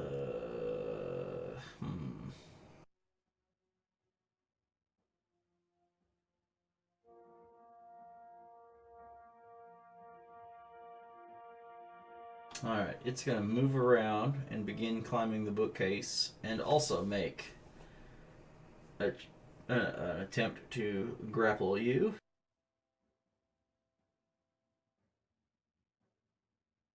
They're not proficient. Ooh, but it rolled well. Athletics or acrobatics. And you rolled better! I also roll well. Yay! I changed my dice.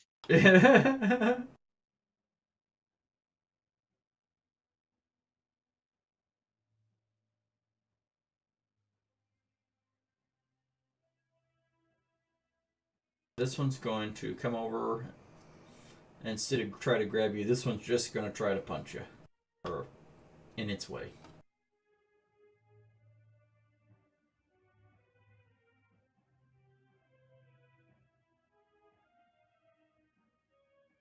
Oof.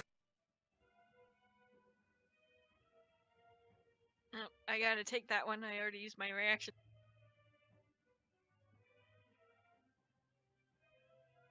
I need you to roll an acrobatics check to stay sound on the top of this bookcase. Okay, no problem. No problem. Alright, Car.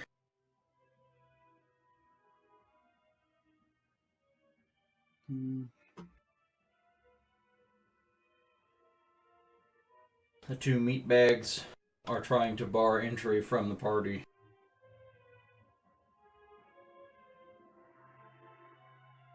And I'm going to.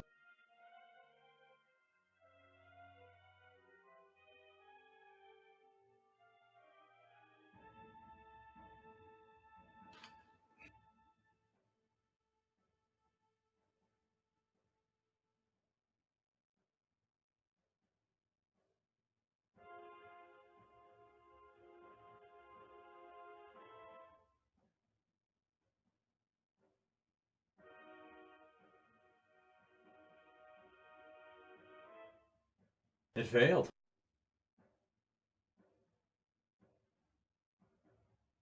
Ding.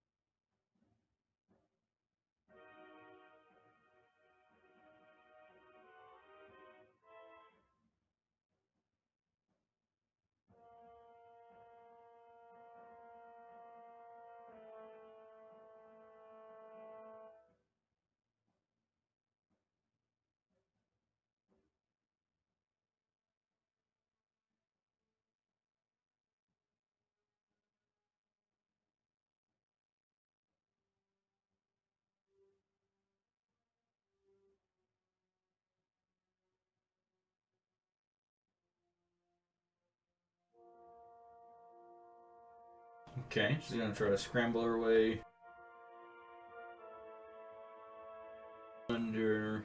underfoot, so to speak. Try to make it all the way there. Ooh, it's like a dangerous position too. Straight up in the train's way. Yeah, they think they'll both get a chance to try to swipe at you as you make it through, but I'll let you make it.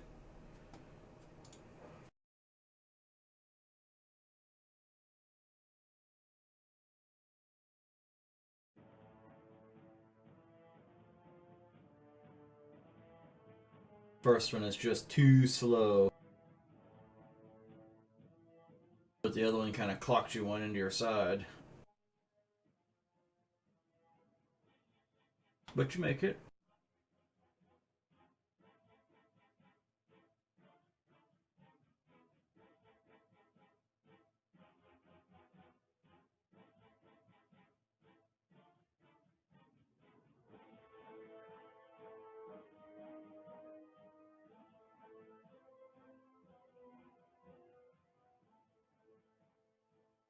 Izzy, you hear Bijou's voice coming from the other room. I think I actually get up there to hit this guy. I'm like, Peachy, just Peachy. There's only 4 of them.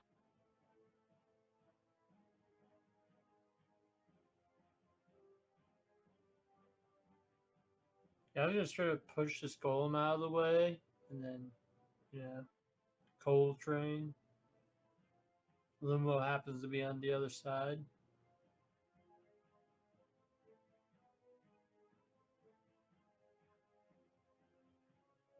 Parts of this main flesh golem that's been barring the way. You can see some of those sewn places across its chest are like the actual seams are stressed and ripping, and you can see some of its skin starting to droop, and its already slow actions are seeming to be even more slow. Use a charge on my staff. Turn my damage into acid instead of poison. Okay, sure.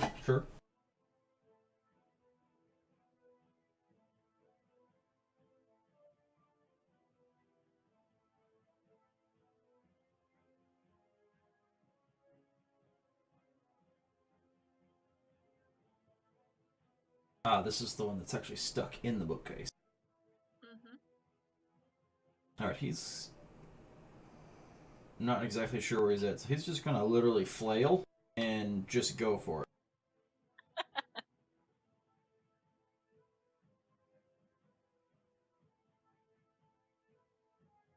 With some disadvantage. Ooh, the dropped a high one for a 2. I'm missing. It does get a second. Oh wait, no, its other arm is. It's this one's arm's trapped. No, it does not get a second. All right, Steen. Will car let me pass? As long as you don't try to drown me again. Yep. And as I'm passing him, I'm gonna misstep over here. Poof. Okay. Yeah. You're just trying to squeeze enough to get some vision, so you can misty step to the other side. Yep, and then dash action. I made it. Okay, what? Okay, now I'm confused. Why? Misty step is a bonus action. Using my action. Yeah. I mean, I totally get that part. The door is here. Oh. I thought the door was down. Oh. No, it's straight across. Oh, well, you just. There is a door down there. Yeah, I was gonna say, but that's not. This low res image, makes me sad. Yeah. 30.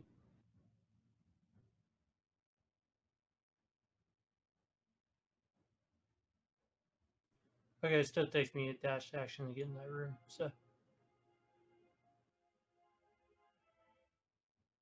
Yeah, you're about 10, 15 feet shy of making it. Yep.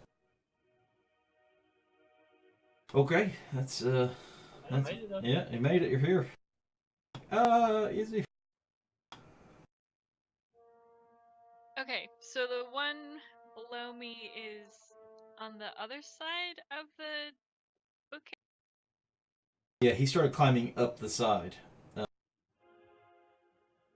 This one is like like from thigh down, still hidden behind the bookcase as he climbed up the side and started swiping at you from a little bit below you on the other side of the bookcase. Okay, so I'm gonna try and do this again and see if I can pin him against the wall. I think. Can I do a bonus action? No, because I only had half movement after I did it. Okay, let me think for a second. So the second one didn't domino because it's kind of lodged on top of the other golem. And so it's kind of leaned over at 45, but it's kind of touching that bookcase, but there's like no weight of the bookcase on the other bookcase. Right.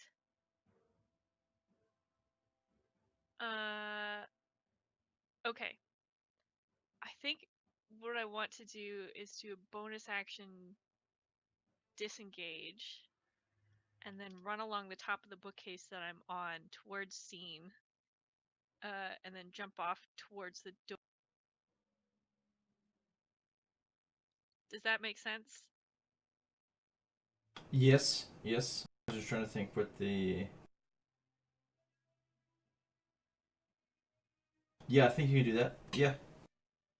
I don't see any problem with that. I was wondering if the one that was on top, who actually made it to the top of the other bookcase, would be in your way, but no, you can run along the bookcase literally straight at Steen. Yeah. And jump off. Yeah, no problem. Okay, so I'll do that because I disengage, so that shouldn't provoke any attacks. That's right. Now you're definitely not overcoming that. I have no smarts or feats or anything to... As I run by, I'm going to take my cutlass and swipe at the one that was climbing up the bookcase below the one that's trapped. Yes. Yes. Okay. Yes. Okay, just trying to make sure I have this all spatially right in my head. Yeah. Almost like running. You are running along over just to the side. And as you're running along, you just kind of swipe at it, and then as you leap towards the door, right by it. Yeah, that's reasonable. And Steen's right there, so I should be able to get my sneak attack? I think so, yeah. I'd say he's in 5 feet. Even though he's on top of the bookcase. Still think it's still good. Just get his Achilles. Hey!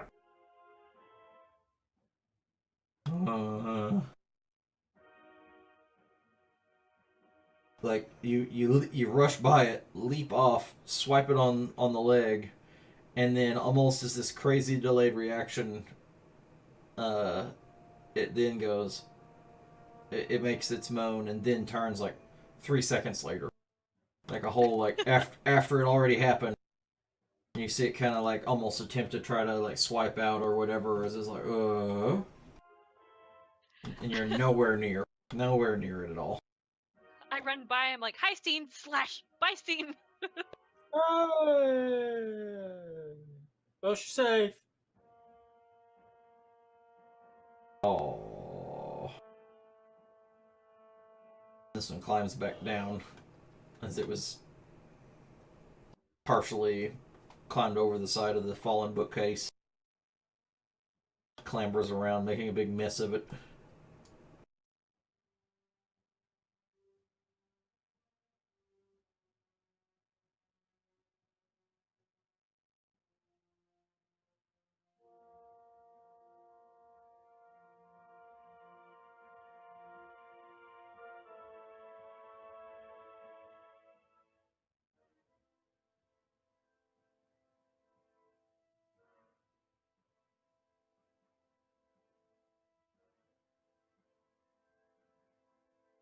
Okay, so this one jumps off, landing. Just straight, trying to almost mimic what you did there by leaping over and landing. And when it lands,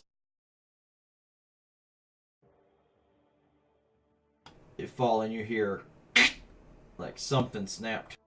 When it landed. Oh no.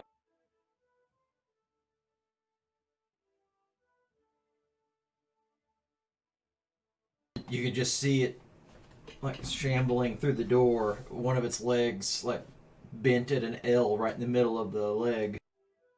And just blood just like gooping out of it. It's not pouring out. It's not like heartbeat pumping blood and there'd be, stuff squirting or anything like that. It's just like gooping and just falling down onto the ground in large viscous plops as it scrapes its way over to you.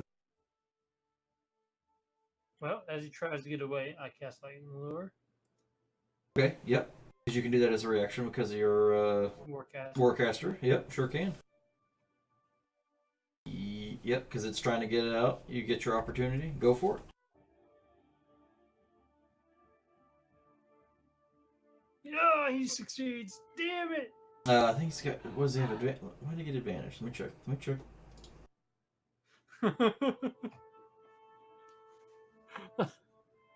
These things are so weak. He still succeeds. Oh yeah, no, he has magical resistance. He has advantage on saving throws. They are stupid and slow, but they are strong. They're strong golems. And so you can see your lure lash around it and try to pull on it, and it's just like pulling a block of lead. Like, what the crap? This is so heavy. And it just stays in place. But it doesn't get to attack.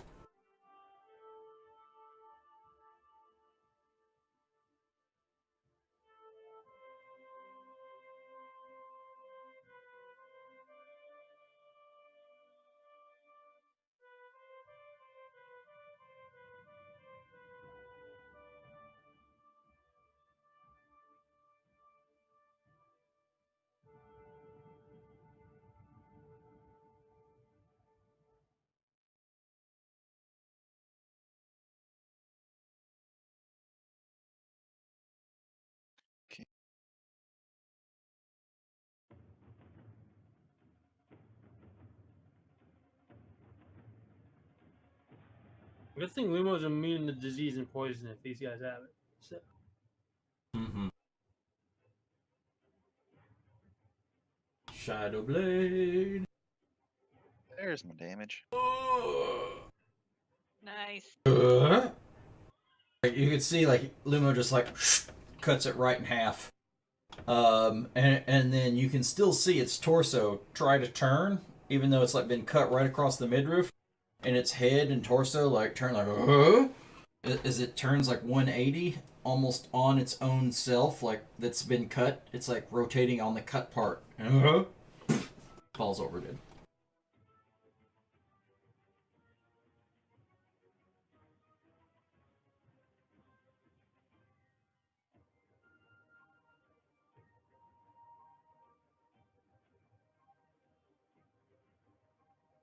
Damn, dude. Get near max on both of those. Let's do regular for this one. Yeah, that'll do.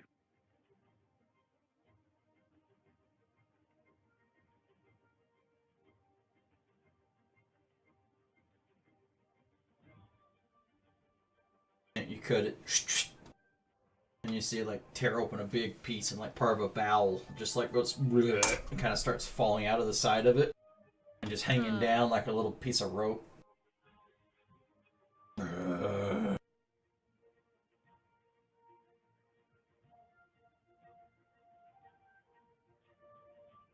Turns and tries to slam into you a couple of times.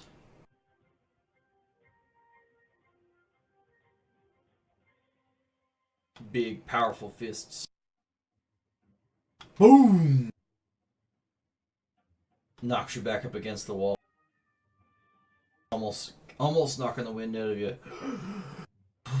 But your training and perseverance, you hold on to the spell and to your breath.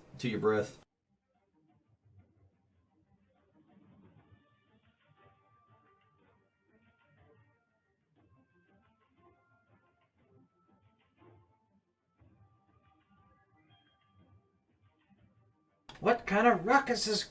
Are those flesh golems? Ah, Jesus. Wizards.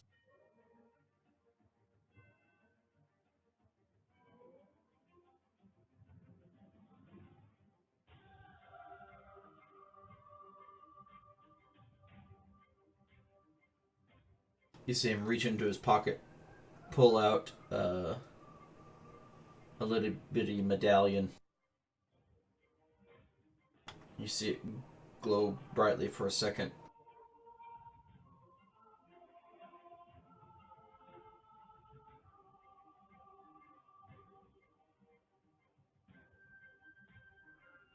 And then... And he's gone.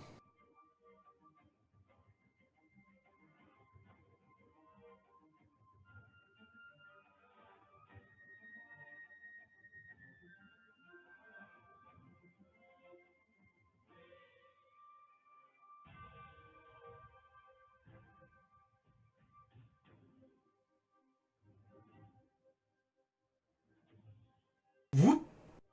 And he's in the doorway. Oh, jeez.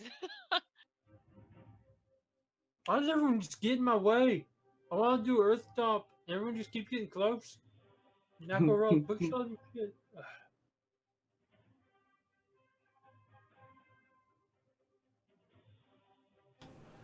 The medallion no longer in his hand. You see him reach up to his collar. And there is some kind of amulet underneath.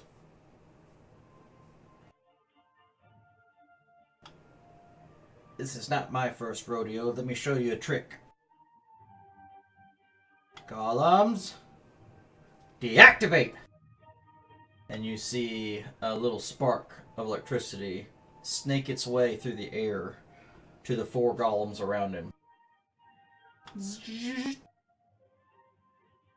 And it's not like a lightning bolt, like where lightning strikes and then it's a flash, you're gone. But it's like crackling through the air, like it's crawling like a vine growing out of him, of sparking energy. And it just barely touches, boop, each of the golems, very lightly.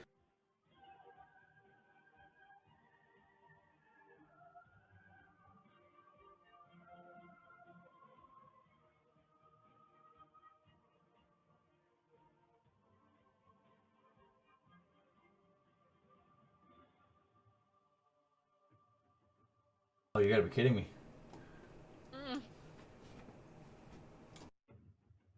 How many 17s? How many 17s are they gonna roll?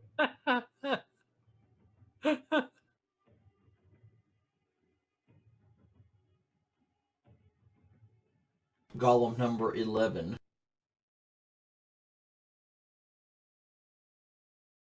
is clinging onto the side of the bookcase still. Goes stiff.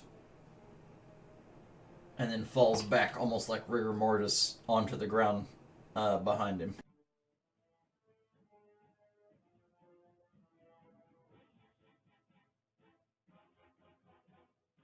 You see him like grab his amulet and he like punches it a little in his chest a couple times, like poking at it. What the hell? The Fawn's method of engineering. Yeah. Okay.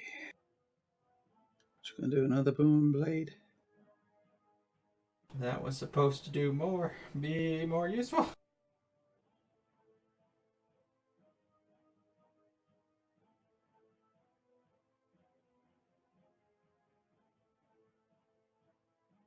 Ooh, big dim jig. Okay, so how much was lightning? Only one of the D8 is lightning. Yeah, 5. It did for 5. Okay. I was hoping to take them out and that wouldn't be an issue. But close, I guess. You can see the lightning crackle along its skin. And everywhere it does, it's almost like instant Botox injection. The skin, it's all starting loose and sag, tightens, furls, and becomes taut around its big meaty muscle.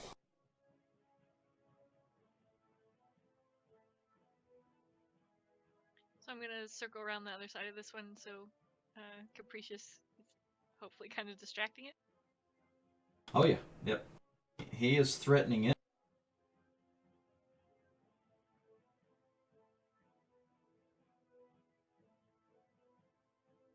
Threatening it real good.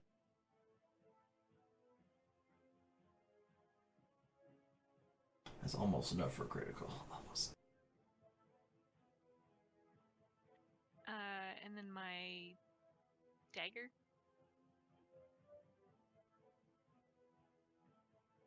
Okay.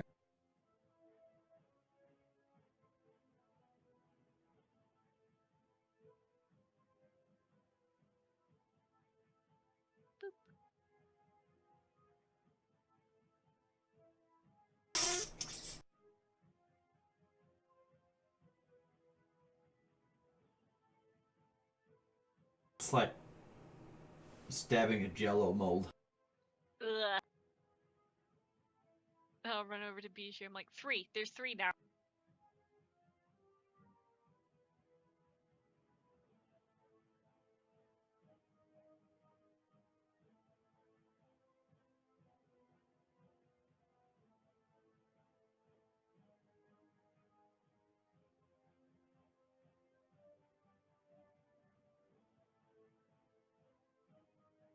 And there is one less than there was.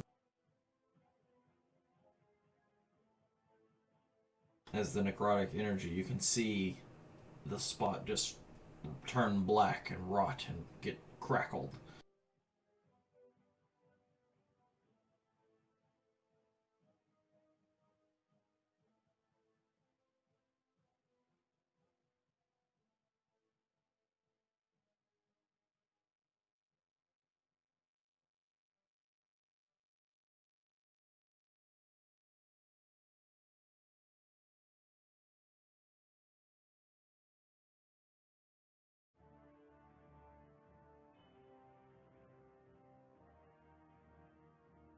Meat bags.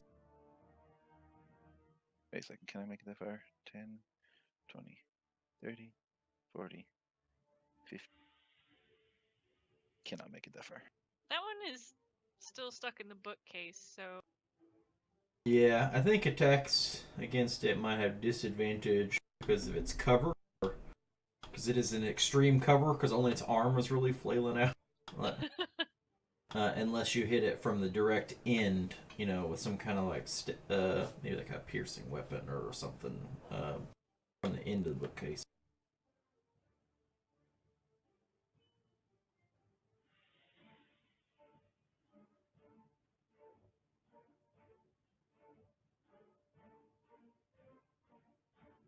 Oops. I'm just doing it. I think we established I'm going to be hitting this thing anyway.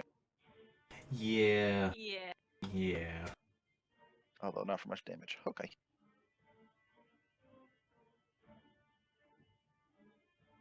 Oh, Capricious gets to go again. Yeah, go Capricious. I'm sorry, Copernicus.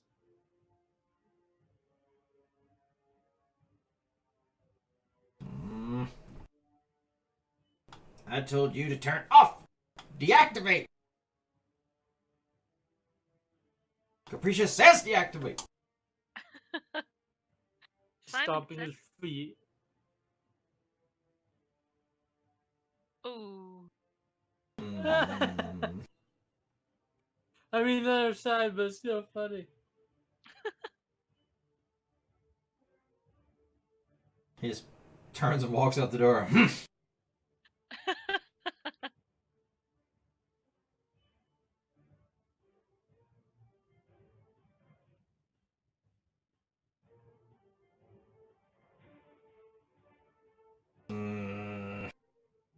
So this one's going to try to like break the shelves to try to free itself from being semi-trapped in here. So it's going to slam attack on the shelves. I think it hits the shelves. And it just like Hulk smashes, like breaking shelves all around it. Climbs out over to the other side.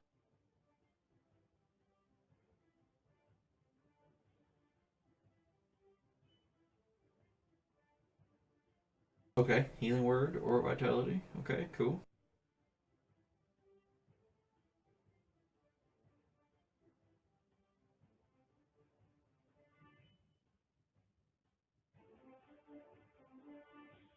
And then when you cast the healing word, the aura vitality, does it heal someone immediately and then a bonus action to command it each time, or is it actually the bonus action to command it even the first time?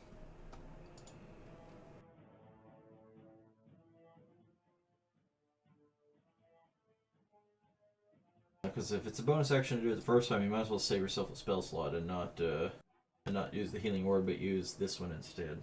But let me look and see. Let me double check.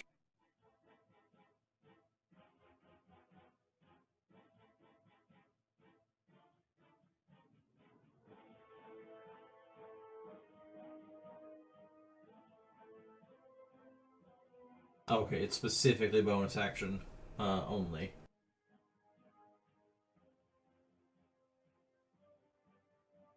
To activate the healing aspect of it. If you want to kind of recant the healing word and just use your yeah. Okay.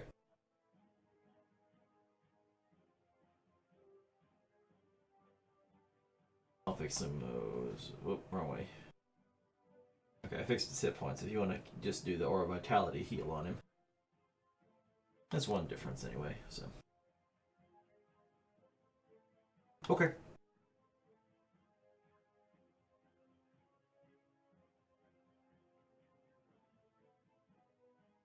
I like ran down here first, and now I'm just like getting in here.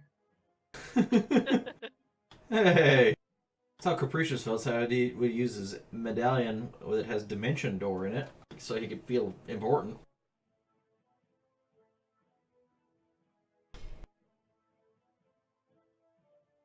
He was still in the other room. Everybody just zipped right by him. Wait, so sad. I'm going to do a mass healing word. Okay.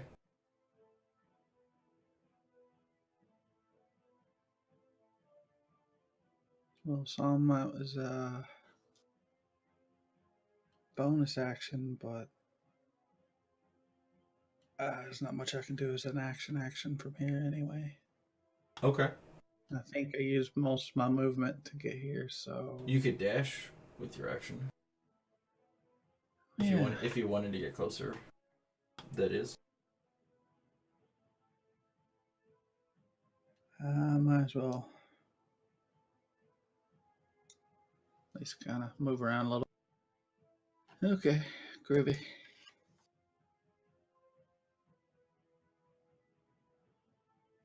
Steen is now blocking it from getting anywhere, so it's just gonna wildly flail at Steen.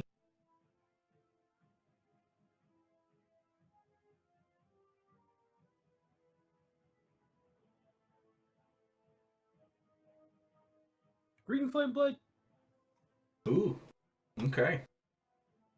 Fire the missiles. Let's see. So I roll my hit attack first, and then I apply the right? Yeah. If you hit, then you apply the effect for the extra fire damage.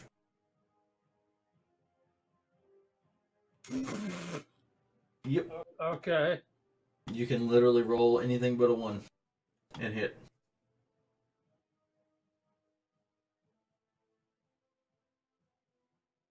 And then you get to then hit the second target with the secondary, the direct fire damage part.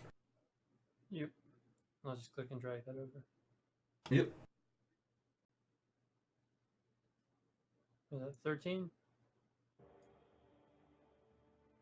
Yep, And then I get another attack because I used can't. that's right.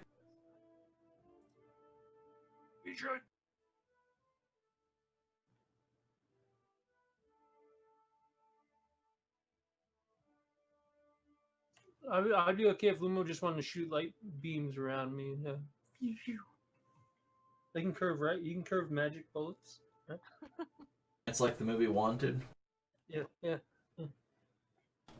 except for I more do not know likely how to because of magic. Just fire them in an arc over me. Just lob them in like mortar shots.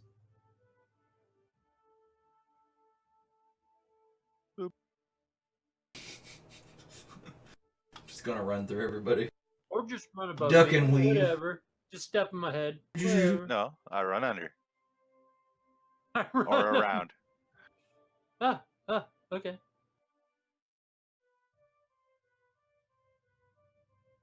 Arriba. Golems are like, huh? Like you can see them like look down. They just Like 3 throw seconds their after you've neck. already through you're already through their legs, and they go, huh? Right And you're there. already behind them, like Neck. stabbing them, and they're looking down.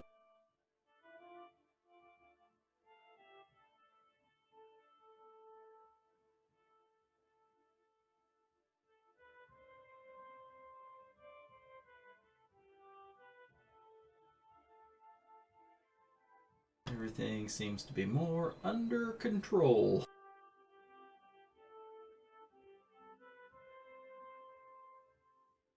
I like peek in, and I'm gonna check my. Okay. It's like a little behind the doorway. Yep.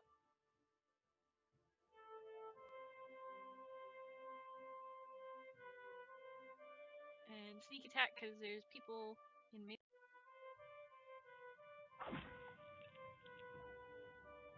Ooh. Ew.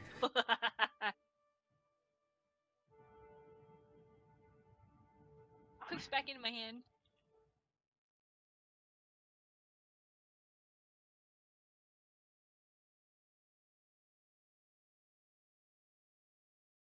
And then I guess I will dash just to get a little bit away from it. The bag of meat falls. Makes a bit of a splash on the ground as it, like, all the seams and things just fall apart.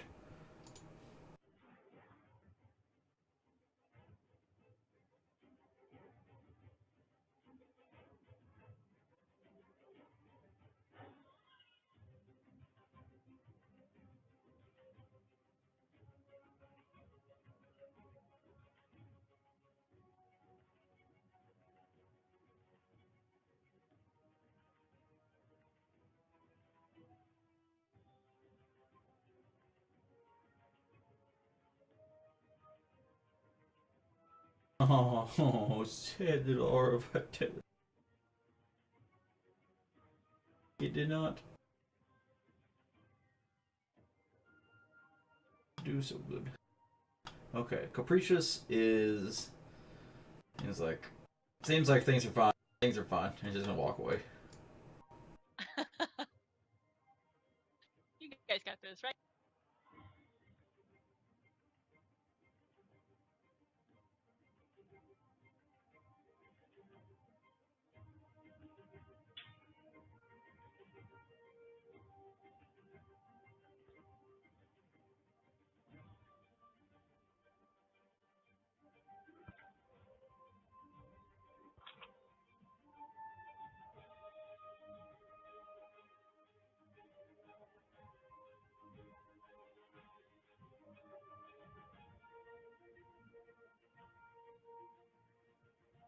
Alright, so this is the one that's had a bookcase fall on it, and all kinds of nonsense.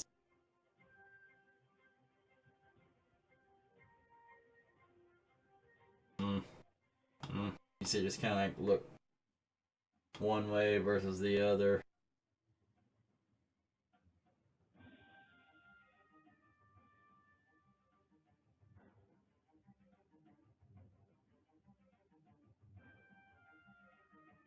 Big meaty hands, like backhand swipe towards both the people on either side. Both miss.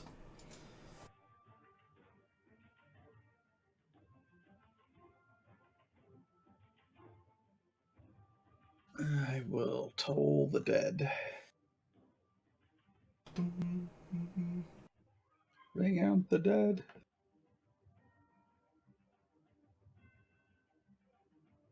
And it failed. It failed.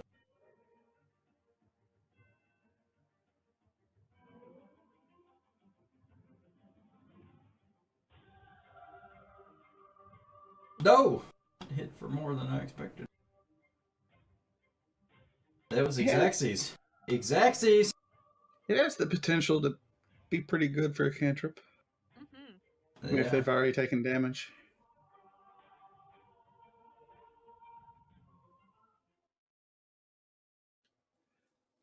So what happened? Is everyone okay?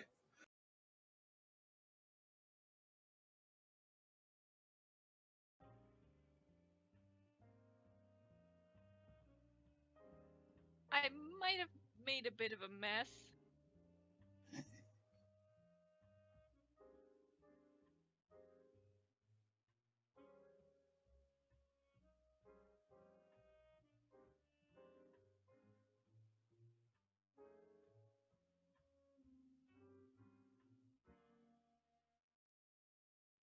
Kind of knocked over his bookshelf. Whoops.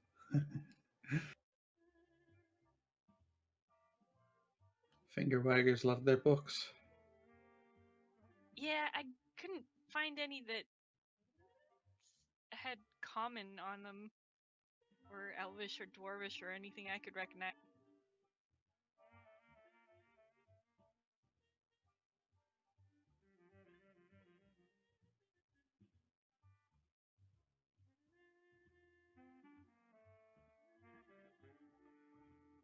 No keys, I guess. I might as well do an investigation while I'm here.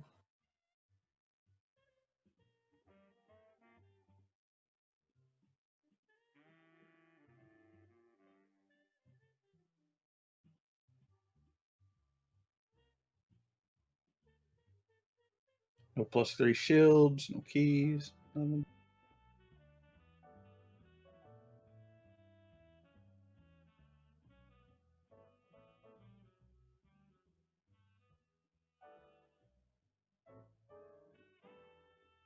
No, just a bunch of books that are somewhat scattered, torn pages.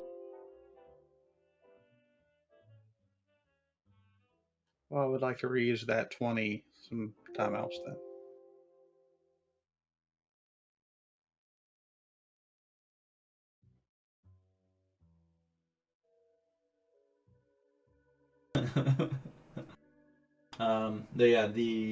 There were no other objects found inside. Just a bunch of books.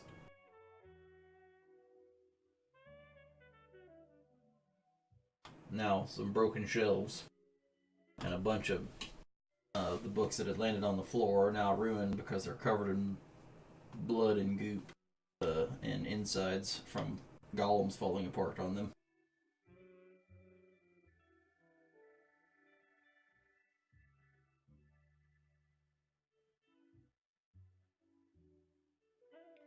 I'm just gonna go check down the hallway, make sure we didn't alert anyone else.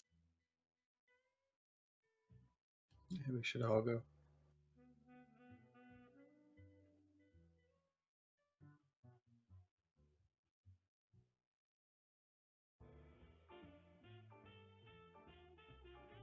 It's okay. I'm just gonna keep a lookout here. If you guys find anything, useful. I didn't see anything but books.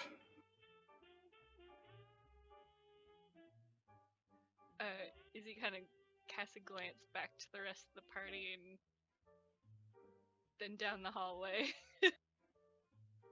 Getting the feeling you want to be alone.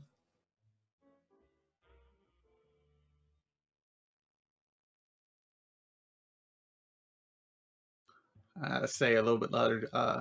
Let us know if you see anything. Okay. Walk back here.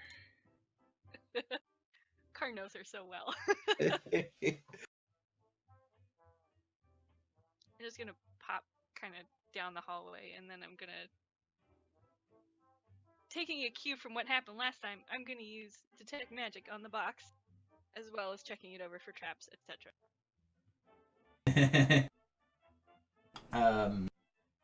You can sense a very strong residual of magic, but nothing that is active.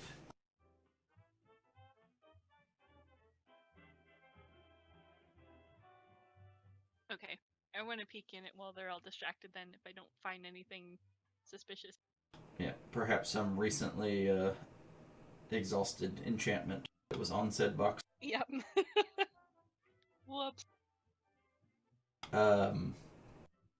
In it, you find something that could be like a key, but if it were, it's like it would be not broken, but maybe like more than one piece fits together to make an actual key.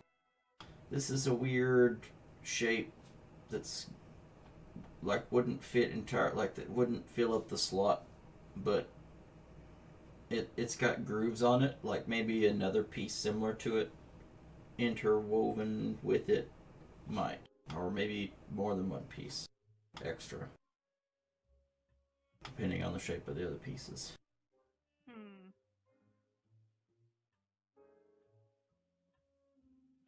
I check the box for any hidden compartments.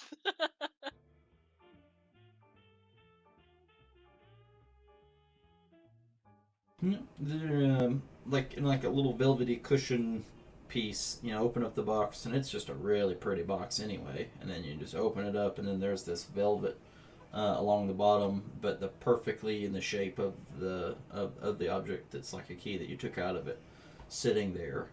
And you pull the key out, and then you start. Oh, is there maybe something hidden underneath this floofy, velvety, pillowy stuff? And there's not. Like, no false bottoms or anything along those lines. I'm a little bit disappointed, but I stashed the box in my bag because I still think it's really pretty. And I'll keep the key kind of on me. And then walk back down the hallway.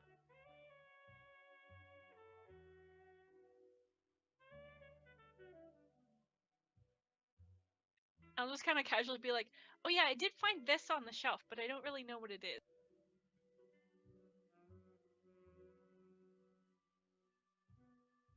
Can I pretend like that last 20 investigation is this one?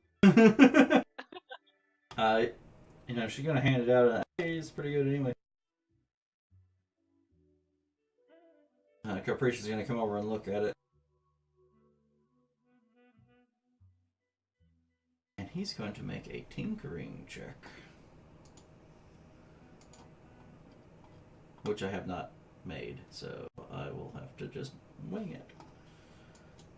He's got the skill, but oh, that's pretty good.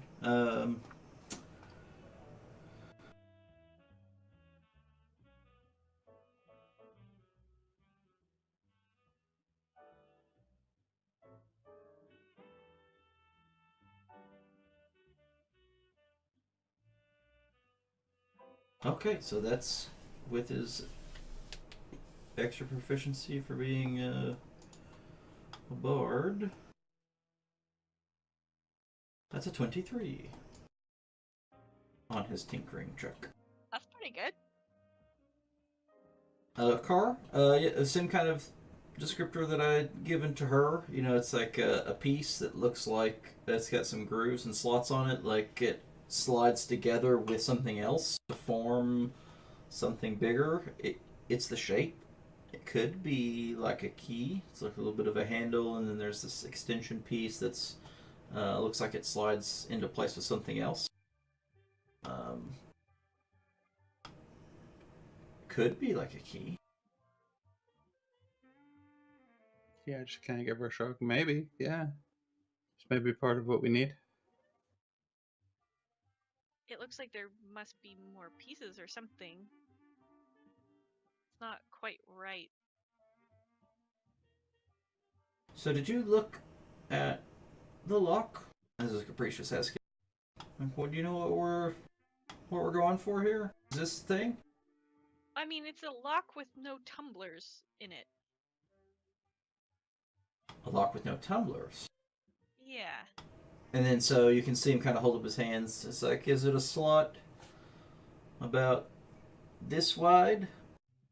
And it was pretty smooth all the way through, except for maybe these like grooves on this side and this side.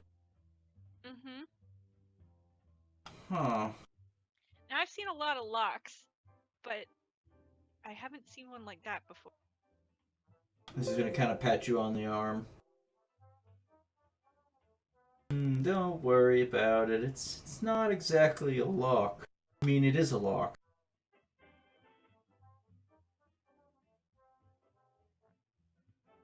But that's a Tinker security key. And just kind of under a breath as he goes, man, I knew I should have robbed that place. See, these things, they're not magic. But you put a couple of them together, and then all of a sudden, they have magic. So, separately, nothing, nada. You can't see it, you can't feel it, it doesn't have it. But you take 3, 4, 2, however many fit into the little puzzle to get them to go. Boom. All of a sudden, magic key.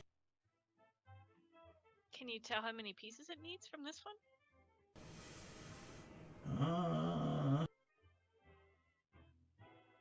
I mean, there could be just one really big one, but that's probably not right.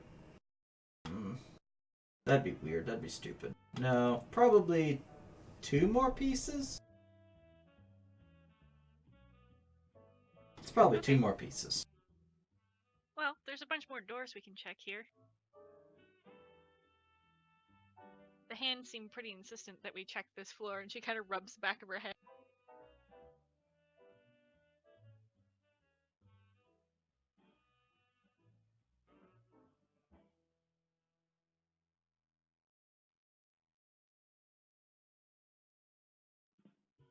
Is everybody else good? Did you guys find anything interesting?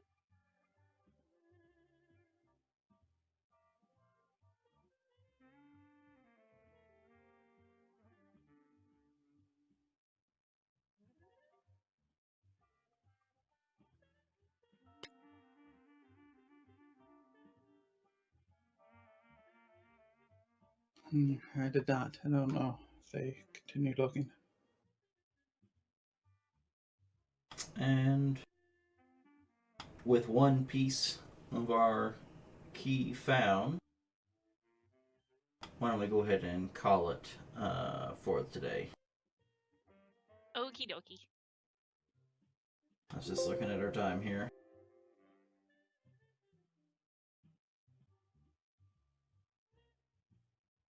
So yeah, we Saved the world? Discovered elevators. Yeah. discovered elevators. That was really fun.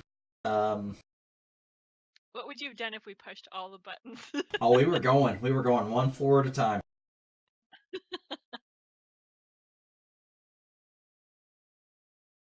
Door would open and be like, do you stay on or do you get up? It's like, what do you do? Or like, what happens when somebody who's never seen an elevator before in their life sees an elevator? Yeah. I was kind of hoping that y'all would actually take the, an in-character approach to it, and I think you did, and it was great. I typically don't like being mind controlled, but I tried to just see what would happen, and I tried to play that true, and that was kind of fun. That was pretty cool, actually. I was hoping for a destructive wave right over the big bunch of pile of people, but I also didn't think it was a necessary thing to have to do.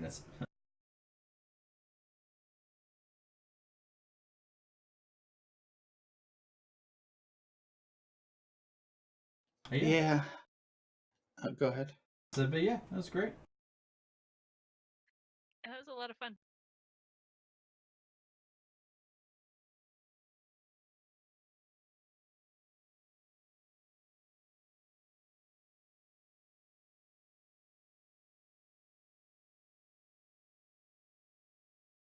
Okay, I'm gonna go ahead and turn off the